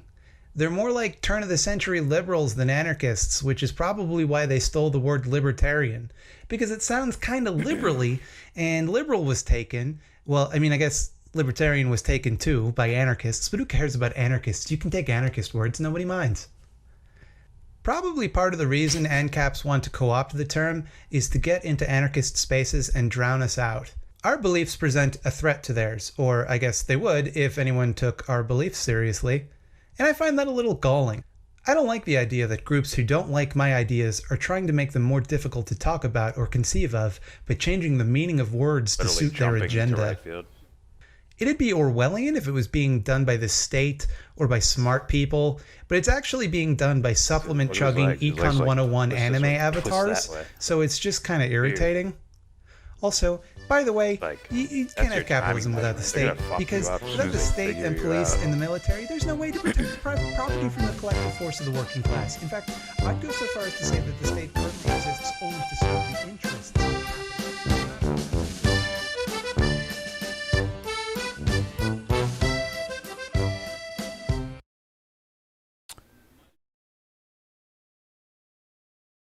I have no idea what's going on here. I'm sorry. I absolutely. Then explained while I was spacing and still didn't pay attention. I'm so sorry. There's Cannabis who sent this in. Just, I hate Marxism versus capitalism versus like. The only reason I want to hear is in order to tell them, like, hey guys, actually, there might be something else that you're missing.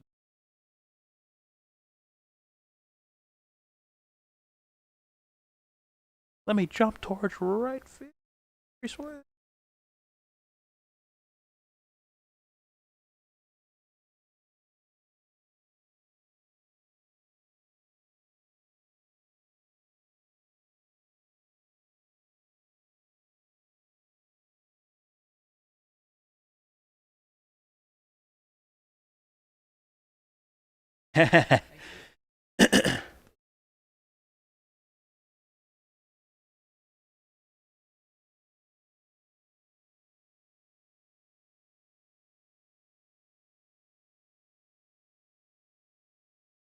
Right there.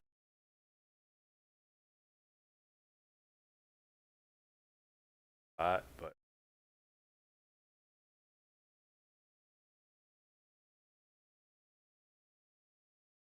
hold your breath and swing as hard as you can.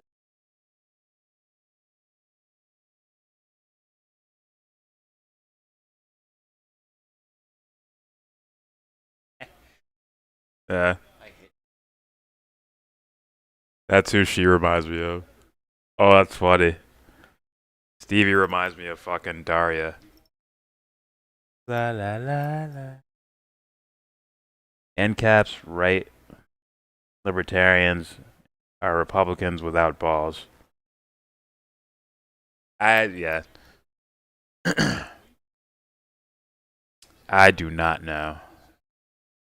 I'll hang on to this so I can rewatch it. I'm fucking lost.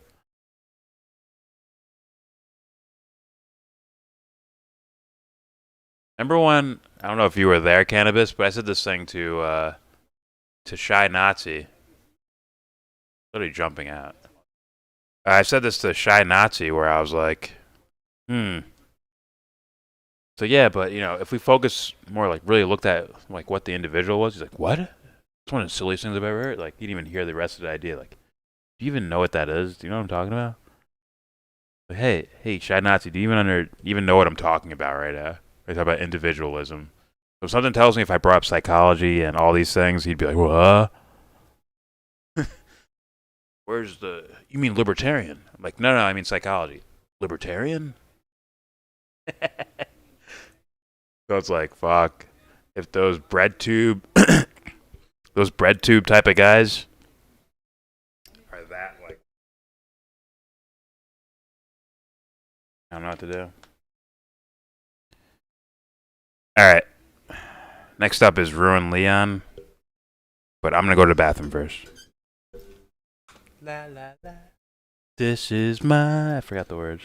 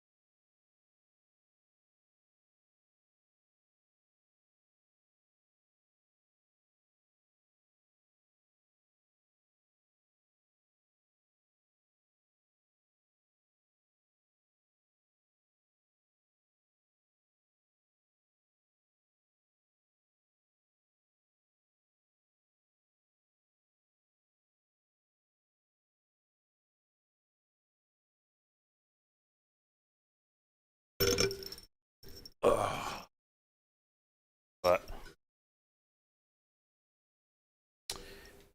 doing cocaine off of a baseball bat, allegedly.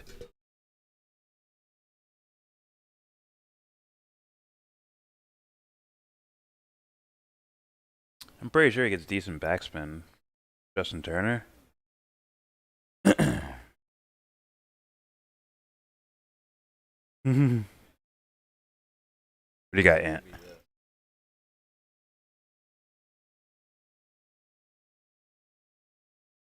Yeah, that's why he goes opposite field so good. Gets a little more on top.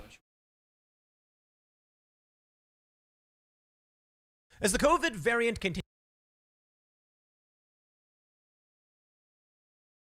Over 100 nuclear missile silos as threats of war escalate.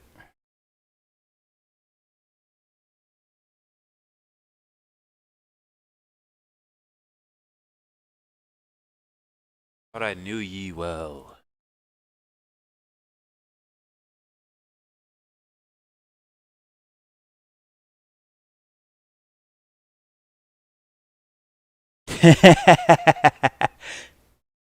My viewer count was 20 when I left, and then it dropped when I came back. Like, ah. Alright, let's play this shit. From Ruined Leon. It is not racist to have a different opinion. Brian really likes the culture war shit. Alright, let's check it out. If you weren't soft, those comments would be on. But no, the actual issue is that people like you push the narrative that every single thing that you disagree with is racist or homophobic or transphobic. And then you really push this fucking narrative that every single fucking thing you fight for is just basic human rights. Not even that, but do you know how much of a fucking bitch you have to be to email someone's fucking school over something that you didn't like? Especially when a fat majority of them are actually just simple jokes that you just don't fucking like. And you really think the whole fucking world revolves around your feelings? And when you don't get your fucking way, that's all you do is spam email fucking corporations. And then what? Label yourself as the strongest generation because you cry the most? Coming from a fucking generation that needs trigger warnings for slicing bread on a social media app? Gen Z's a bunch of pussies.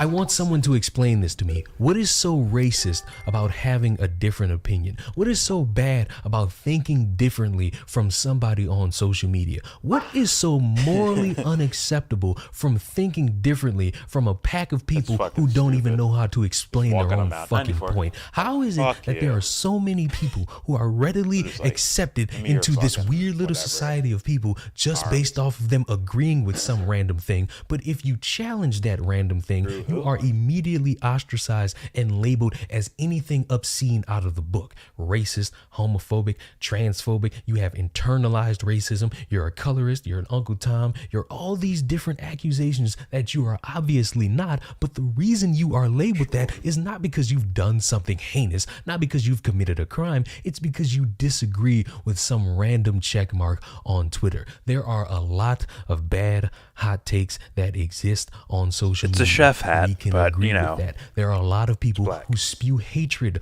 on social media. We can agree with that. There are people who spout utter nonsense on social media. We can agree with that. But for some reason, if you disagree with those types of talking points, you're the bad person, not the person who can't explain their own point once you ask them a logical question, but the person who disagrees is the bad one because they sat there and disagreed. If you don't believe that there is white privilege, please don't teach. If you can't teach without inserting your politics, please don't teach.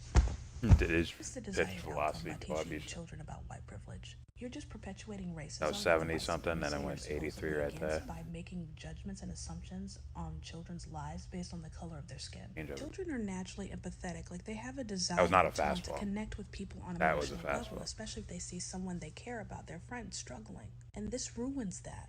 Damages empathy because you're teaching white children that never understand or comprehend what someone else is going through. And on the flip side, you're teaching black children that no one but the people who look like them will ever understand them, and the whole world is against them. Creating a hive mentality, perpetuating victim mentality. You're pushing superiority. Racism will never die with people like you in the classroom. Picked up this Dr. Pepper with Cherry to see what it was about, and I think it's just Mr. Pibb.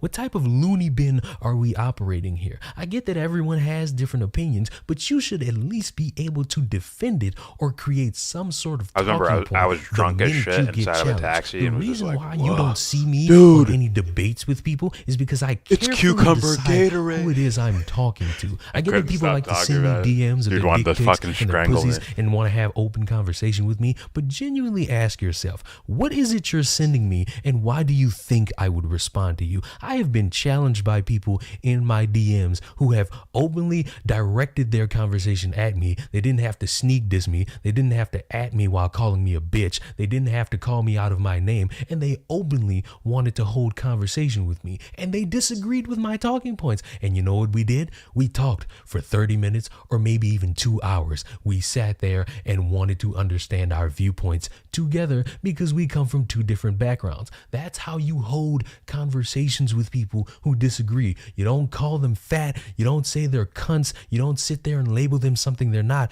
You openly walk into the conversation with an open mind and want to learn something. Y'all favorite goth mama gothics had a 3-hour debate where these people were already at each other's throats before it even started, and that's not how you hold a debate. That's not how you critical race theory. It was already hostile before. There's no war in the world. To the point where afterwards all these dickheads were saying, oh, we won, hooray, we did this, she's Candace Owens, and this is how we do this in society, when in reality, only one person won, and that was the person who made money off of all this, while the rest of you were barking at each other on Twitter. Just imagine how stupid you have to think to automatically label someone bad over a disagreement or a difference of opinion. No. Do you understand that you're it's not helping it's a people black pride chef hat. Your own point? Okay. The more people see this and see your interactions, think about it, Tenderlungs. Think about it. You like you're the fucking crazy person, and the reason they're gonna look at you like that is not because you're black, not because you're a part of a marginalized group, not because you're a woman, not because you're oppressed, but because you literally cannot articulate a point when someone challenges you on it. You sit there and you whine and you label people as these things so that you can feel like you've won something. And that's another thing. You people that like to sit there and say, yes, I'm going to insult you right now, and that's obviously going to be the thing that gets me to win the argument. This is not high school, it's social media. And I get that we treat social media like it's high school, but be honest with yourself. Are you going to hold conversations like that in public when you have a one-on-one? Do you speak to your friends like this? Do you speak to new people like this? Or are you actively that much of a pussy who can't articulate a point? Anything that I stated, anyone can disagree with, and they could openly reach out to me so quick. The reason they don't is because they're on Twitter typing up some knee-jerk statement, or they're in my comments talking all this nonsense to try to get me to respond. An open mind can be like a bare ass. Don't make watching yourself them get into a ratioed by free kick, everybody else. It is a game to you people, how you think that what you're doing is Not so a bad righteous. point. Meanwhile, you'll sit there and act as if you're the toughest me of people on Milli planet Vanilli Earth, for and some how reason. everyone of a One of them. past generation is so bad when you're hiding because you know the minute you get challenged, you're going to whine like a bitch. And what's so honestly infuriating, and this is tripping, but where you I'm might be going right to end about the that. video, is that these people seem to think tea is that trying they're to make doing a good with these a white false arse labels, feel when in guilty. reality, you're Total just showing the world tyranny. that you and everyone around you are just a What's bunch up, of Owen? yes men. And the more yes men that exist, the more conversations will be more diluted, because Now, it's come either on, my kids. way or the highway. You And I'm really telling you right believe now, there more is people are a gonna pick the thing highway, called not white because privilege? you're racist, not because you're homophobic. That was my best but Owen because imitation. you people can't articulate a fucking point. Subscribe to the channel. I'll see you in the next one. Goodbye. Is there such thing as white privilege? Well, I'd rather go to, okay, well, what would be the source if there's something of white privilege? Oh, it's psychology. Okay, is there such thing as conditioning? Yep. Can, two kids, same age, but different races, both wearing the same exact outfit. In today's modern society, is there any type of conditioning that could be involved with any of this? Would that be considered privilege? And then there's people that think the opposite, too. Kind of weird. What? Fireworks? Stop giving out free money and give out jobs. Yeah. No. Holy fuck. Hey, like Owen, what if like heaven was real and you're telling me you would waste this life on a fucking like I get why people work and all I get it. Right? Ah shit. But it's like think about it, if people let's say I don't know, Jesus floated down from the sky and all of a sudden like heaven's real. The world instantly changes. All of a sudden, we can do all these things that we couldn't do before. It's like, oh, there's empty houses. Make sure there's homeless goes in there. All of a sudden, we have food for everyone. All of a sudden. All of a fucking sudden. I'm just saying, look at it as like a little thought experiment. If you denied a thought experiment before even like really going into it, like that'd be kind of weird to me. Like, are you trying to make sure something isn't the case by just ignoring? But I asked that question, like, what if we found out heaven exists and everyone's like, oh, okay. What could we actually do here? Funny, you could do this. What I found out from my sister, that there are like almost like self-kept gardens for like food gardens that take care of them itself and grows the food on it, like refertilize all that shit. The only thing she has to do is like compost, fertilize. Some plants don't have protection, but others might have like natural protection, and on and so forth. You know, from animal protection. And chickens run around and shit. Like, damn, it's almost like self-sustaining. Just guaranteed food. Look at that. It was like, damn. We like actually just do that and figure that out? Like, someone will, as soon as I say that, someone will find an argument against it. Like, work hard to find an argument against there being food for everyone. Isn't that, like, weird? Which one are you, huh? Don't ask me why I'm randomly spouting about this, but it's just an interesting idea to me.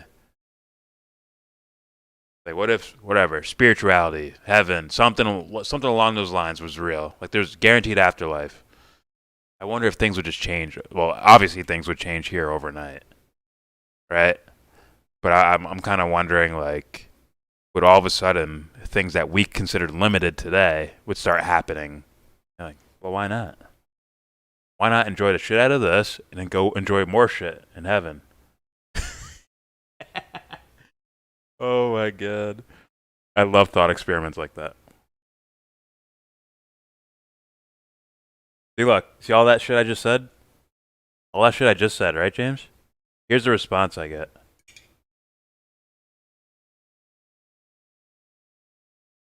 Here's the response I get. Of course there is a problem. Continuing a welfare state is not the way. More jobs, less welfare. I said, what if heaven existed? That's his response to that. It's like, do you really think that'd be his real answer? No.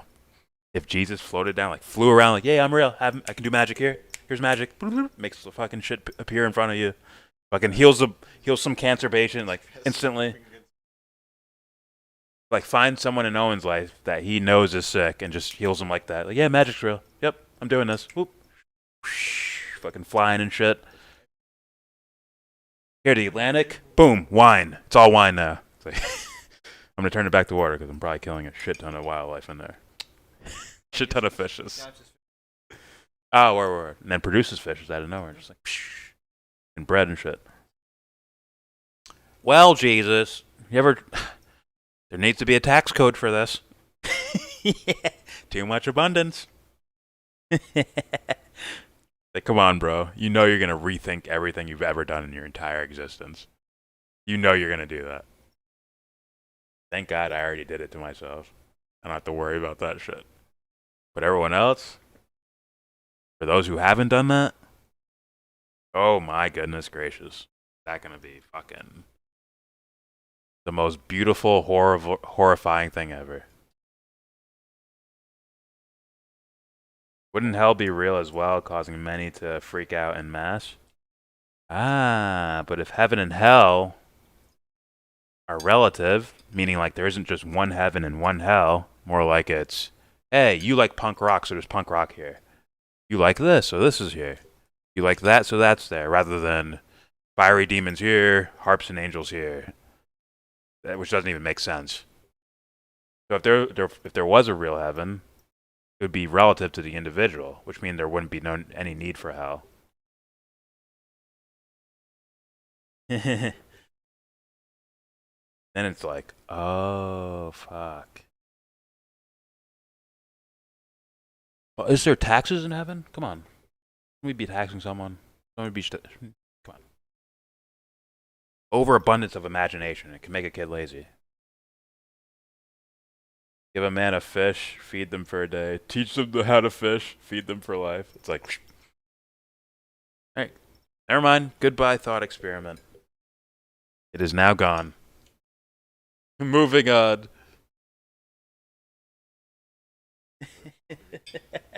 like Owen, you know damn well. Depending on what life you've lived, this is probably for most people. Many would freak out. Right? Be like, oh, fuck, what the fuck's going on? And then they show you magic. A lot of people would probably pass out. All these weird things would start happening, right? Would even get a little destructive. You know. How many people would actually sit aside and be like, hey, what does this mean? Maybe the loners might do that.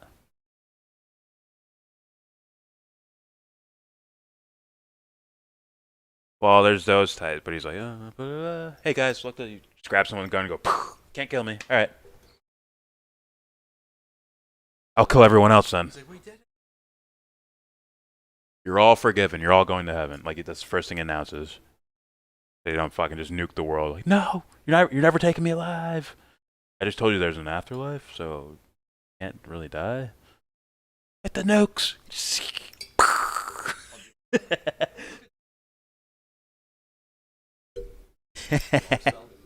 Oh yeah. Yeah. You see, I passed away. They showed me this movie. I passed away. They showed me this movie, my life story. I'm like, fuck, I feel bad about this. I spent centuries. You know, for you guys, it went by like that, but for me, it was like centuries, just trying to re-examine everything. I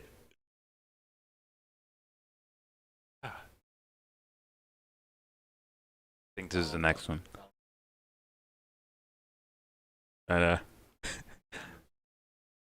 these guys, white flags, amazing. Front row seats. Oh, that's funny. But it's like, yeah, you guys, all your mind. Just being real, I think most of you, all your mind would be completely fluttered. Yeah, just being real with you. Type of thing, that type of weight landing on the ego might be too much. No, there'd be a smaller amount of people being like, no, run. Crowder. Oh no. All to do is try to be a good person. That was it.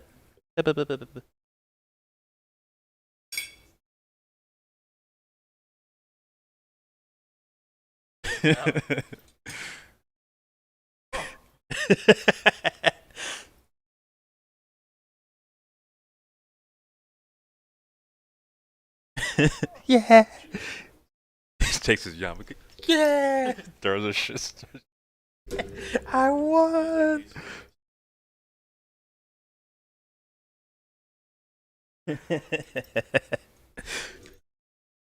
Alright.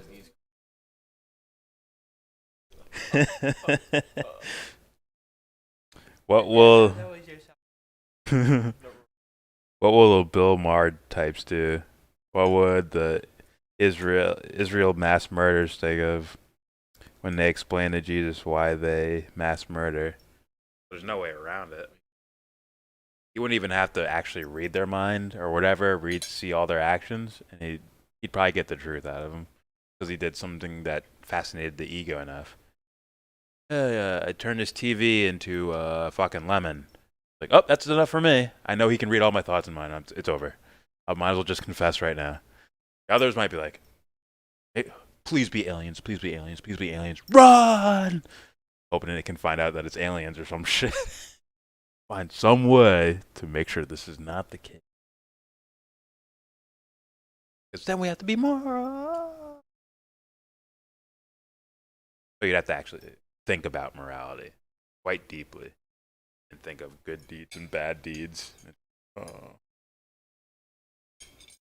Parenting, which all of it. I wouldn't change, but there'd be a whole lot of things in the world I would change, I think. I'd be like, huh, it's interesting. Play me one-on-one, Jesus. Game of basketball.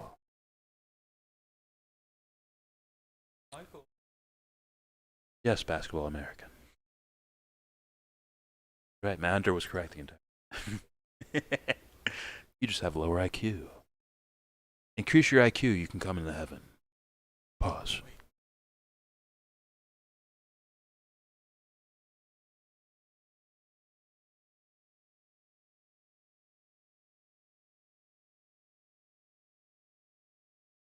Yeah. They saw that shit.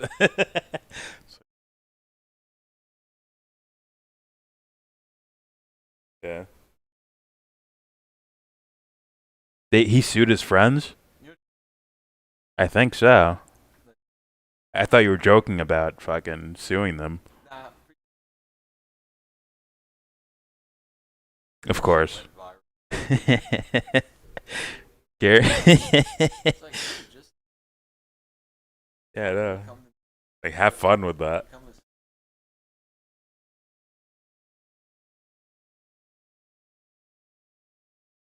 Yeah. Don't have a high voice. Mm-hmm. Guarantee if Jesus forgave everyone, the liberals would say that's unfair and beg they go to hell, while the Trumpers call them commies. But I had to pay taxes for this. Why can't they? Oh, yeah.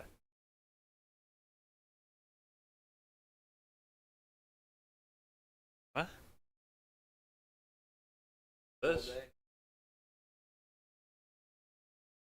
Mm-hmm. Yeah. Only someone with a low IQ would think they could raise their IQ. Of course you can. All I need is vantage point. Alright, let's play this MGTOW video from Animus Empire. Brilliant. Huh? That might not. Yeah, a couple more videos I want to do. MGTOW arguments debunked. Psychology of narcissism. This is totally not Sam Cedar. Here we go. Back to this show this week, we're going to debunk some MGTOW talking points. Huh? Last week, I made a video on a MGTOW, my thoughts on it, and I got a lot of interesting, spirited feedback, which I do appreciate, even maybe the comments that weren't so coherent. I appreciate Michael Knowles? it all. Michael So this week Dickface I'm gonna Knowles? go through some of those comments, just some MGTOW talking points in general. MGTOW is men who go their own way, men who are actively forsaking relationships with women to varying degrees. And you may be thinking, well, I'm not MGTOW, so what does it matter? Well, even if you're not MGTOW, I do think that this matters. I do think that the error that MGTOW commits, I mean, it's not an error so much as just a way of looking at the information what's going on with MGTOW is going on. I lay up on down. Like the flat earthers, you can look at the flat earthers and go, "Oh, that's look all at I thought they're of. So silly." It's just a I small lay up segment of the down. What does it matter? Why even talk about it? But I think that the error that they're committing is indicative of a larger problem in our culture, and I think we all commit that error to some degree. We'll get into it, but it's not a factual error. That's the thing. It's an error of interpretation. I think this comes down to how we regulate our emotions. So the first talking point to debunk here is that women represent a significant liability, a legal liability, a financial liability. To this I say, of course, I agree. Of course they represent a liability. Everything that's worth doing in life, anything that's worth engaging with in your life represents some kind of liability. I mean, read 3.5 pages of Ovid, Roman myth, Greek myth. It's all about, hey, women are trouble. Of course they're trouble. Of course it's a liability. But does that mean that you actively disengage from them? Or do you learn about women? Do you learn about relationships? Do you learn, most importantly, about yourself so you can, really bring a lot of awareness to this life, so women are much less likely to ruin your life or be a succubus, right? I mean, that's the archetype. That's why I brought up last week witches. Feminists aren't new.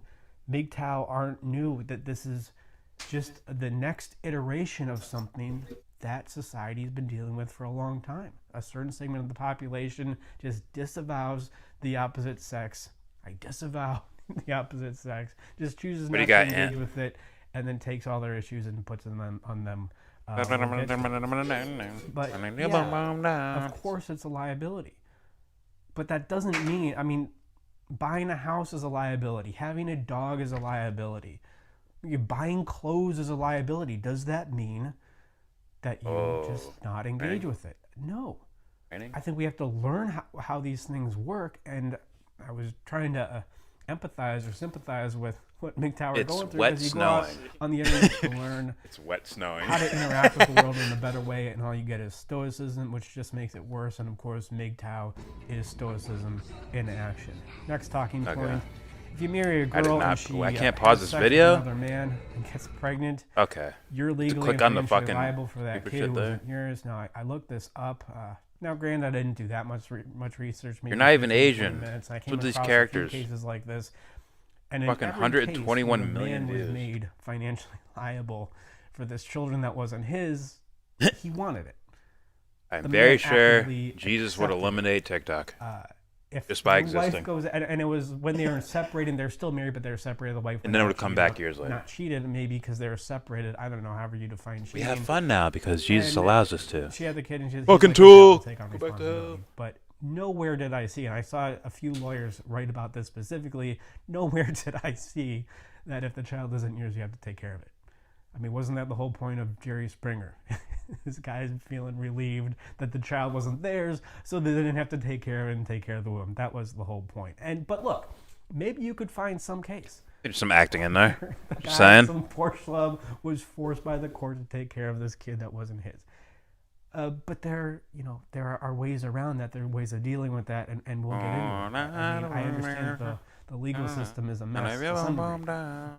But there's things you can do to work with it. Just disengage from the whole thing. And then the other talking point: high divorce rate. 70% of all divorces are filed by the wife. Yeah, there are. There's definite pitfalls in marriage. But again, does that mean you actively disengage? I mean, 30%. 70% of businesses fail after 10 years. Do you not start a business because you go, oh, well, chances are we're going to fail? Or do you go, 70% of businesses fail after 10 years. Okay, well, what's common about the businesses that are doing well? What's common about the businesses that make a huge profit? See, James left and now the numbers went up. What's his partner like? Who did the CEO need to become to build the business to that level? How did he find a partner, right? I mean, is this analogy carrying? What kind of product do they offer? What kind of services? Is there a book they read? Or is there a good book on business I could read? Now, this doesn't take it down to 100% success rate, but you can definitely turn the tables in your favor when you just learn about the process. And this is all I encourage. However you define cheating, which I don't think is a bad thing. What to a do. simp. In perpetuity, Oh, it may be less than helpful.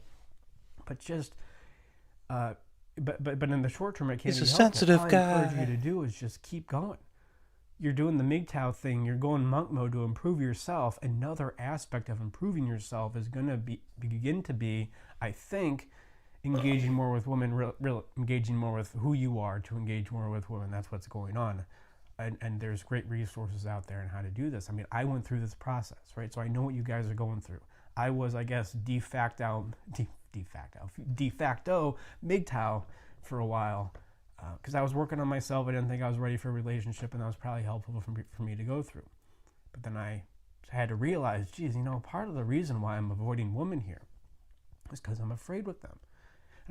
Afraid of them. So I go out and start talking to women, and it brought up a bunch of issues for me. And I thought the key was, well, I just have to learn about women. Once I learn about women, then I'll, you know, be successful with women, which is kind of true. I mean, you learn more about women and you do get more women into your life, but that doesn't create a good relationship with women. So then you go through the thing, okay, I'm going to learn about with women. Jordan like human. Relationships. Well, that doesn't really work. Eventually it comes down to, I got to learn about myself. I got to learn how my own psychology works. I need to learn how to relate with myself. That was the process I went through. And part of what I do here with Animus is just try to communicate. It's like, what? Learn about yourself first? Evan?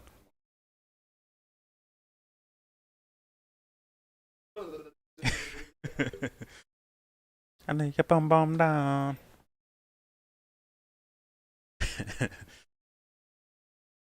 This reminds me of, like, if I could go back in time, I would tell, like, you guys have probably had these thoughts where it's like, where you improve at something, and it's like, man, I wish I could go back in time and tell younger me, hey, do this. Because the things you were talking about, as far as, like, improvement, were all around you when you were younger, but you couldn't see them. But when you get older and you do see them, you want to go back and tell young you. I've had this with baseball many times. Like, I wish I can go back in time to 7-year-old Jordan and be like, yo, do this for hitting, do this for fucking throwing, learn this, and this. You already got the athletic ability. I'm in the fucking major leagues. In my mind, at least. Man, if I learned that. There's a reason why you can't do a specific thing, which is like go back and tell yourself to learn yourself, because it doesn't, it makes so much sense. But it's like you kind of wish you can go back and, hey, take this approach. Learn yourself first, then start trying to whatever. Yeah, I'm just saying.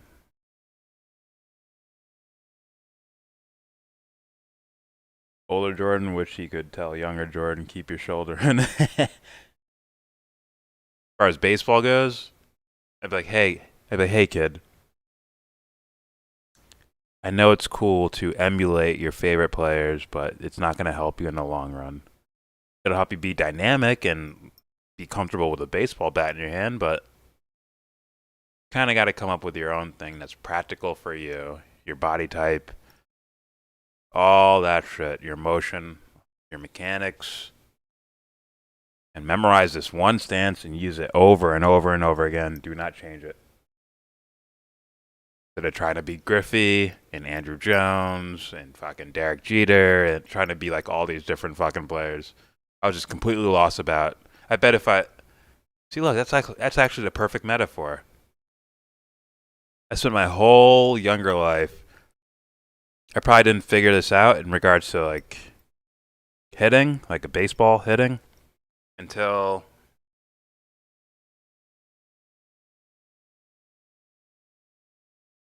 I feel like I was like an expert at like 26, 27 at the art of hitting. I faced slow guys, like real slow, 60-something miles an hour, just fucking around. I faced 70 miles an hour. I faced 80 miles an hour. I faced 90 miles. I never faced 100 miles an hour. But I faced mid to high 90s. these fucking knuckleballers, and 27-year-old Jordan could handle all of that, which makes me assume I could handle 100 as well. There's different timing mechanisms. And it's like, but you can look back from that point backwards and you can see all the different techniques I tested out, tried, straight up from imitation to straight up just like, I don't know what the fuck I'm doing, lost. Like, why do I suck right now? To being, just having some sort of raw skill because I'm not playing against good enough athletes, right? That's when I'm like a little kid. Like, fucking 11, 12 years old. It's like, oh, I'm like the fucking, like, oh, I'm the best fucking player here. I probably was at that time period in my area as like a 11, 12-year-old, right? And it's like, fuck, those are like almost like life lessons if you really look at it, right? What do we do? We're just trying to figure things out in life. We're imitating.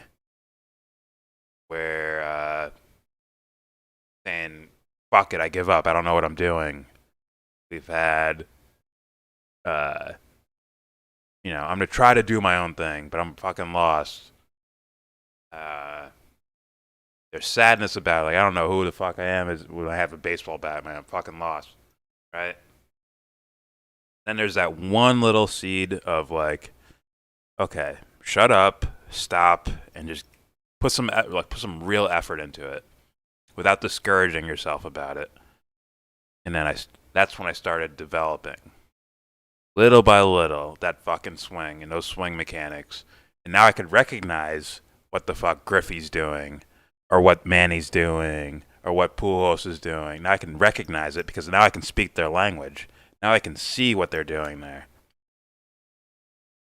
It almost reflected, like, almost side by side with fucking existentialism. It's very weird. I took time to learn how to learn. That's when things clicked. When I stepped back and said, I don't know. I do not know, which opens up all answers for me. Right? Now everything's in front of me. Now all possibilities are open because I'm lost. I have no idea. I don't know what's real. I don't know what's fake. I don't know what's true. I don't know. So it leaves the lanes open. And now I just honestly follow my bliss. But I'm interested, like, okay, let me look at this. Just some pure interest, and it ends up building from there. Like, okay, I'm learning how to learn. And you can see it reflected in my fucking hitting skill. That's fucking interesting. I think I've thought about that before, but yeah. All right, you dirty freaks, the black cum. Anyways, let's play more MGTOW. Okay, how to communicate with yourself in the best way possible. Not telling you what to do, but just showing you how your psychology works. So you can take these tools and build up your psychology from which you can create an identity. You take that identity out into the world. And yeah, there's going to be problems with women, of course. They're going to be a liability, just like you're a liability to them. I mean, reaching out. That's fucking interesting, bro. Relationship is in a part. That's one of the most important skills ever. It's less important about what you do learn and more important that you know how to learn. Meaning learning how to discern, right? To say like, okay, I'm rocking with this, but not with this. But also understanding I don't know, so the things I do retain and hold on to, I can still question them if they're wrong later on. Because I'm not holding on to them like, this is the thing, it has to be the thing. Saying, I need you in my life. That's difficult.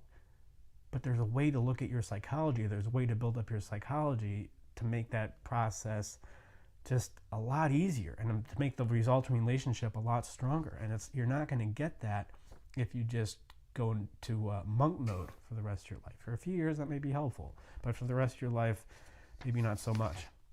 Okay, next talking point. I mean, this one, I don't even know what to say. I mean, I'm not prepared to really debunk this one, but the one that says women don't bring benefit to your life. All I would say to that is learn how to communicate.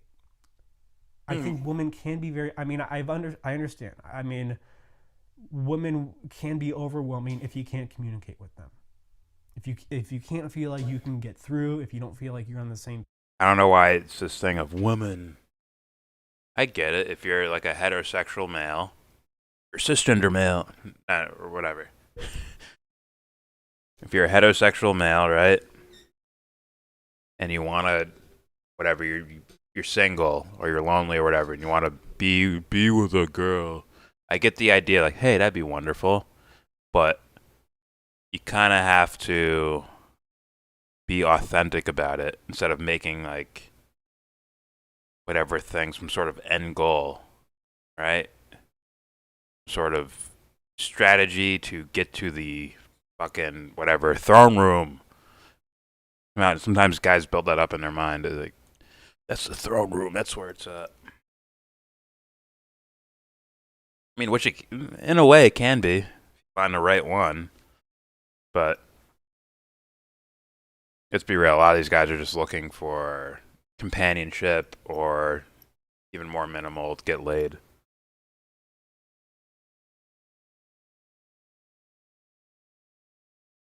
If you're looking for like the real true thing, fuck yeah, go pedestal. Because it's not just the girl up there. It's all of the things you want in life are like right there. Fucking aim for that. She's just another part of it. And you're another part of her thing. Possibly. If this person exists for you. Just saying. Alright, let's continue. I'm done simping. Only a little bit. Okay, I keep simping just a little bit. Here we go. Page, then yeah, a woman wouldn't bring any benefit to your life. But I think that's a function of you and your communication. And your communication, I would argue, is a function of your psychology. How well you build that up. Tons of resources here at enemousempire.com. It can't be sold on a website. It can't be self-help bullshit. It has to be a real volition. That's where you get the real things. I truly don't think I would have learned how to learn unless I walked in it, like I walked towards it like humbly and honestly. Like I honestly want to learn how to learn things. Not just, that's why it's important to follow your bliss, the Joseph Campbell notion of it. Not just, I want this, I pursue this. More like, hey, what do I actually want?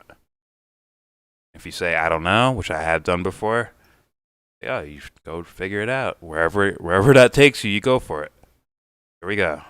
To explicate that exact process. I mean, we explicate that process to such an extent that nobody else in the mental health field even considers. If you'd like to set up a free consultation, I can explain to you what we do and how I can help you. Next talking point. Women age 18 to 28 are not interested in marriage and family. I mean, to this, I would say, damn. Where do you go to meet women? What kind of women do you meet? I mean, I understand that women 18 to 28 present like they don't want marriage and family, because saying that out loud makes them very vulnerable. It makes them feel very insecure. And that's what feminism is, to a large extent, is a projection to guard. It's a defense against that deep insecurity that we all feel, which I would argue MGTOW is a similar kind of defense. Tell my girl she's the fourth most important thing in my life. Patrice O'Neill. I'm not saying it's insecure for words I live by, being a great analyst, journos equals more important than getting my dick so sweat. What's helpful to do, or what seems helpful to do, fair enough, opportunistic to do in the short term, is to just project out this world. I would want something more than that. Something where it's like, I don't want either to go. MGTOW and feminism. And you just say, oh, this is what I want. Right. One is go my own way. I want to it's something I feel I feel the need to express. The other is I don't need no man. I want it to be kind of defense against this insecurity. I know. I don't mean it, but you know. When men bring up this, I want it to be expressed upon me. Something that's like, fuck, I can't control you. I can't dictate what you do. I haven't seen and yet you're still expressing towards me. The biggest concern for women in the West is that's what every person wants when it comes to love. Simp game. a family, Huzzah. children, healthy relationships, a strong community. This is what I really want. I don't feel like I can find that, so I'm going to go do the 10 graduate degree thing. That self-work sounds like too much work. I could just pay monthly to join a website. Problem solved. That's how it's presented, but that's not what's really going on. And all I ask you is, where do you go to meet women? How do you go about this? I mean, part of your obligation, your responsibility as a man is you're the one with the testosterone. You're the one who needs to bear the risk in the beginning of the relationship to broach this connection with women. Out of friends. It's very important that you get clear about. He's funny at least, so it works. Well, first, you got to get clear about who you are, and if you're avoiding emotions and monk mode, that's probably not going to happen. First, you got to get clear about the kind of woman who you want by first getting clear about what you are and what you want. And then you need to actively go out and seek these women out and find them. You know, it's interesting, just in my life. It's funny, isn't it? When I became less interested in partying and drinking and going to bars, I started to meet, just all of a sudden, what a coincidence, I started to meet women who are less interested in that and more interested in, you know, what you say, marriage and family. Women today, another talking point. Women today are deeply resentful of obligation, responsibility, and accountability. Now, I mean, this is just a clear projection of what MGTOW is resentful of. You're resentful of the obligation. You're resentful of the responsibility, of the accountability that you need to bring to a relationship with women in a society I know. that you see I'm the king's son. corrupt and not worthy of it. You already are fucking the knew ones this, bro. who are resentful of it. Now, women are resentful of it too, I think. But what comes first? Both men and women are resentful about the obligation and accountability that they both need to bring to a relationship. Well, it's got to start somewhere. And men are the leaders in this. Do I need to bring out a biology chart to show you exactly why? Marriage is a bad investment, underwhelming benefits for men. Yeah, marriage. He went from simp to materialist simp. It's interesting. Doesn't that just round out to the same as like MGTOW again? Right? Doesn't that round out to MGTOW? Right? Men are this and women are that, thus men gotta do this. But they're all biology based as far as their arguments go. So it's just MGTOW. Except it's men going women's way. Right? Like a materialist simp.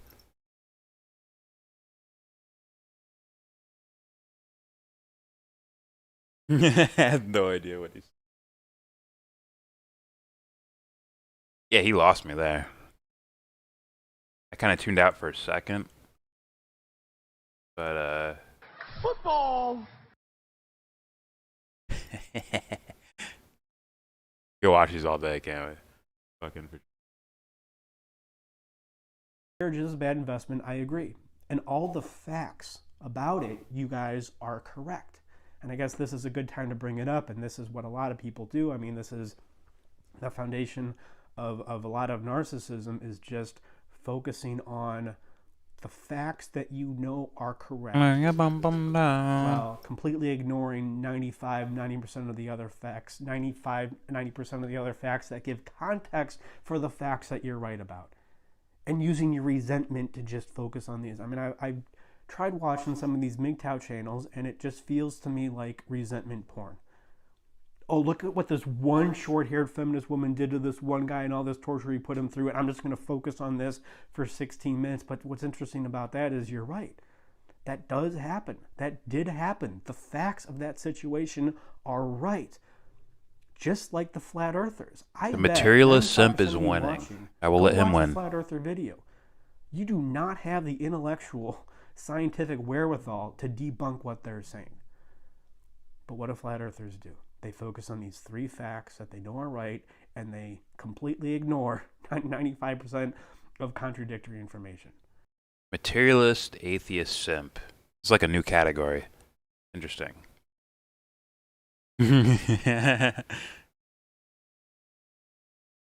is brilliant. I like this. and then they get resentful. There's a lot of anxiety around this, that people are This lying woman to us, guru is deep boring as state fuck. Conspiracy You theories, need to get ratioed. and it really Everybody begins sees to that. feel real. And it's tricky, especially when the facts are right. And this is where I think you're right, but this is why we have prenuptial agreements. Now I know you're gonna point me to a case where a prenuptial agreement was thrown out. That's because the prenuptial agreement was worded poorly, or it was unclear, or it wasn't sure about what this line meant. So what do? You go to Google and they tell you, look, if you're concerned about finances Do in not marriage, clip that. here's exactly how you word it in the prenup. If you're concerned about your wife cheating on you and raising a kid that isn't yours or being financially obligated towards them, here's exactly how you word it. There's a solution to this. I know you resent me for telling you that there's a solution, because what I'm doing now is just disabusing all this resentment that makes you feel so important.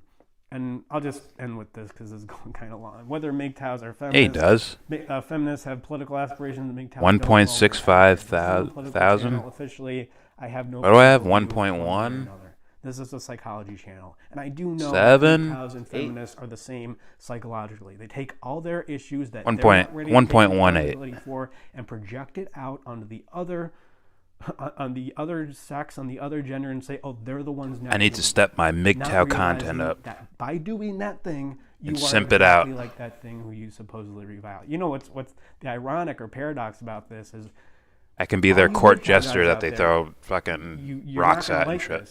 But a great relationship for you, a woman who you're going to connect with, and then one day I'll just like, who is who wants to debate me? And then they'll get into the call and I'll destroy him in front of everyone. That's right, destroy him in front of everyone.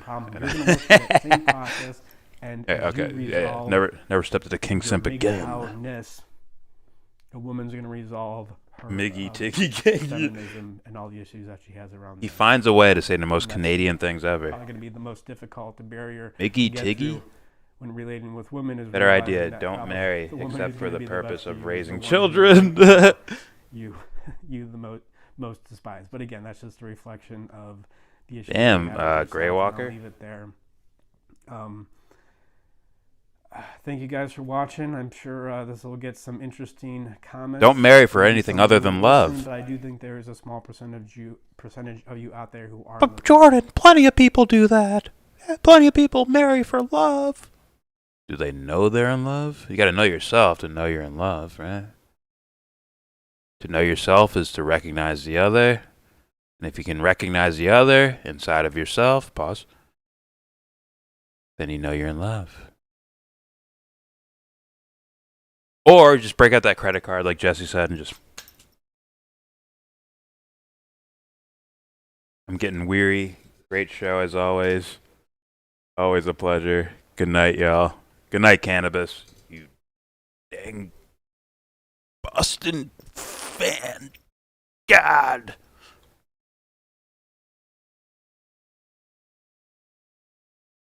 Why is there two Boston motherfuckers in here, bro? Hurt my feelings.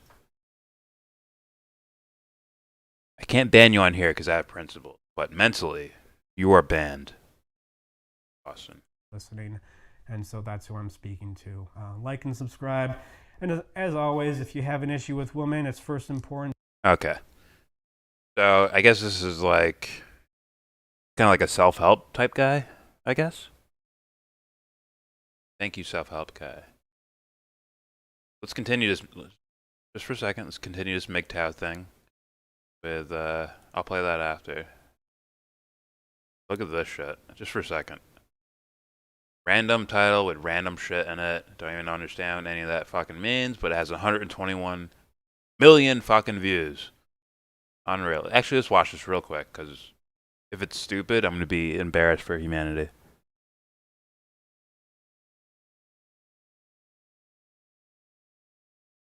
You should update the title to add, "This is not about Jimmy Dore, Kyle, or TYT," to increase algorithm search word.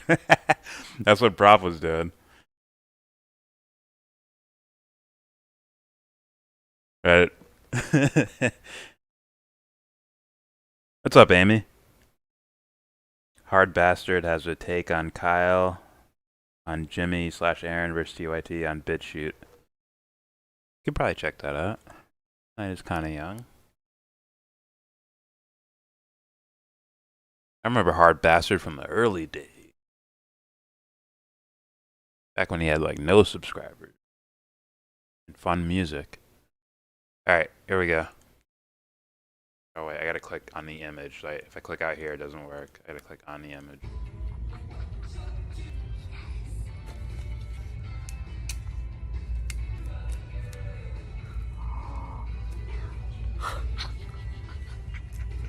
You're crazy. What is that? Glue? Hey, honey. Yeah. Can we get one of these? Oh my gosh. You don't have a truck. You don't need. They're acting. You don't have a trailer. What? I don't understand. Like, that's not stuff that you need. I don't want to get anything. I feel gross. I want to get out of here. I don't look good today. Like, I feel tired. My eyes feel weird. You look tired this morning.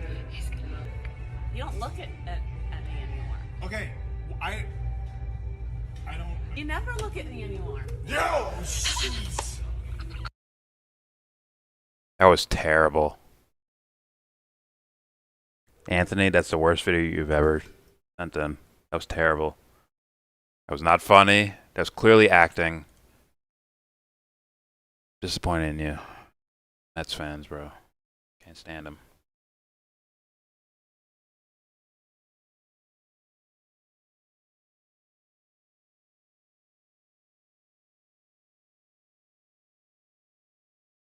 That was PVC glue?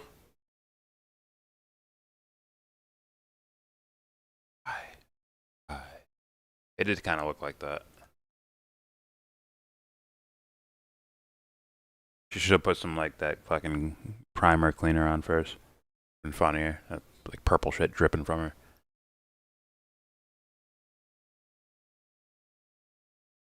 Made out with oozes from Power Ranger.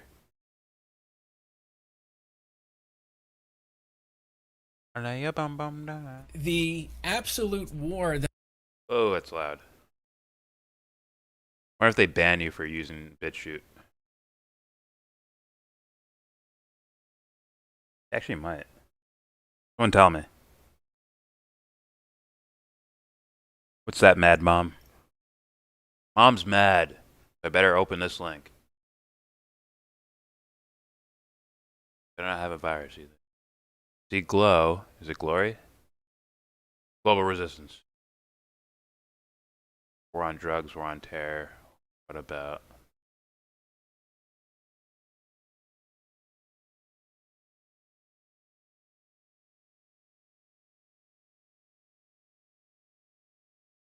Rubber cement? Fucking smart, isn't it?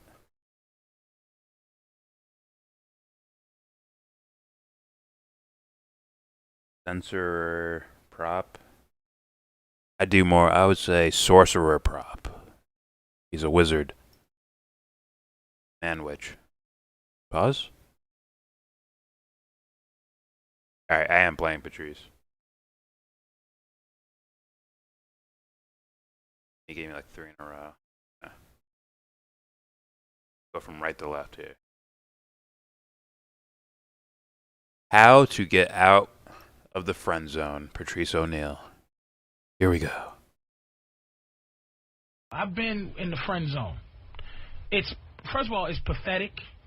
Second of all, you're starting off 2 cars behind. What? Say you're driving down a one-way street and it's a Hey, I don't mind hurt street, feelings. and It is what once it you is. got 2 cars behind, man, I'm telling you, what happens is as you're Want to know slowing who down, can she's moving suspend ahead, metal you could get from their 3 jab cars behind injection because site? a lot of times Any takers? somebody pulls out Ooh. in front of you and you got now you 3 cars behind, you know, emotionally. And let me tell you, man, about this is what I mean about the abuse thing, Daryl. What women are gonna do is it's like children. I'm telling you. Is that once they don't know what satisfies them. We were talking about that earlier. What? They don't know what's satisfying to Maybe them. Jordan So does, the but abuse Jordan they give is you very that nice works to when his when audience, she okay? knows that you Look, are I'm gonna be playing the guy Patrice. that hangs around Watch it.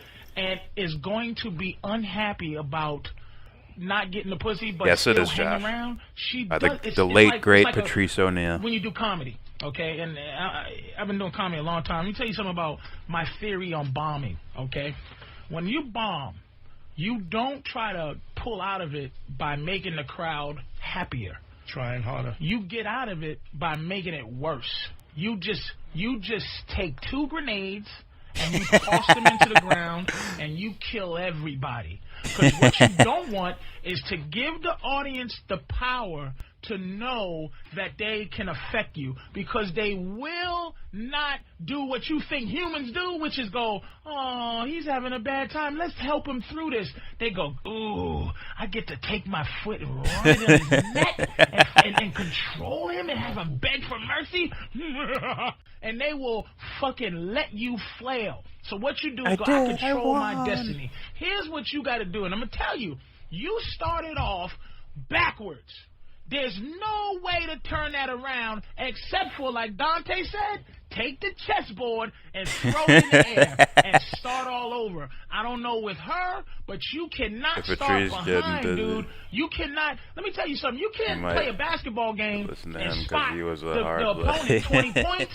You can't do that. That's what women want you to do. They not only want you to say what's not important to you, but they're going to tell you what's important to them, dude. And what this does, and this is the other dude, Joe, it makes This comedian is bombing? No. It doesn't make them go, I want him. It makes them go, I'm going to control this guy because he's a pussy, and I want this type of thing in my Sorry, life. Amy. Who's going to... I didn't say it. Who's going to come and plug the VCR up or plug the DVD player up in all those holes in the back of the LCDs now? Who's going to come and move her refrigerator so that she can sweep in the back of it? Who's going to do that? You, asshole!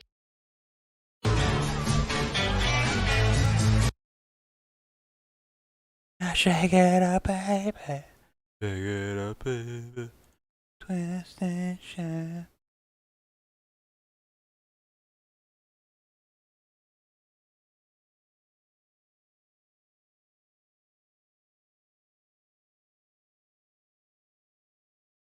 Can let yours play, huh? Oh, you're leaving? Alright, peace out, Mad Mom. You anonymous mom. MGTOW. Alright. Next video, another Patrice O'Neal video. Don't let your woman bitch you up. Okay, let's find out. You know how women get this thing where they feel like, you know, you ever eat at a restaurant and you... This is E is G. This is the thing that you have to learn how to do.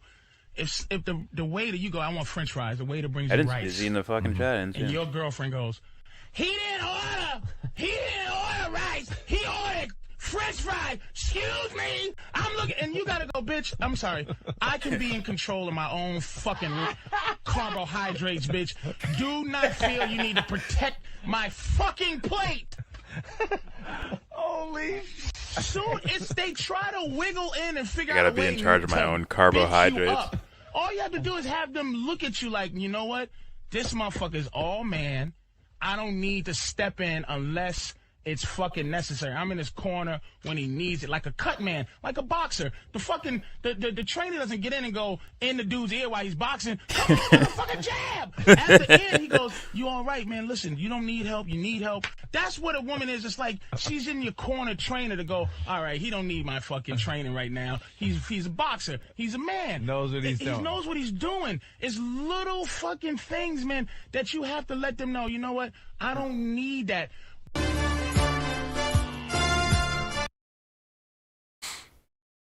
That's right. Spread the word of Patrice O'Neal. Whoever this channel is, they could make millions of these videos. They can make millions of them. There's so many fucking... I'm not talking about the fucking men versus women Patrice, but like just all of Patrice's shit. All his shit. He can make millions of videos. He has all those radio shows, bro. I've listened to a shit ton of them.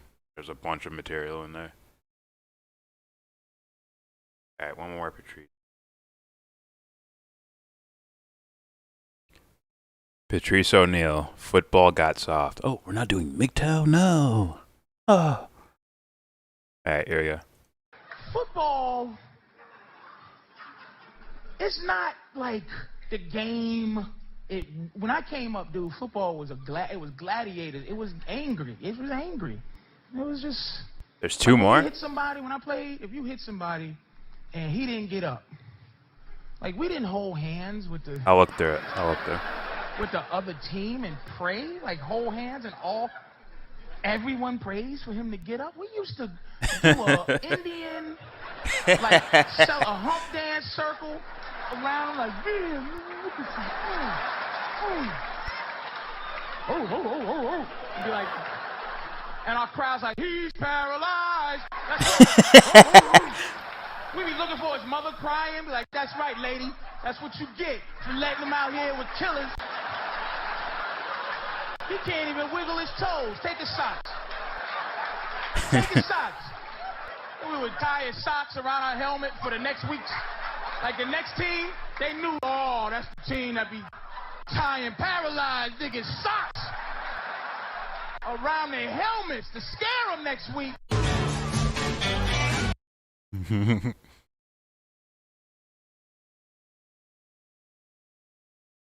I miss it?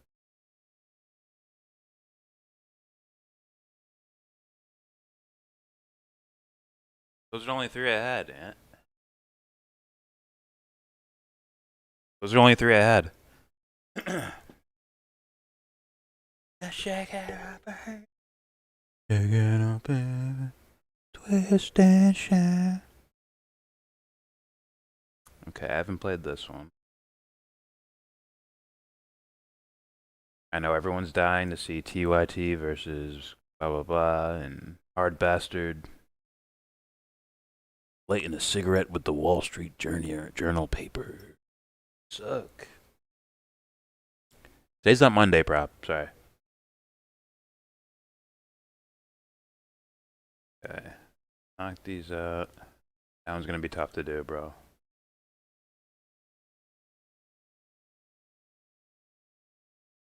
Watch. I still have no idea who sent.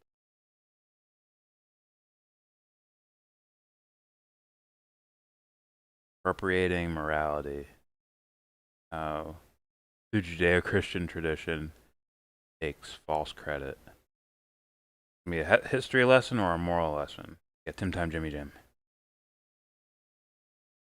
China caught building over 100 nuclear missile silos as threats of war escalate. There's a difference between, like, I expect a war to happen and I'm actively selling it to my dipshit audience. Not of fans, at least. Oh, you don't want to hear me sing. Give me 3, 4 locos and I will sing my tits off. My boobs. My man boobs. Sorry, Amy. Check out our book, Make Up, Don't Break Up, Dr. Now, this one we played, didn't we? I'll play this real quick. Get the Carl Jung shit in. Alright, last Patrice one. I guess MGTOW. Check out our book, Make Up, Don't Break Up, Dr. MGTOW. Women want cheating to be a disease. That can be so fucking bad. All the shit that we do, right? That we do and we have to do to get pussy. Meaning all the charm. The charm, all the shit, jumping through hoops, all the talking, money, all the fucking stuff that we say, look, we hate doing it, but we've established an ability to do it. Women just won't establish an ability to make us give them love with the same passion that they give us pussy. That we make them give. We compel them to open their legs. Yes. But they can't compel us to open our hearts. They just fucking write books, say it's a disease, say this. It's look, I've said this before. You can do an interview, right? For the most part, an interview, and you go, say to a woman, do you love your man? Yes, I do. Do you love your family? Yes, I do. Do you love your children? Yes, I do. Do you love your life? Yes, I do. Are you happy? Yes, I am. Fully happy. Will you fuck that supermodel? I got you, over there, Jesse. that Calvin Klein model. Would you risk that to fuck that gorgeous man over there? No, I will not, because I'm happy with my life. 1 second. And that's because.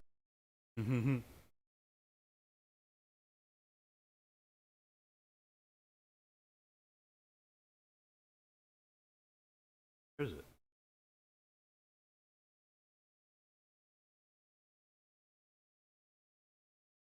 Sir, are you happy with your life? Yes. Are you happy with your family? Yes. Are you happy with everyone in your life? Yes, I am.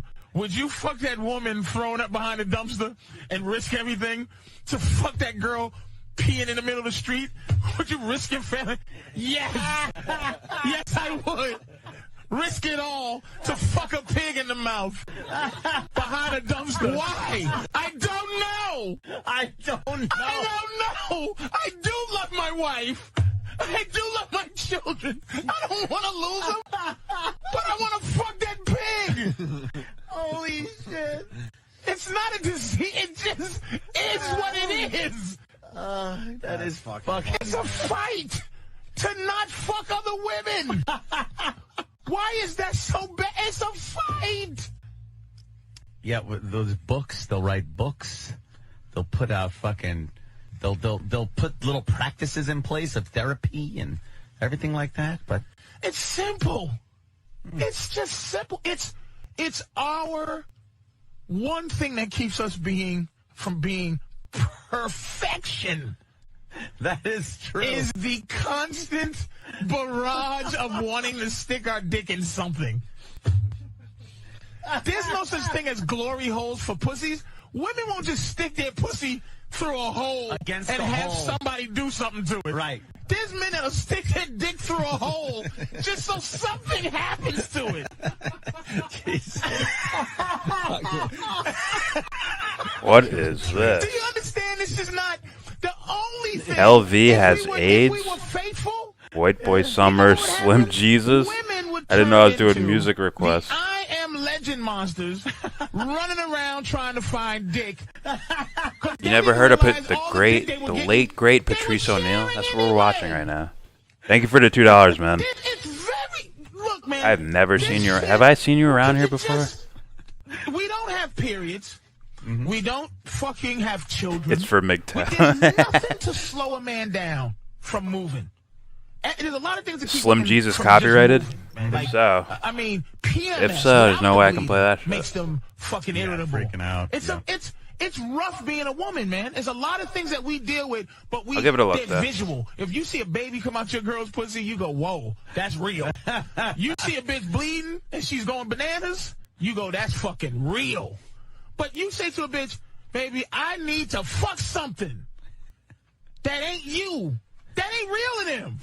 But it's real. But it's real. But it's real. It's real. It's fucking Oh, really? Long time watcher? You lurking mother I freaker. need to fuck something. That's the At man. least understand. Thanks for that. That's our cross to bear. I say, I'll be on stage, I go, ladies, you ever been with a man long It's not enough in your life, copyrighted. right? And It's you go- my brother's song with and him. you go, Okay. This motherfucker act like he's on his period. We can check it out. Right? You know what a man's period is? He's being faithful. We can check it That out, dude. motherfucker is not getting other pussy, so he's irritable. You got to get on TV and show the world his perspective, because there's not a guy out there brave enough to say he's on TV. He's sick. I cramp up. I cry for no reason. Yeah. Patrice would have been super canceled. 7:30, bitch. Didn't I buy you a watch? Especially if he became, like, extra famous or whatever. Fucking all the bitches, ho. Get over. I'm having my fucking PMS. Fucking, they're killing me with this shit. They don't want to understand. They don't even want to understand, man.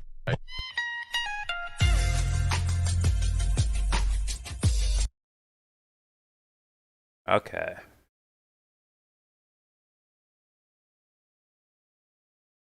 So I thought Slim Jesus or whatever. That dude for sure has this shit copyright, right?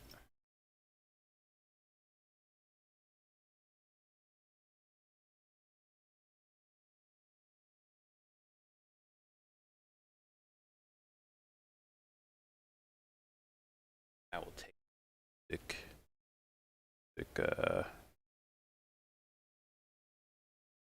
Oh, is it both of them? The same song? Is this it right here? NFL White Boy?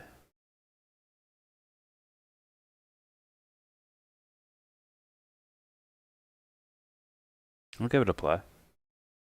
I didn't know it was Patrice O'Neal. I just came in the room and heard a guy talking about fucking a thing behind a dumpster. Oh shit. And they give you that fucking mod status, bro. Welcome. Revolution. Alright, I got you. Alright, let's play this. Check this out. Featuring Slim G.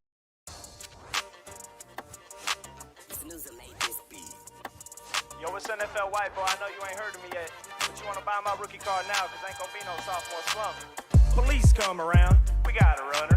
Whole team strapped, call in the chopper gunner. You ain't getting money, boy, that's a bummer. I ain't stopping till I'm putting 4 Giottos on a Hummer. I'm smoking loud, Dumb and Dumber. Was that a Fox News like Mac 10 or some shit? Stone Cold Austin, I'm a young stunner. White bitch, white whip, it's a white boy summer. Give me a pinch of that stanch, it look just like the Granch. I cop 2 quarters of it. Luka Doncic, I'm a country boy, bitch. I wear Ariat and Sin. This is Fox News on it. Gotta get it, what I getting is good. They used to think I was an undercover when I went to the hood. Went to the weed man house, he dang near told me to bounce until I showed him I had money for like more than an ounce. Got a grin full of gold, I'm metallics and bold. Your brother did a song with the Slim Jesus kid. I'm crushing beer so hard you thought I was stone cold. I put a parlay in every day, yo, I ain't never gonna fold. I'm giving props for the Stone Cold reference. Slide to stormy Mondays, eat some candy yams. Little brother died last year, rest in peace, Cam. But I know I think he's the blue hat kid, right? So come on, police come around. We got a runner. Whole team strapped, call in the chopper gunner. Or is that the Uzi you had?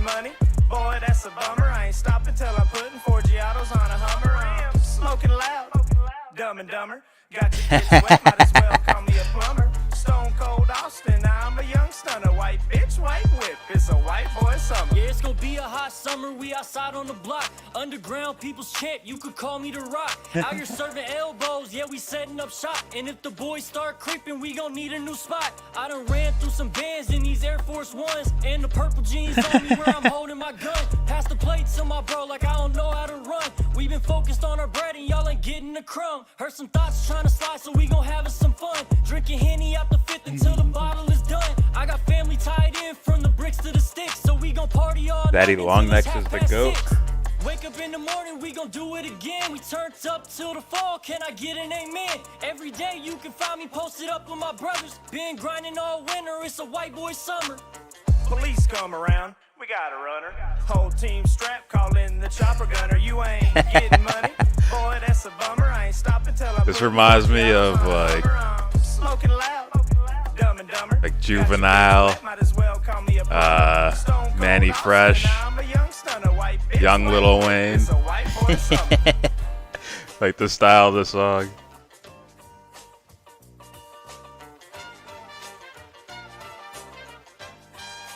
Oh, okay. You sampled the sampled that James Brown shit.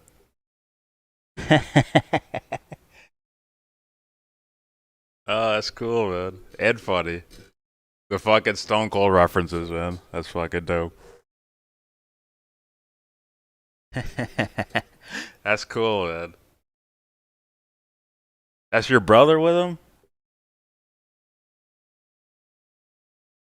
I know the Slim Jesus dude went fucking viral or whatever, right? That's just Mad Mom.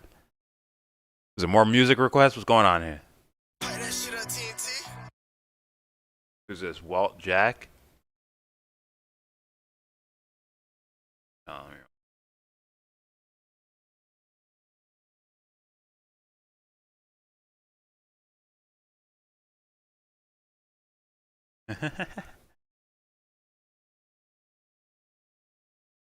okay, okay.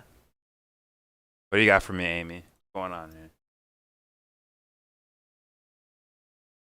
here? That shit stuck in my head. Just say no. RC the rapper. I don't know about this. Spotify and iTunes. I get weird with music videos.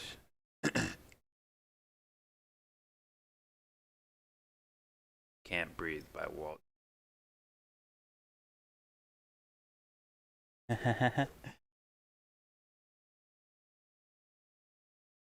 No copyrights, your little brothers? Okay.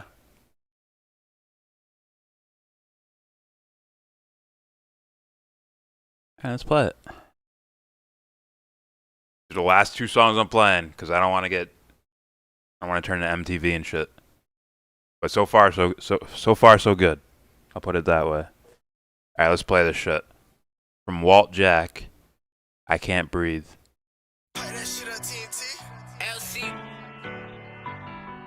is the name of the video. Crazy. They out here killing us. Sure the audio is They don't want us good. in their buildings. No. They don't want us to work. No. COVID-19. Fuck that mask. All I know is Black Lives Matter.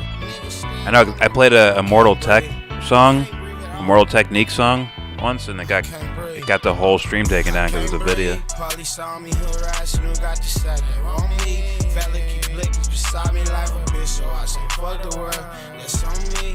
I'ma shoot if you ever try me. I'm trying to catch a body. I can't breathe. Nah, this isn't like a music. This is just a song. Music video is that's the only difference. Is when there's a video playing. I'ma shoot if you ever try me. I'm trying to catch a body. Violence, the shit corrupt. Black and strong, no giving up. They at my head, I test it up. Just judging major, got 50 plus. Stagger league, got shot for Okay, got some flow. Okay. Crackers won't leave me alone. They want me in a cage, but I ain't going for it. Money, it don't sleep for nothing. I'm chilling, twisting reefer up in the trenches, serving tweakers. Be cautious what you Shout out to Missouri. I know Ben's out there, right? Opeth's in Missouri. Mad Mom's in Missouri. I assume. Questions you really kill at. I be built up off emotions, rolling up. I need another one. No insurance, never asked for that. Registration, he like, where the pack? You got guns, we know all about you. I told him, fuck you. First arrest for curfew. Scratched at his name, John Smith. I remember that. Life be crazy, bring Trayvon back, still killing us. They fear black, dropped a tear, they killed George Floyd. Got me thinking about my young boy. I can't breathe, probably saw me harassing who got the sack on me. I love the idea of like where everyone's taken care of and people can just be fucking musicians, bro, and work on their craft, and then who knows what happens from there. They might write the song of the fucking century.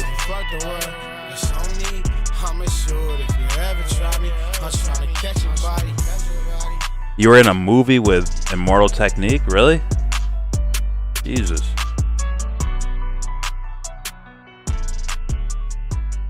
Check out K Rhino when you're coolin'. If you like Immortal Technique, you'll probably like him too. Okay. But the tech song was like, I think I played it. The eye in the sky, looking at you, and reach your mind. I'm like, there's no way this is copyrighted, and it wasn't. But the music video was the part that was like fucked up. You can play song. I think I played fucking Kanye in the fucking intro, but if I played the music video, that shit's. It is what it is.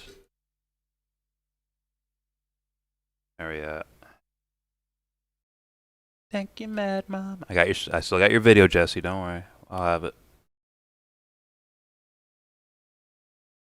All right. This is the one that spooks me a little bit because I see fucking iTunes and Spotify in there and shit.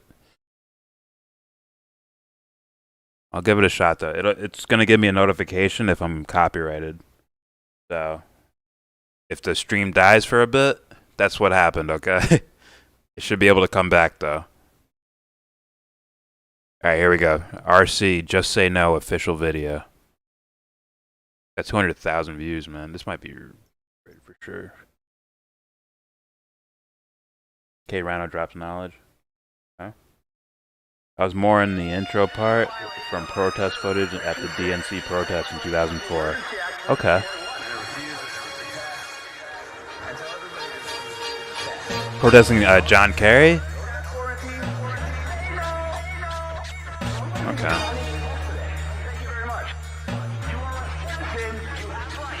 I went to see the doctor with a touch of the flu, and I'm kinda skeptical of what he told me to do. He said that I should lock myself inside my room for a year, shut my non-essential business down and cower in fear. I said, Doc, I don't know. Great Reset is just a branded Renaissance. I bet I'll be fine. He said, no, you must not. You must wait for the shot. Everybody's gotta get it or society stops. I said, okay, so this is about the vaccine. These shots are brand new. They ain't fully approved. He said, no, you can. You know they ain't giving copyright status to a fucking vaccine. Give up your compliance. I said, Doc, you must have me mistaken with someone pliable. I can't trust you if none of these companies are liable. So I'm gonna stay the course like a one-way road. Take your vaccine and shove it. I'ma just say no. Just say no. Just say no. I was originally thinking anti-drug narrative, but anti that drug. Just say no. Green Party and all. Okay. Protesting the two-party system, actually. Okay. Kerry was the guy, though, I remember, right? For the Democrats. Great Reset happens every so often. 08 was a Great Reset. Okay. I can see how you make that case.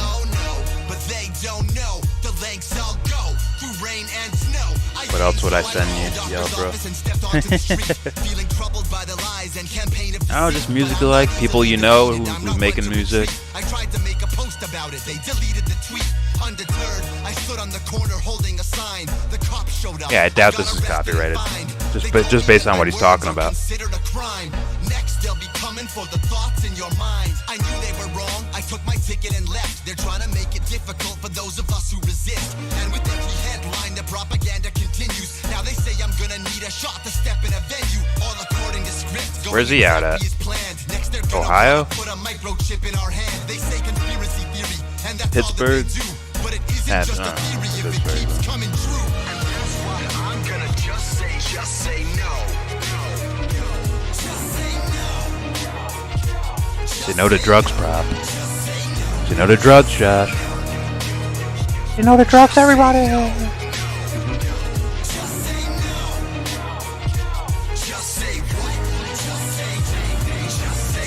Where we're at now, the final boss battle. I'm not about to back down, I'm hopping in the saddle. I'm coming at it from a different angle like a southpaw. The system is corrupt, so it's good to be. He's got flow, but he can hide his message a lot better. Not to hide it from, like, you know, getting political backlash, but hide it like an artist will use a lot more of a metaphorical story, narrative type of thing to really pull the audience in. Where they're fucking trying to intellectualize what the guy's saying. He's Canadian? Cancelled. Turn it off. No, I'm joking.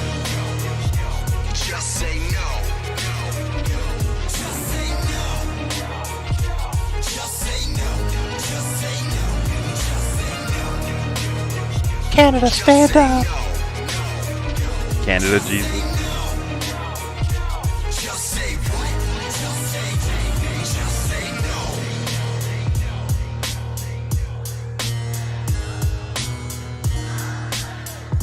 That's a little bit of an Eminem thing in there, as far as the instrumental goes.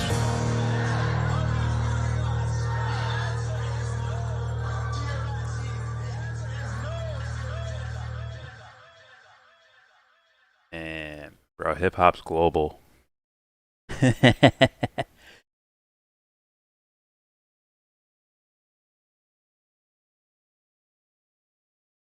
Would that work in any other genre, really?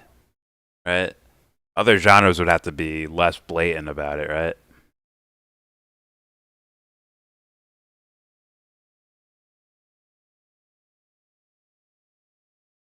Like, as far as, like, the messaging like that?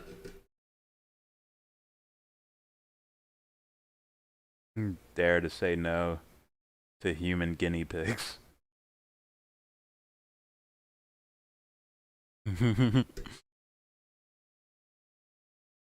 Alright, so this is Jesse's video, right?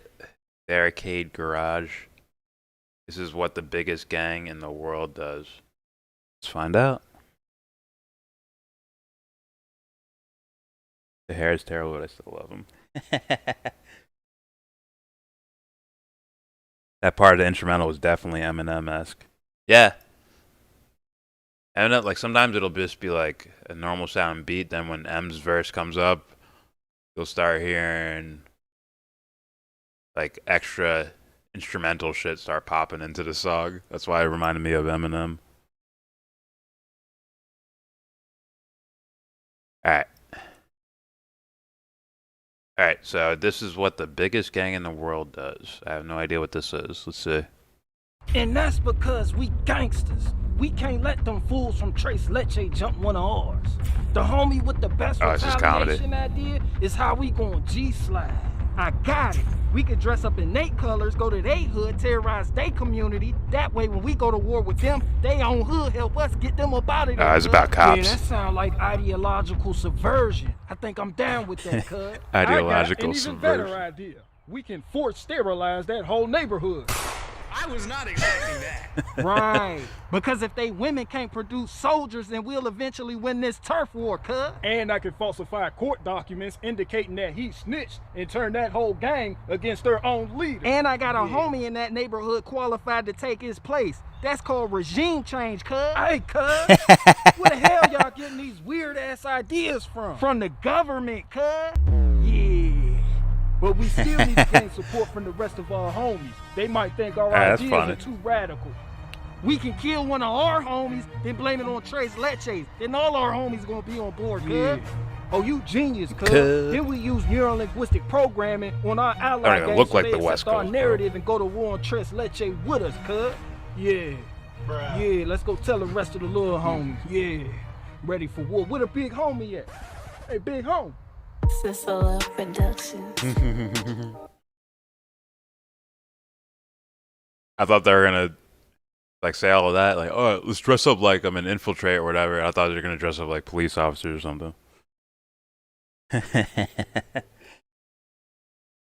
That's what I thought. I'm like, oh, they're gonna dress up like cops.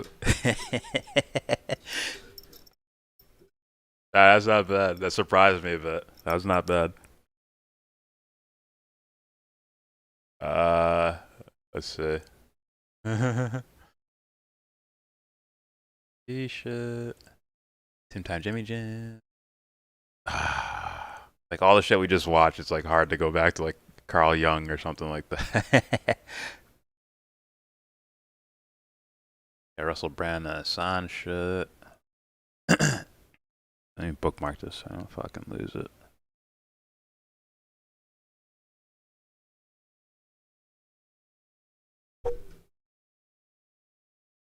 Got Tim Time Jimmy Jam. It's funny because it's accurate. Yeah, also the element of surprise makes it funny. I like that. Only the hardest G's say cuz.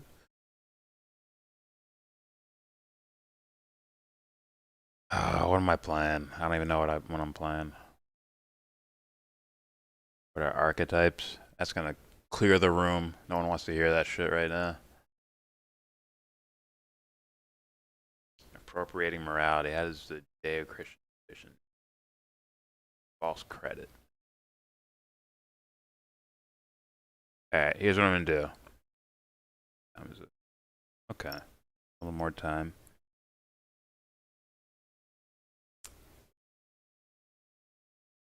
Whoever put these videos down, remind me for Saturday.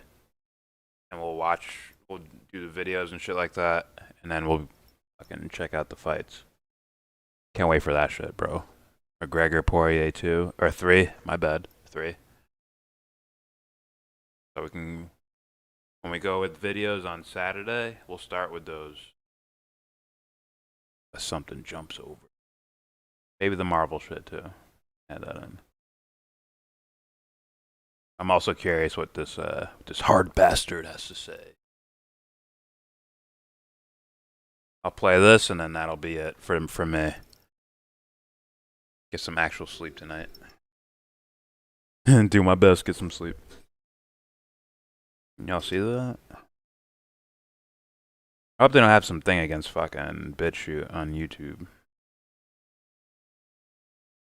Alright.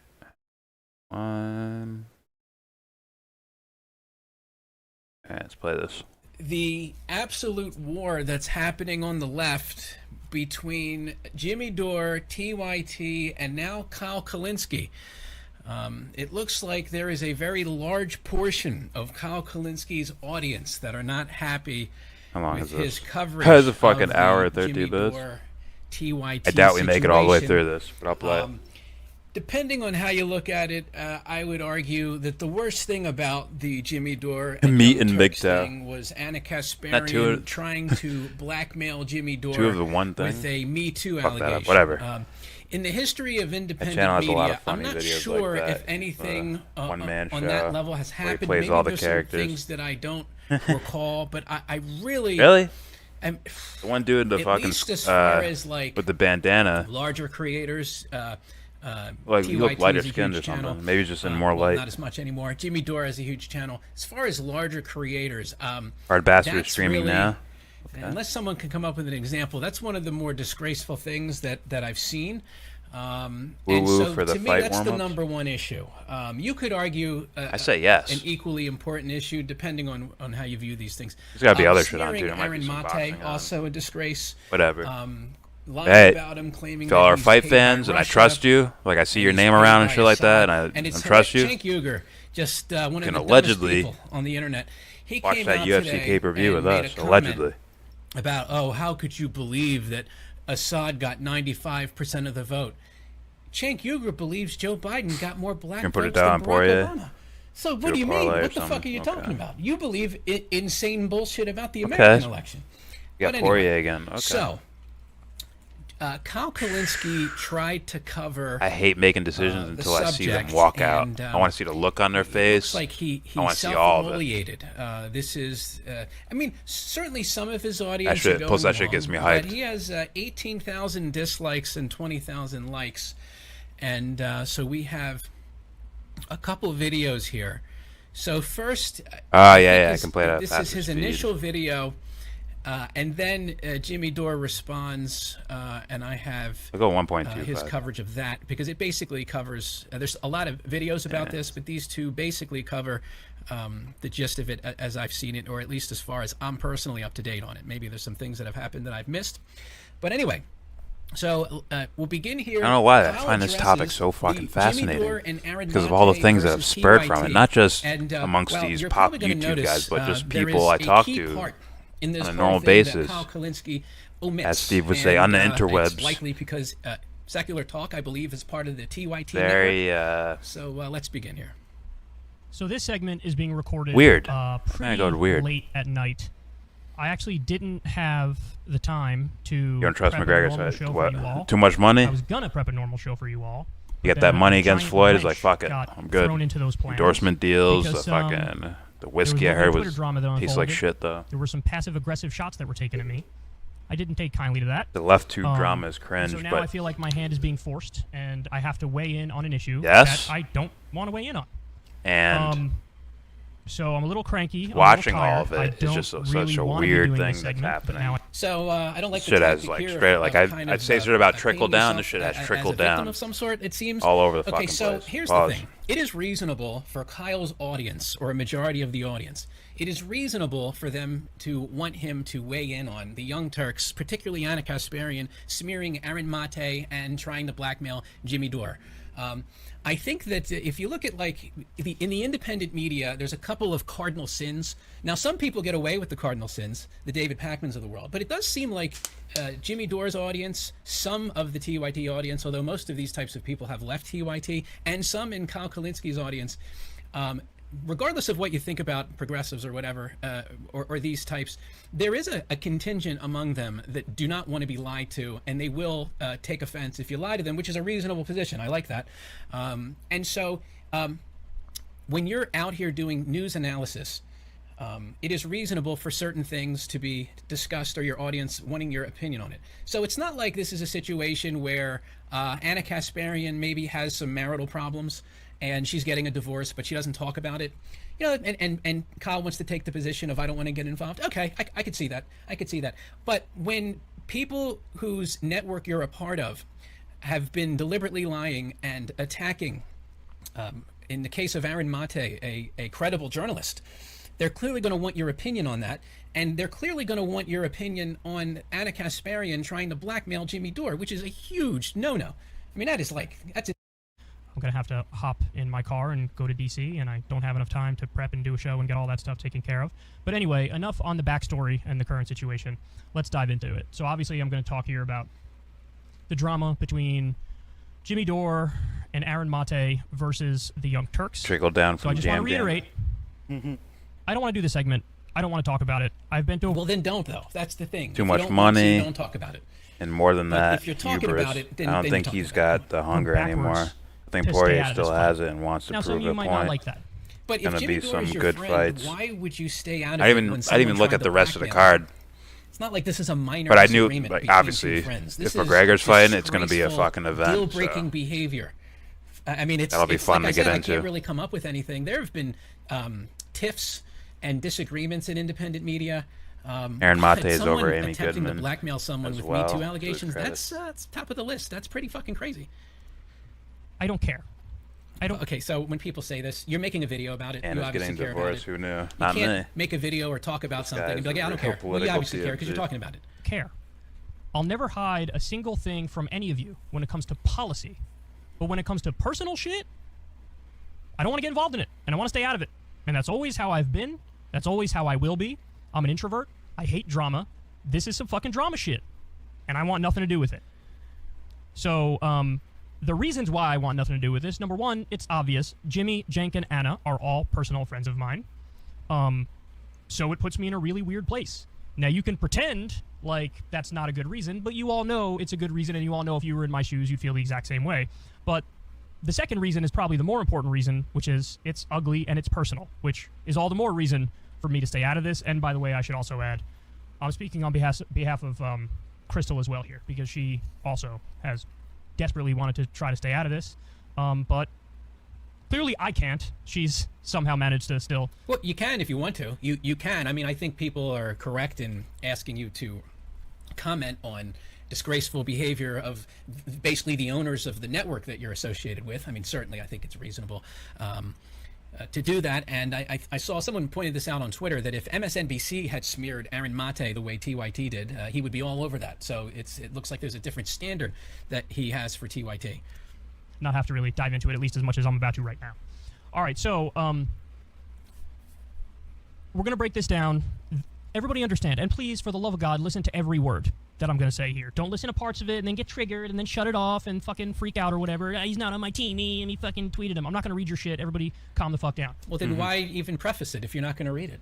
This is like what someone says before they know in their mind they're about to piss off a lot of people with their position. There are two separate conversations we're going to have here. There are policy conversations and there's personal conversations. Two separate ones. It's not all the same. It's not all the same. There's policy stuff and there's personal stuff. Saying that up front. So I'm only weighing in here because I've been dragged in. I have to give you my take now on every little aspect of this. Okay. You have to give your take on every little aspect of it. Okay. Well, we'll see. We'll see about that. And so that's what we have to do. Let's bring the timeline back. It wasn't always like this between Jimmy and TYT. You don't believe me? Take a look. Lo and behold, the Young Turks opened up their door to me, and I walked in. And we've been working together ever since. And I remember Steve-O was there, and I met Anna that first time, and JR. And it was, I was so, such a fun place to be.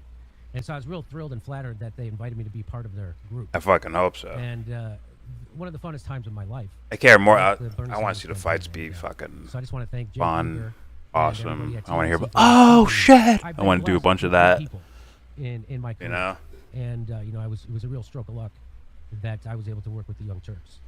I'll stay out of this by making a video, and I good luck will to them going speak for forward. By the way, Chris. notice the body language in these two clips, and then Kyle's comments about them. So just notice Jimmy's body language. The context of this is that this was It's after so he horrible. left I've been TYT. saying that ever since And Rising Star was the impression guy. that I got was People that finally Jimmy seeing it for themselves, left breaking because points not only exactly were the same as people Rising. at TYT who were Yeah. supposed to be his friends, Except they but it get seems paid like more. There were other friends, Right, because they're their own bosses. Turned against Jimmy because he told the truth about. It's almost like they Russiagate, work and together that there seemed to kind make of enough throw money Jimmy to for a start loop their a own bit. shit, It like seemed like it kinda, good production value and all which is that, understandable. It's very similar with and the build up a Jehovah's Witnesses. reputation. If you question the organization, And like, okay, we're leaving, bye. people that you thought were your friends will turn And against you. now That's it's a hell all of a thing to at the poker to table, realize, because just you think that's probably not going to throwing happen chips because you in and assume shit. people are your friends. So it looks like that's what happened. At least as an outside observer, I could be wrong about that, but that's basically how it looked to me. So this was talking about, I guess, right after he left TYT is when this clip was. Forward, and again, I hope we can come together and work on something in the future. So he is obviously he's obviously hurt here, and so I think if someone in the comment is also in the comment section saying or in the chat saying it looks forced. Yeah, it does. It looks forced. It looks like he's definitely been hurt by TYT. So keep Breaking that in mind. Points Now he's is gonna actually play a independent clip than AOC is a from Jake. socialist. All right, so Jimmy Dore has exited the building, and I think that a lot of you probably have seen his video talking about that. And he used to host Progressive, this show, along with the Jimmy Dore show. And so first thing I'd like to say is, I love Jimmy Dore. And I always have, and I love Jimmy Jam. You hope that you always will. You hope that you always will. No, that's what is that? You hope you always will. What does that even mean? That doesn't. That is already setting the table to turn on him in the future. That's what that is, to me at least. And so it's certainly not anything personal at all. That's obviously a lie. And we had wonderful, wonderful moments on air with Jimmy throughout a great number of years here at the Young Turks. That is what I call a love fest. Okay, you can't read body language, dude. That was not a love fest. That was a forced statement by Jimmy Dore, who has clearly been hurt by the whole thing. And like I said, I might be wrong about this. The impression I got, there were people in his life that he thought were friends, including Cenk, that turned on him because he refused to go along with the Russiagate lie. And that's a hell of a thing that people go through. It is what it is. So it must be difficult. Cenk, on the other hand, was obviously It wasn't the setting war table to stuff. throw It him under was bus, made me in the look future. bad. I hope to still love him in the future. That's basically like. This is you're weird, saying the way if- people are as reading long this as whole Jimmy, scenario. Has the right opinions. It's basically It's very saying that weird your how it's being friendship read. or quote unquote love is conditional. To me, It's bullshit. It's like That is what I'd call Jimmy people has who have immunity or some shit. admiration and respect for each other. Yeah, you can't read people, dude. That wasn't that long ago. That wasn't that long ago. So since then, I don't want to paint an overly rosy They picture. quit Of for course there have being been muzzled, disagreements. There have been deep disagreements and they about still Syria claim and that, Russia, but they sound just forced like to vote Ryan and and other Emily. things. But I at think that they're time, still privately funded. They didn't we're pay sort of at the for that peak studio. of Russiagate, and I know, because I know all these people personally, that the Russiagate thing bothered Jimmy just as much off air as it did on air. He felt like it sort of ruined friendships, and he couldn't believe that there were people who were falling for that bullshit. Well, yeah, it's insane that people, similar to a cult, put the agreement on Russiagate as a condition for friendship. That's what Jehovah's Witnesses and other cults do. They Jordan, put he has been obedience on to the the outs with organization Cenk as for a some condition time, to the Russiagate. friendship, or even family relationships. And over. So it's a very similar practice used by the left. Only the And latest. so the more TYT would cover it, the more angry he would get. And then what would Yeah, the happen force is to Jimmy would vote go on thing air was the and thing do that the kicked show. it off. He would never If I like remember directly correctly. or overtly call out the Young Turks at that time, but there would be like little pot shots here and there about how, other lefty shows are not, telling you the truth about this Russiagate thing. And so that went on for a long time. I think at some point, That went on for a eventually, long somebody time. at TYT caught wind of the fact I that Jimmy was watched it taking all. shots at them. And, I remember fans sitting back and Adam watching, would like, go is on he Twitter finally and going to do say it? Is he something finally going to along call him the out? lines of, I think Jimmy's a grifter, and I don't think he's an honest actor. I don't agree with that on that. She said that. It was fucked up. But as soon as I read that tweet, I said, uh-oh, here we go. This should get nuclear. Because Jimmy Dore has one gear, and that gear is nuclear. What does that mean? What does that mean? I mean, That's sometimes not even- he'll that's go not even off, true. But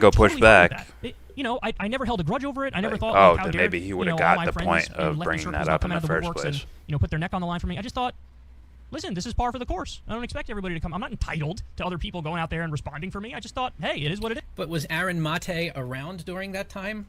Wouldn't that only apply if Mate was around during the time and aware of it and then didn't say anything? I don't know. It seems odd. No offense, I find Howie Hawkins a boring candidate. People could think whatever they want to Well, think. I heard him I'll speak handle it at on my that own. fucking Solution Summit thing, and Crystal, when it came to that article that Nathan J. Robinson wrote not that long ago, where he basically argued that she's That wasn't too emboldening fun. Nazism because she does a show with interesting. Sagar, who's populist right. And Sagar is populist right? Is Jimmy's that true? I answers don't to know Franco a whole lot were about trash. that show. Yeah. Sagar is he populist Agreed. right? Is that true? That seems to not really jive with what I know about the show. But again, I haven't seen a ton of it, admittedly, so maybe I'm completely wrong about that. It just seems interesting. populist right is like what the Nazis were. But so Anthony, therefore, he's holding you're people's being, feet like, to too the soft on the right and fire. Too soft on Tucker Carlson, and you're basically like emboldening Nazis Chicago. and stuff. It was a silly article. I don't think Nathan's arguments were very good, but Crystal fucking hated that shit. She read it and she's like, "Fuck this shit," and nobody defended her. So I don't think she cares. She was upset by the article, but she's not mad at other lefties for not like immediately coming out there and responding because it is what it is. It's not that big a deal. We all go through this shit online. People always say shit about us, and we could all have our positions on it, but So the problem also with this idea that him and Crystal Ball wanted to stay out of it is that they invited Hassan Piker on the show, and then at least what Jimmy describes as disparagingly talking about this as if it was Jimmy Can't Dore be too drama hard on rather people for than letting shit Anna slide. Didn't Kasparian's Franco attempt let him at off the hook blackmailing earlier? Jimmy Dore. I have to It's watch not like, later we're because the I was Justice too League busy rushing to everybody's roasting defense at every Talib. moment. I watch this stuff unfold like everybody All else watches it fucking unfold, day. and sometimes I just He's look a at it and I'm weirdo. like, well, that's dumb, and I Who? move Who are you along. talking I about? don't, do a whole monologue or whatever over it. So anyway, Talib, listen, I'm not trying to make Talib? an excuse. Yeah, you are. What happened to Aaron was wrong. But I think that's so obvious that I'm like, really? You need me to say it? Like, you don't know what my position already is on Russiagate? You don't Come on, dude. This is a cop-out. No, it's a cop-out, and it's a gaslight of your audience. Not a good move. things I've said on Russia, you don't know the things I've said on Syria. I went Like, on Franco's Discord 100% during the in alignment show, with Aaron on all or those towards things, the end right? of the show when Agree with Jimmy him on was all that, off. and then turn around and be like, I think TYT's right, and he's paid by fucking Russian dictators. I mean, honestly, it's absurd. So I after that happened, basically Jimmy and Aaron kind responded. of questioned Makes perfect sense. him. They responded a number of times. away. It makes perfect sense. Aaron has gone on a number of outlets to respond. Not as Sort of clear his name. aggressive don't as I bring might him up question at a all. Jimmy Dore. The Young Turks then doubled down and brought on some idiot who parroted the State Department line on Syria. It was really Franco sad had to Jimmy watch. Dore on It was today. like, what are you doing? Don't double down on this. You're so wrong. Oh, you didn't hear about it? Close to Because right. Jimmy It was didn't just tell sad to anybody watch. about it? But then there was another escalation. And the escalation Hawkins came is when way this worse happened. And I'll tell you this story. The story about that was followed by an apology card he wrote me for degrading harassment. Anna Kasparian used to dress when I worked there unbelievably inappropriately for a newsroom. She looked like she was going to a rave. The skirt, one time she came into the newsroom with a skirt so short. It wasn't a pencil skirt. It was like a fluffy one too, but so short that she bent over in front of me and I literally saw her ass and her thong. She's wearing a thong. I literally saw it. Everybody saw Jimmy it. going Franco for. And I go, hey, cover. Anna, nice news skirt. More of his cleanup everybody tour. laughed. Like they laughed louder than I thought they would. You are? You talking And about so it Talib humiliated Kweli? her. She got humiliated in the middle of the newsroom. And I did it. props And to I you, felt man. bad. At that time, we were friendly. Screenshots. And I was just busting her balls, right, for dressing like that in the newsroom.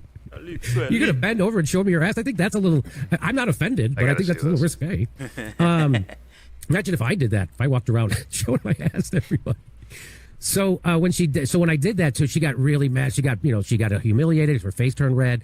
She tried to insult me back, and it just fell flat. And she looked, bad. Read this later, though. And I felt bad for her. I didn't fight. I didn't want to make her feel that, but I just wanted to make a little joke. And all I said was, "Hey, Anna, nice news skirt," and everybody in the newsroom, because everybody saw how inappropriate she dresses. She used to dress. I'm gonna read And that everybody shit saw later, it. bro. And This is my good night. So that's why I got such a huge laugh, and she was so humiliated. So I felt That's bad for fucking her. hilarious, So the next bro. day, I wrote her a card saying, "Hey, I'm sorry. I won't do that again. That was inappropriate. You don't have to worry about that happening again. I won't comment on your clothes anymore." I should have said, no matter how fucking ridiculous. You mean you'll stop commenting on her thong? What On did her you thong ask that I could Franco see. after So, Jimmy interview in let's general? bring in Max now. Max, where would you like to take the conversation? Yeah, this isn't really where I thought the Fucking conversation was going to Max's go. I don't face. have the same history with these people, so. So I have no problem with. okay, after the Anna first Kasparian's interview with Jimmy, style I was of dress. asking for like, I wasn't asking. I was telling him, we don't like, have a dress code at the hey Gray man, Zone. people can are show gonna up look however at they you want. differently because let's be real, Jimmy's a big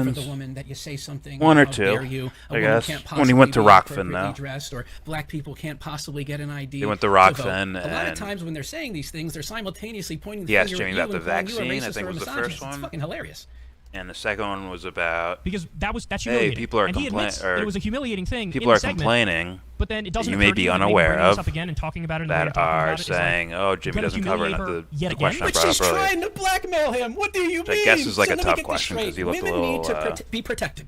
Huh? To such a Fuck! I have level to actually that think even before if I they say attempt this. to blackmail I have to someone, think about it you're first. gonna I can't put that just. aside and Yeah, focus yeah. on the TYT quote-unquote terrible. misogyny. You're going to focus on Like her almost feelings. all these Are topics. you fucking kidding me? That's ridiculous. Right? That's ridiculous. Misty Either brought up he's a super Assange, ideologue, I think. or he's using this as an Or attempt either to Jimmy away or from Misty the brought up blackmail thing, Assange, because and that Jimmy might be can the just one go, thing if he "Oh, look admits what could actually TYT's affect doing. his They relationship look at them with smear TYT. Assange. They That's smear a big deal. journalists. That is a Blah big blah deal. blah blah blah," and he gets to go on his same old So listen, typical rant I just look at that about and the I think, same fucking that's kind topic. of gross. Oh my And God! So, So Of the what his blackmail basic attempt show is not is. gross. What's gross is suggesting a woman